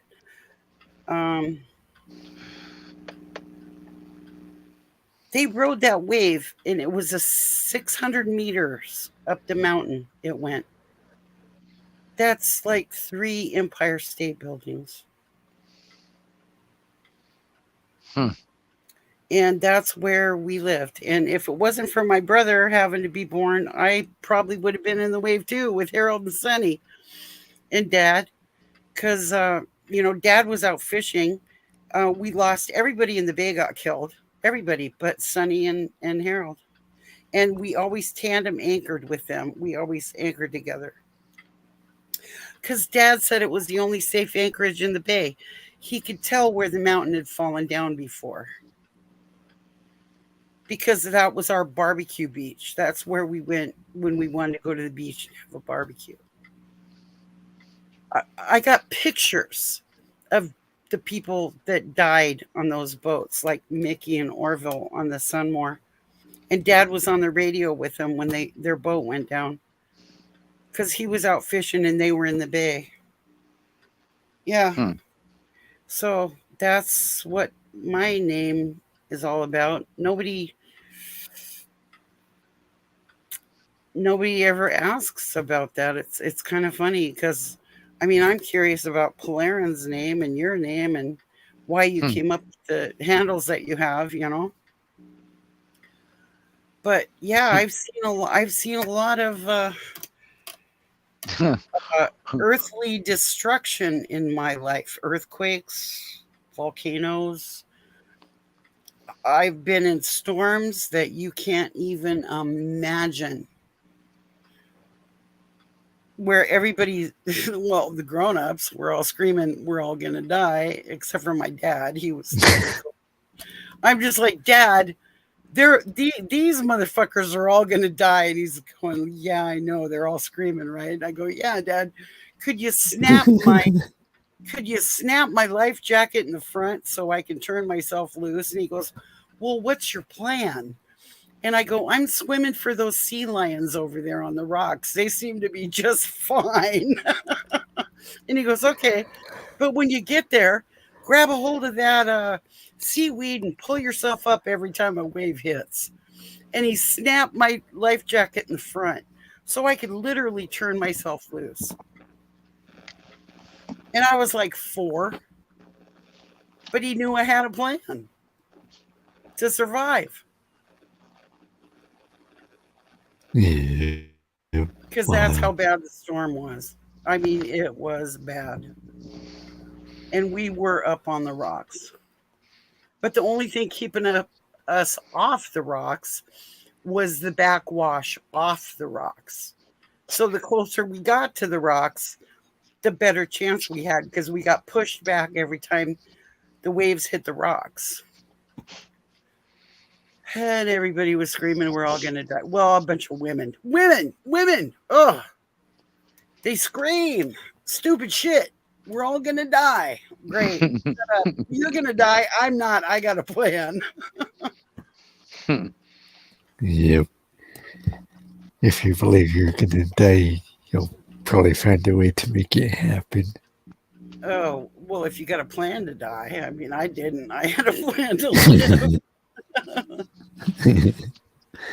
But we got to have communications, man. That's why I want to get my son to dust off his CB so I can see what kind of guts it's got.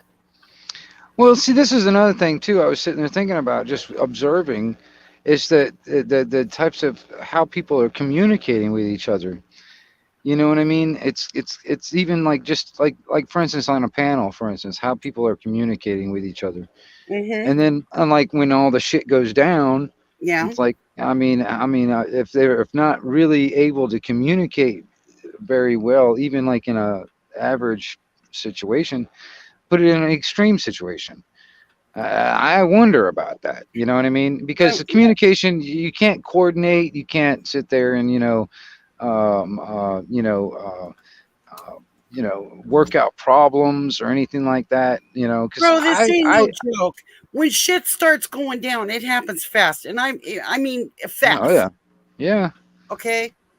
I mean, you can have 99.9% of your life just go along easy peasy, and when shit happens, it's like now. Yeah. And you don't get to play. You better know what you're doing. You better have it going on. Something, an idea. I mean, that's the thing. Is like, me personally, I'm just like, well, I have a pretty good idea what they want to happen, and if it continues to go this direction, I'm like, okay, well, I'm just not going to be surprised when it does, when it all goes down. You know, I'm not going to be surprised. I know the first 24 hours are going to be very important, but I'm going to tell you something. Just there's some people, they're just not going to believe it. You know what I mean? Until it comes to their front door, type of thing. You know. That's why I totally agree. Well, that's why I go with that extreme. That's why I go with that extreme with the robots going down the street, killing people. I mean, and the drones are over our heads and stuff. It's like, it sounds like an extreme. Sounds so far off. It's not going to happen, shit. But that's a real possibility. And then some people, it might click and it's like, oh crap moment when that happens. And then there's some people that they won't even have that oh crap moment, even when they see that. You know what I mean? That's another reason why it kind of bugs me when they're trying to normalize robots, all together, with that robot dog and putting robots and all this shit. I saw this robot thing 20 years ago. It was out there. The robot dog. Well, it was more like the robot elk that could run up a friggin' mountainside. I mean, I was like, what the hell? Well, I'll tell you this: the military been trying to think of this stuff, man, for a long time. simply just so they can carry like other supplies and stuff for the troops, Yeah. and uh, and then also do, oh, excuse me, kind of like drones, gives them gives them eyes and opportunities so they don't have to waste a person. They can just send a drone or send a robot in there and do the thing and whatever. And Well, I think that's the first thing you have to figure out about this thing, if it has any vulnerabilities. I mean, can you take out its quote unquote eyes? Can you take out a joint and put it down on the ground? yeah. And once you have it down on the ground, can you Turn it finish off. Yeah, turn it off. Turn finish the it? damn thing off. Yeah. Yeah, But like well, take I out. mean, I'll give you this. I'll tell you this. Like even like if you look at the Ukraine stuff that's going on up there, because there's people that are sending video footage out. You know what I mean? And they're going like all like kind of like not high tech hardly at all. They'll use just off the shelf, regular consumer market drones and hook up like a fucking hand grenade, hang it from it, and then fly over, and then just drop it on them. You know what I mean? And I mean it's so low tech, dude. And Yeah, that's like North Korea low tech. yeah, but it's using off the shelf, just regular consumer stuff. It's nothing like high Yeah, tech military shit. but You know what I mean? I can seriously say they're just playing. This is not what that superpower is capable of. I can assure you. And I can also say that they're retreating for a Russian winter. They've already done the damage they need to do this year. They will sally forth when it's time for men to go to war in the spring. And this, what we're seeing right now, nothing. They've already done the damage they need to do to Northern Europe, the whole entirety of Northern Europe. Yeah. They've done it. It's already done. They played their hand. They folded their cards. They're backing up for their Russian winter. They're going to go drink vodka, have a great time. And, everybody in Northern Europe is going to suffer the consequences for their little stupid alliance with the West. NATO. And now they're going to let them feel it. They're going to let them feel their decision. And I'll tell you what, friggin' Putin is a friggin' military genius. Well, that's another thing too. It's like, you're gonna have that, and also this whole scenario with the Taiwan scenario, and then the U.S. wants to get involved with both of that at the same time, and those two things are actually probably got an agreement together. I mean, seriously, even the way China is actually working their stuff, that's like the template that the New World Order wants to set out. You know what I mean? To have like full control and over the monies, have that. Oh, you mean the social credit the score. credit score thing with their Yeah, people and all that? it's full on template basically. They have it geared up to go worldwide. But that's the thing. It's like, okay, now if it becomes like a fighting thing, because I mean I hear this rhetoric and I'm just like, okay, I hear a lot of shit and all this stuff. I'm like, okay, fine, just bring it on. If you guys stop fucking talking about it, if you're gonna do something, do something. All right, but I hate this fucking the goalpost keeps on getting further and further back. They say, oh, at this date everything's gonna go to shit. All right, well, everything got hot and heavy up to that point. We got acclimated to the point and to that heat, and then it's like, okay, well, it didn't happen. So now it's like, okay, well, now this date everything's gonna go to shit. Now we're back to pussyfooting around, right? Yeah. Well, I mean, it just keeps on getting further and further, like the end goal. Because now I'm starting to hear this stuff about like 2030 and 2040 and 2050, different plans that are supposed to be set for these dates and stuff, and around those times. And this is supposedly what we've got to look forward to, unless something's done. You know, that's the thing. It's like, you know, there's too many of us out here just bickering about bullshit. You know what I mean? It's Because not it really. is. Well, I mean, it drives me nuts because, you know, I know I cannot solve all the problems. You know, I'm not smart enough for that shit. But you get about 2 or 3 billion people all kind of thinking about how to solve this problem. I'm sure we can figure something out. You know what I mean? But it's just trying to get everybody singing the same song. You know what I'm saying? Um, They're trying to wring the last drop out of our sponge. They're trying to, and I'll tell you what, the upper echelon in China and the what I call the Lites, which L means God, which they think they're gods, right? mhm. Ites, they're just the bunch that they think that they're in charge, and there's a few of them playing Monopoly with us, and they're trying Well, to wring the last drop of blood out of our sponge before they go underground because they know what's coming.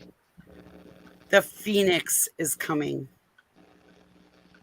well, you know, I'll tell you this. For me personally, you know, I see a good thing when I think of Phoenix, but on It's their a end of it, for them, reset. I could see it. For them, it's destruction for them on their end because they're going to be the As, ones, you as know. long as we're not afraid of it, it will find them because it's looking for them, not us. It's not looking for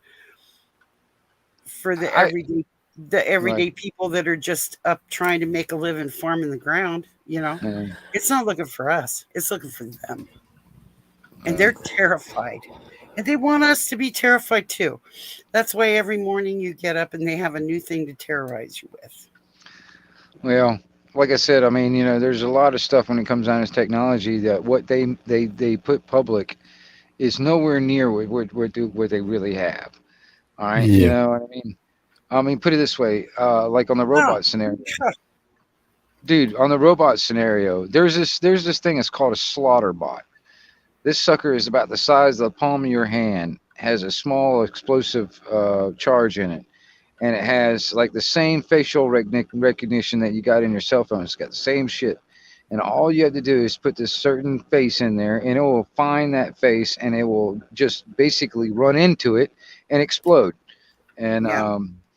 and you can actually buy these things. You can buy, like, put it this way: if you bought like a couple of thousand of these motherfuckers and just dumped them out of an airplane over a city, and then just let them just start wiping you can wipe a whole freaking city out probably, or a good town out. You know what I mean? And With it, one of those Yeah. little Wow. yeah, with a bunch of these things, and that's another thing too. These slaughter bots, they have this technology on the AI system or whatever, where it's smart enough where they help each other. Like for instance, if one of the bots wanted to get into the building, they'd actually one of the bots would sacrifice itself, blow itself up, knock a hole in the window or something, so the rest of them can get in. You know what I mean? It's the way their programming is, and it's crazy. It's just like, you know, that just happens to be one piece of technology. And then you start thinking about what China and then what Russia's developing when it comes into AI and robotics, cybernetics. And then on top of that, you know, remember the old super soldier thing back in the day? You think that would just went away? Yeah, no, no, that's, it didn't.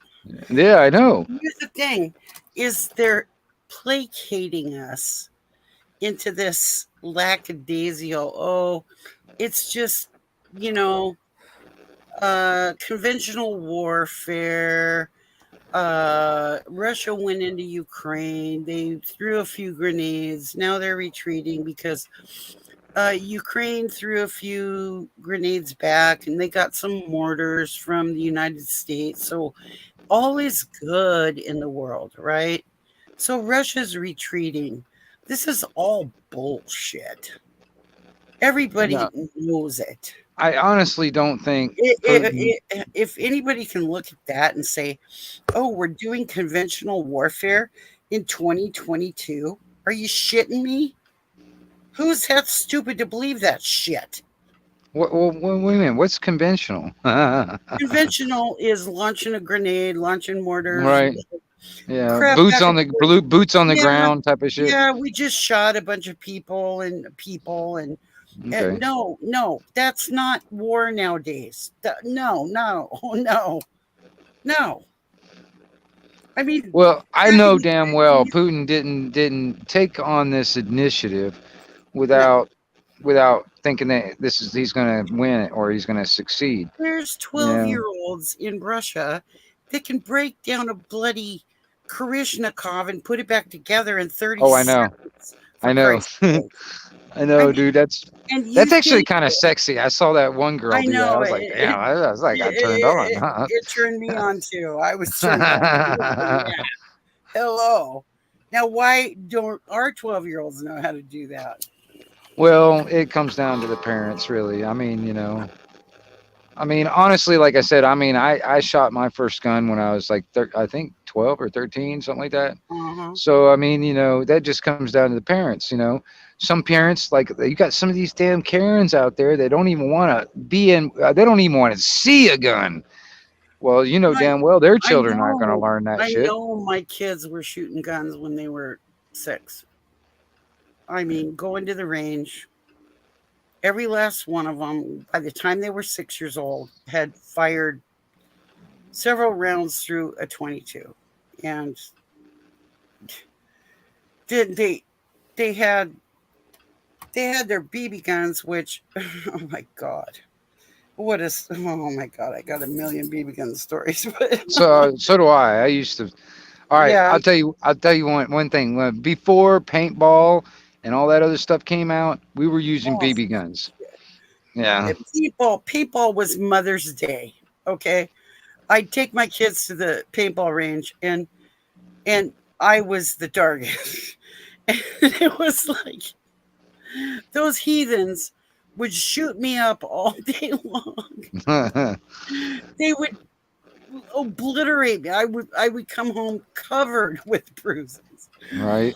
Just covered because Mother's Day was time to shoot home. We had a great time though. I mean, I'm laughing because it was fun, but right. Mm-mm-mm. When before paintballs and all that came out, we were using BB guns. We were shooting at each other out there in the woods and stuff. We get out there in like big ass like military coats and motorcycle helmets and stuff, and going out in the woods shooting at each other. I had a lot of fun, But hell, that's so dangerous, man. Yeah.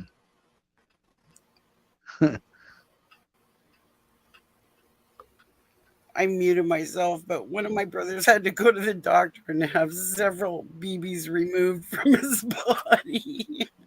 Oh, wow. Yeah, he had one in his chin and one in his arm, and I had one in my leg that I took out myself.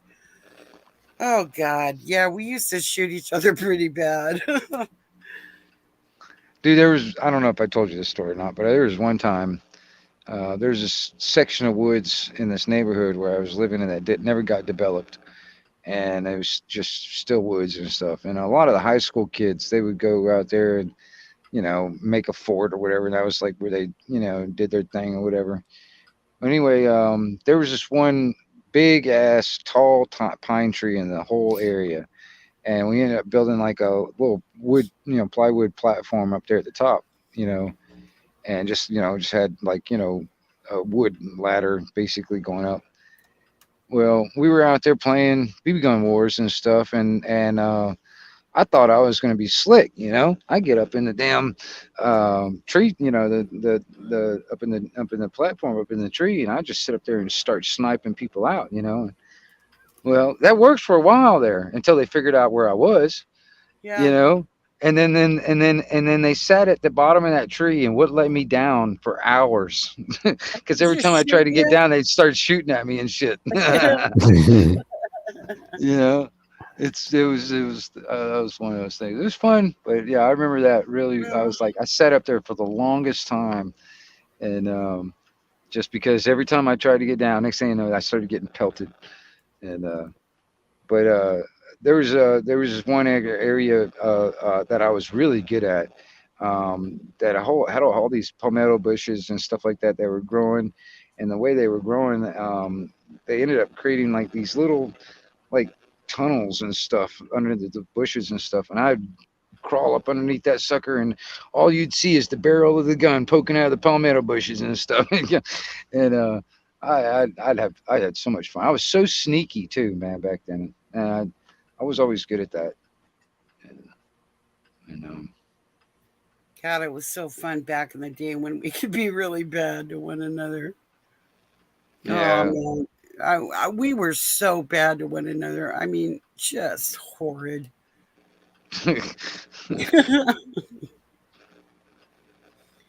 Us kids, you know. But the next right. day, all was forgiven, and we were back to being bad to one another again. And man, if we got in trouble for some of the stuff we did, we got the worst ass whipping, and we were still back at it the next day. And the parents would go over to the other parents' houses. You know what these kids are up to, and the other kids would be getting ass whoopings, and we'd be getting ass whoopings, and we'd still go do it the next day. There was just no stuff. Dude, there's been a lot of times through my younger years that I'm like, I'm surprised I'm still here. I mean, know we were so really- bad. I'm serious. I mean, I there was a time I'm serious. I never thought I'd make it to the age I am now. I mean, at one time, I never thought I would be this old.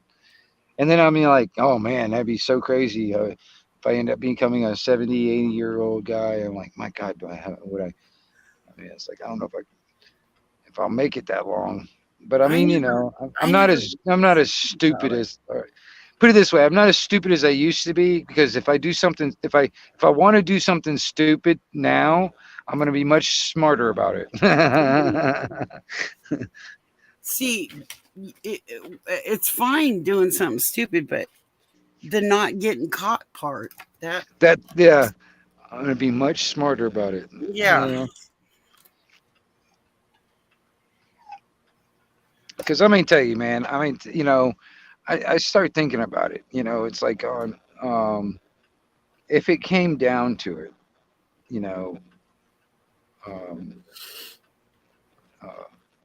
how to because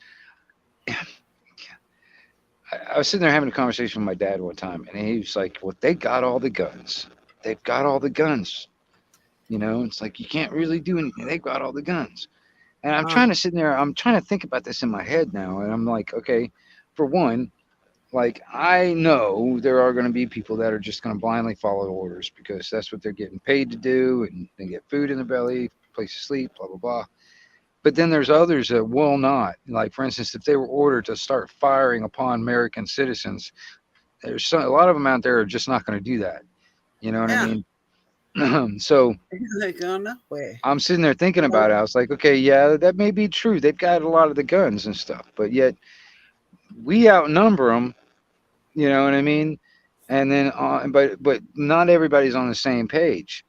And most people, I mean, there's a lot of people that are just not going to really believe how bad it is until it starts knocking on the front door. I remember hearing one time that one of the largest armies in the world is Pennsylvania hunters on opening day. Oh yeah. Yeah, that's one of the largest armies in the world. So that's just Pennsylvania. So just think about that. Well, I told him, I was like, listen, I started thinking about it. Like, for instance, our military is like a really good top of the line type military, right? Like one of the best in the world, right? Huh. Well, I mean, whatever. But anyway, I started thinking about it. It's like, well, there's a bunch of goat herders over there in Afghanistan and Iraq that kept you busy for 20 years. They didn't have F-16s. You know what I mean? Now, can you imagine what people here in America fighting for their own homeland on their own turf, how vicious they could be? You know what I mean? I'm serious. They could probably keep an invading army or invading force busy for 50 years. You know what I mean? You don't want to mess with a 6-year-old with a 22 Marlin lever action, man. Right. You don't. Not in his backyard. Right. You don't. You don't. I started thinking about it. It's like, if put it this way, also, this is another thing too. If there was no like unconstitutional gun laws, like which almost all of them are unconstitutional. They all are. If there was none of that, I would not worry about an invading force from another country at all. Because Ever. everybody would have every bit of fucking weaponry they want. Somebody wants the Japanese, they said there is a gun behind every blade of grass in the United States. You do not go there. It's not. No, we're no. That's why they want us disarmed. They want us disarmed. And it ain't gonna happen because the more they say, we want your arms, the more people. Well, Obama was the number one gun salesman in the United States ever, because people just. Dude, I think he owns stock in some of those gun companies too, because when he threatened all that shit, they probably made fucking shitloads of money off of that because everybody started buying guns. And here's the deal: they shut down everything but one lead mine, so the ammunition is really controlled now. Okay, they shut down all but one lead mine in the United States. Did you know that? No, I didn't. There's only one lead mine open. I know when it comes down to the brass or when it comes down to the cartridges, that comes out of from out of the country. You know what I mean? So I was sitting there, I was like, and then on top of that, I was sitting there, it's like, even like, this is a whole other thing too, like California, they were wanting to try and put legislation in where you have to get background checks just to buy ammunition. You'll probably have to get background checks just to buy metals like copper and lead. Screw that noise. And I don't want to, like, if they want to kick me out of society for that, for not wanting to do that, technology. I'm fine with that. I will be an outlaw. I will be outside of society. I'll be fine with that. But we already are. Mm-hmm. You can just join Polish their wingnut. Yeah. Well, I'm gonna tell you something. When what is that? What somebody said it some one time. It's like when your natural God-given rights become illegal, it's time to become an outlaw. We're all outlaws. They already did it. Well, you can't even drive down the road without them stopping you saying you did something wrong. Yeah. You always have that chance. You always have that thing that could that where it could happen. I mean, I was sitting there talking to I don't know if you know her, Miss J. She's over in the UK and stuff like that. And we were sitting there talking about when it comes down to like traffic stops. I've seen Miss J around the Well, I was sitting there talking to her one time, and I was sitting there talking to her about, like, for instance, traffic stops versus like what happens here in the US and what's in the UK. Here in the US, I have the chance of getting shot. You know what I mean? I mean, there could be I could get pulled over by a cop that's had a bad day. His wife just left him, and I made the wrong fucking move. Next thing you know, I'm shot. And that just blows her mind because they don't have to deal with that over there in the UK. But that's just like, that's like a reality on an everyday thing that could happen here, and it's just, Oh, it's bad. I had a cop come on my property and he said, "Put your dogs away."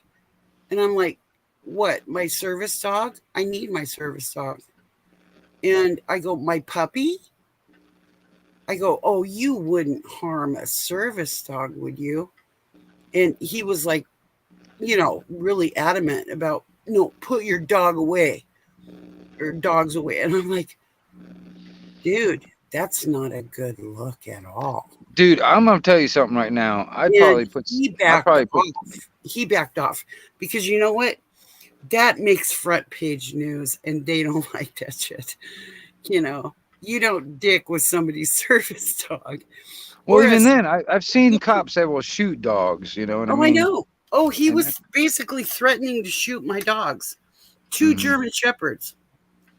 And one is my puppy, and one is my service dog. I'm like, if you're so damn scared of my dog, Both you need to of get the them- fuck out of my yard. You know what I Both mean? of them had visible licenses on them. He walked into my yard. They were not out of voice command at all. You know, I called my service dog next to me. She came right away. And I went, "Oh, you want to harm a service dog?" I said, "Oh, that's not a good look. That's not a good look at all." See, And this is another thing there, Cindy. You know, when we were talking about property taxes and stuff. Now, yeah, if you got off of that property roll or the property tax roll, they don't have any jurisdiction on your property. So well, even here's if they wanted to come over to you on you, they would have to have your permission. They couldn't legally be on your property at all. well, You know what I mean? my jurisdiction starts at the middle of the road, and he was parked on my property on the side of the road. He was parked. You know, I mean, the road belongs to me, and every time a cop comes around, I said, "No, you don't understand. You are on my property. No, you don't own the county road." "Oh, yes, I do." And if you don't know what a legal description looks like, get on your little computery thing and look it up. Yeah. Because Yeah. as long as I'm paying taxes on it, buddy, I know exactly where I begin and you end. And I've been paying your salary since before you were born. So just don't dick with us old people. I really don't like to be dicked with, especially by the fuzz. Right. I'm sorry, guys. I'm going off. I you know It's what I all need good. to do? You know what I need to do? I need to Just go get one of these and key on his police radio with the song. get one of those and tear it up, right, Polarin? Yep.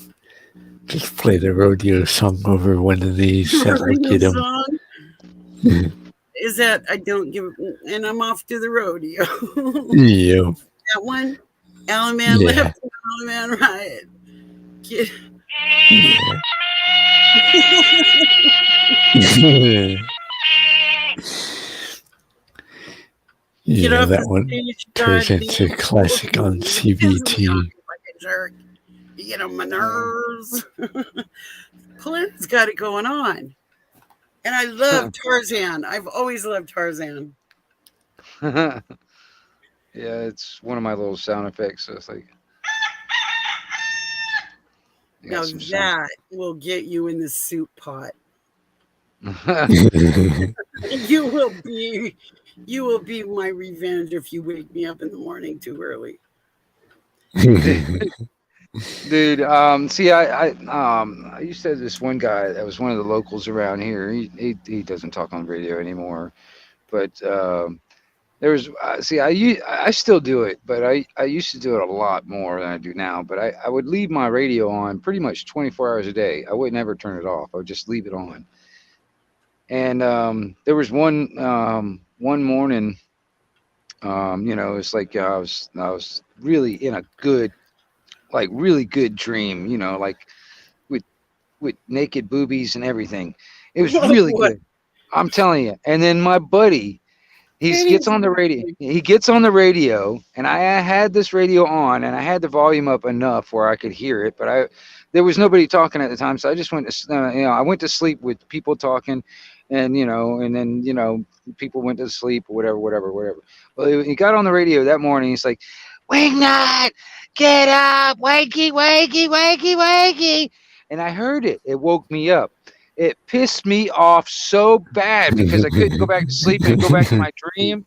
I was like, "You asshole! What the hell's wrong with you?" And it's the same thing. He's like, "Wakey, wakey," Oh my god! And, I was so pissed too. I was like, "Man, that was such a good dream, and you woke me out of my dream." But I've got a whole bunch of little sound bites and stuff, man, that I can play through the radio also. But I got all kinds of stuff in here. I'm trying to find a good one anyway. I'll be back in a second. Right on. But this. I like the sound of that barred owl. I like that sound. Got another one. Okay, here it is. You know, you hear that in the background on the back of the frequency. You're like, what the fuck was that? Yeah. You know, Tarzan is a popular one on this headband, though. I'll get days where when the skips run and they'll just sit there going back and forth, Tarzan yelling at each other, and you can kind of tell who it is because every radio has its own kind of sound characteristics by the microphone or whatever and all that stuff. So it's kind of that the station can be identified by the sound, all that. oh yeah, for sure. Well, I mean, I can change it up a little bit where you could probably not quite tell it's me. You know what I mean? I don't know. Majority of the time when I'm talking, especially I'm talking skip, I got a Roger beep on. So if you don't hear a Roger beep, I don't know, but even then, it's like you can tell by the how much signal carrier signal, whatever. And then this is actually straight through the radio, or straight like hardwired type of stuff. So it's not like it's actually coming out of a speaker into the microphone. That type of Oh yeah. it's straight in, so it's in line, so it's clean audio. It's just I don't know. I can turn the wattage down a little bit, and then it would change at least the wattage signature. But I don't know. Yeah. I don't really care. I mean, if somebody figures out it's me when I'm doing like something like that, because like, like, oh yeah, it's like, Homer Simpson. yeah, That's a good one. I'm not one of those type of guys that like the QRM that sit there play music for like hours or whatever. I'm not one of those guys. I'll play a smart like a phrase or something like that. And I used to have a lot more. I used to have a lot more audio recordings on this thing where I got it saved, and I can almost hold a conversation just by using audio clips. Wow. Yeah, like in the movie Transformers, Bumblebee, how he's got how he talks is like all the samples from radio stations and shit. I could do the same thing. I could almost hold a conversation just by playing samples. And Nice. because sometimes I can actually say through a sample exactly what I want to say without saying it. Like, for instance, if I wanted to tell somebody to get the fuck out of here, you know what I mean? I don't have to tell them. I can just play that. You don't have to say it. You can just key the mic, right? Right. I mean, it's my little fun every once in a while, but It's amusing. It is. I mean, honestly, I used to be a lot more elaborate about it, honestly, because I had a laptop that I would have hooked up and all this other shit where I still do have a lot more sounds and audio recorded in that old laptop and then in an old hard drive and all that stuff. I've actually got recordings of people on the radio that are long dead now. Their voices. Yeah, I got their voices somewhere on some of that old files and stuff. Oh wow. Yeah, hold on to those. I wish I had that. Well, I think they do, up there, some of the military bases up there in Alaska, I bet they still have old recordings of things that happened that probably. I mean, I don't know how long they hold on to that. I actually met this old guy that dispatched an airplane, a Coast Guard plane, to an emergency we had in a harbor up there, and I told him about what happened, and he goes, "I dispatched that plane. I know what happened." And he started crying. and he's a real old man. And of course, I wasn't. Well, this was like 15 years ago, maybe. And I brought it up, and I didn't realize who he was. And he said, "Yeah, I dispatched that plane out of Anad Island." And I go, "Yeah, there was a military base there, or I don't know if it was Air Force. I can remember flying in there on a commercial jet and taking a helicopter to Ketchikan. So, I mean, it was just a little hop, skip, and a jump. It wasn't a big deal. But, and I don't even know why they even let little kids on a military helicopter. But then there was weird stuff that happened to me when I was a kid. Honest to God. But, yeah. So, anyway, yeah, he started bawling his eyes out and threw his arms around me, and I was holding him up, and he was crying, and his wife thought I was a horrible person because I made her husband cry, and he was just reminiscing over that and asking me all kinds of questions about what happened. It was pretty bad, the tragedy that happened, and he wanted to know everything and how it all ended out, and I reassured him that everybody was alive and everything was okay and blah blah blah, but it was bad. And so I kind of wish that there's recordings of these old incidents, and I'm fairly certain that there is, especially if it was military. You know what I mean? Yeah, Or it depends on how long they hold on to it, Coast Guard. Well, it would have been maybe 1959 or whatever. Maybe. Yeah. I'm sure they got it either transcribed or something. I'm sure they have some kind of record. Sitting back on some old reel-to-reel. Yeah, you know how the military is, right? I mean, they don't. I don't know. I don't know how long they hold on to some of that stuff. I really don't. Well, if it's relevant. Yeah. I mean, if it's chatter, I'm sure they can say, okay, they're just telling each other where the fish are and what coordinates, and because I can remember sitting on my dad's knee telling people, oh yeah, we're going into the hole in the wall and we're running on how fast we were going, to tell them what point we were going for and how many fish we had on. And I can remember, and Dad would just tell me and I'd relay it on the radio.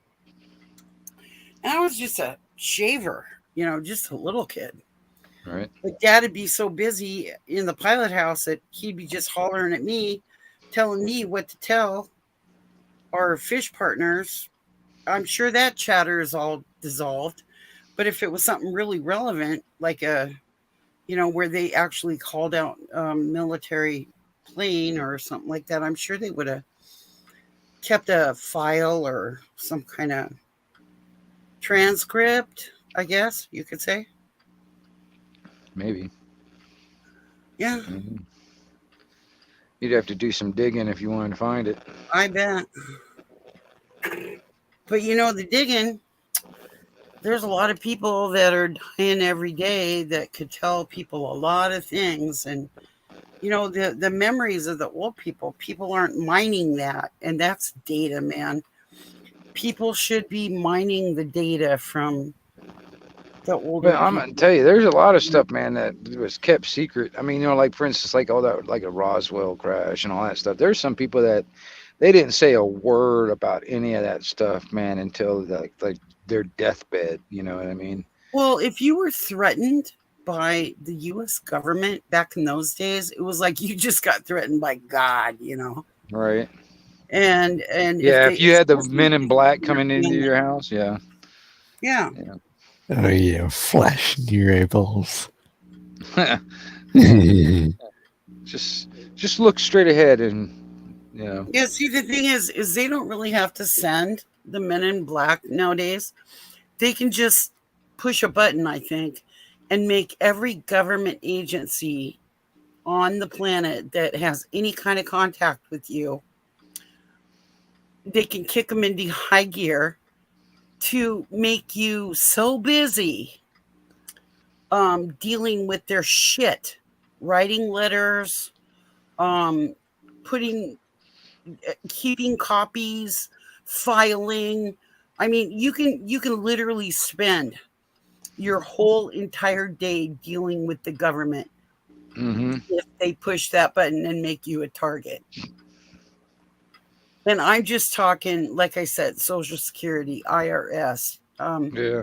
the unemployment agency. How did you see what they just did to that damn My Pillow guy?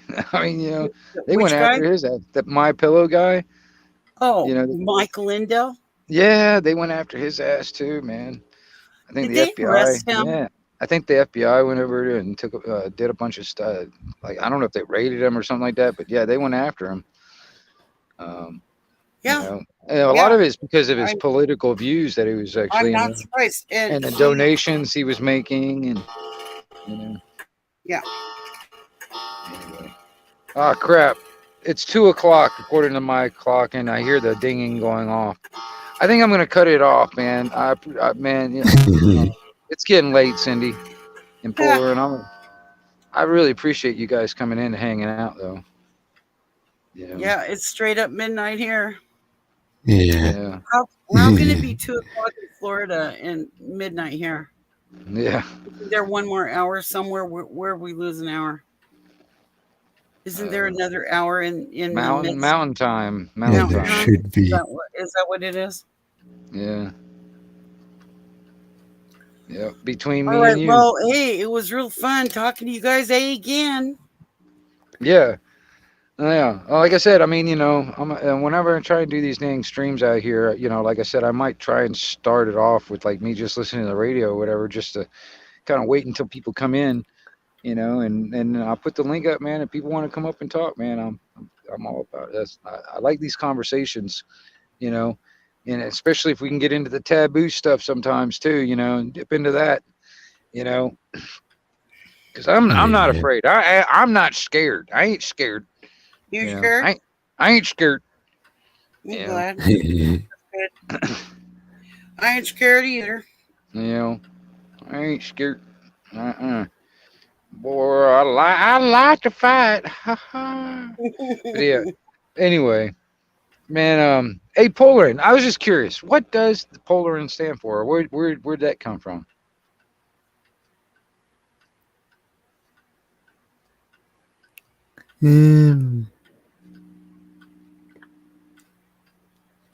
It's just something they came up with. Okay. All right. Good enough, I guess. No story behind it or anything, or you just don't want to share? It's just something they came up with. Right on. Well, you know what? Polaris makes the stars go round, baby. Yeah. You can tell time at night by looking at Polaris and watching where that little dipper handle is. My daddy taught me that, and many other things about navigating by the stars. It's a clock in the sky. That little handle that's going around, that Polaris and the little dipper handle, you can tell time. I can look up in the sky and know what time it is. A lot of people don't believe that, but it's dang true. All right. I ain't kidding ya. Well, speaking of time, like I said, it's like 2:00 here. I got to get up in the morning, and I really appreciate the conversation. And I'll try and do this again sometime soon and all that stuff. And I don't know. Maybe we can get more people in here. We've had a general average 3 people in the watching the whole time. And so I don't know. Maybe we can get more people in here. Though you build it, they will come, type of thing. Yeah. So there you go. There you go. Well, good night, gentlemen. It's been a pleasure. All right. Well, you have a good one out there, Cindy, and you have a good one, Polaroid. I really appreciate you guys. All right. Yeah. Thanks. And everybody in the chat that's in there, everybody that's listening in the chat, everybody might be still in there. I appreciate you guys for hanging out too. So, all right, you guys. This is the 1122, the Wingnut Radio out here for Anarchy TV. Back out. And PK6WVJ Polaran Micronational Media QRT.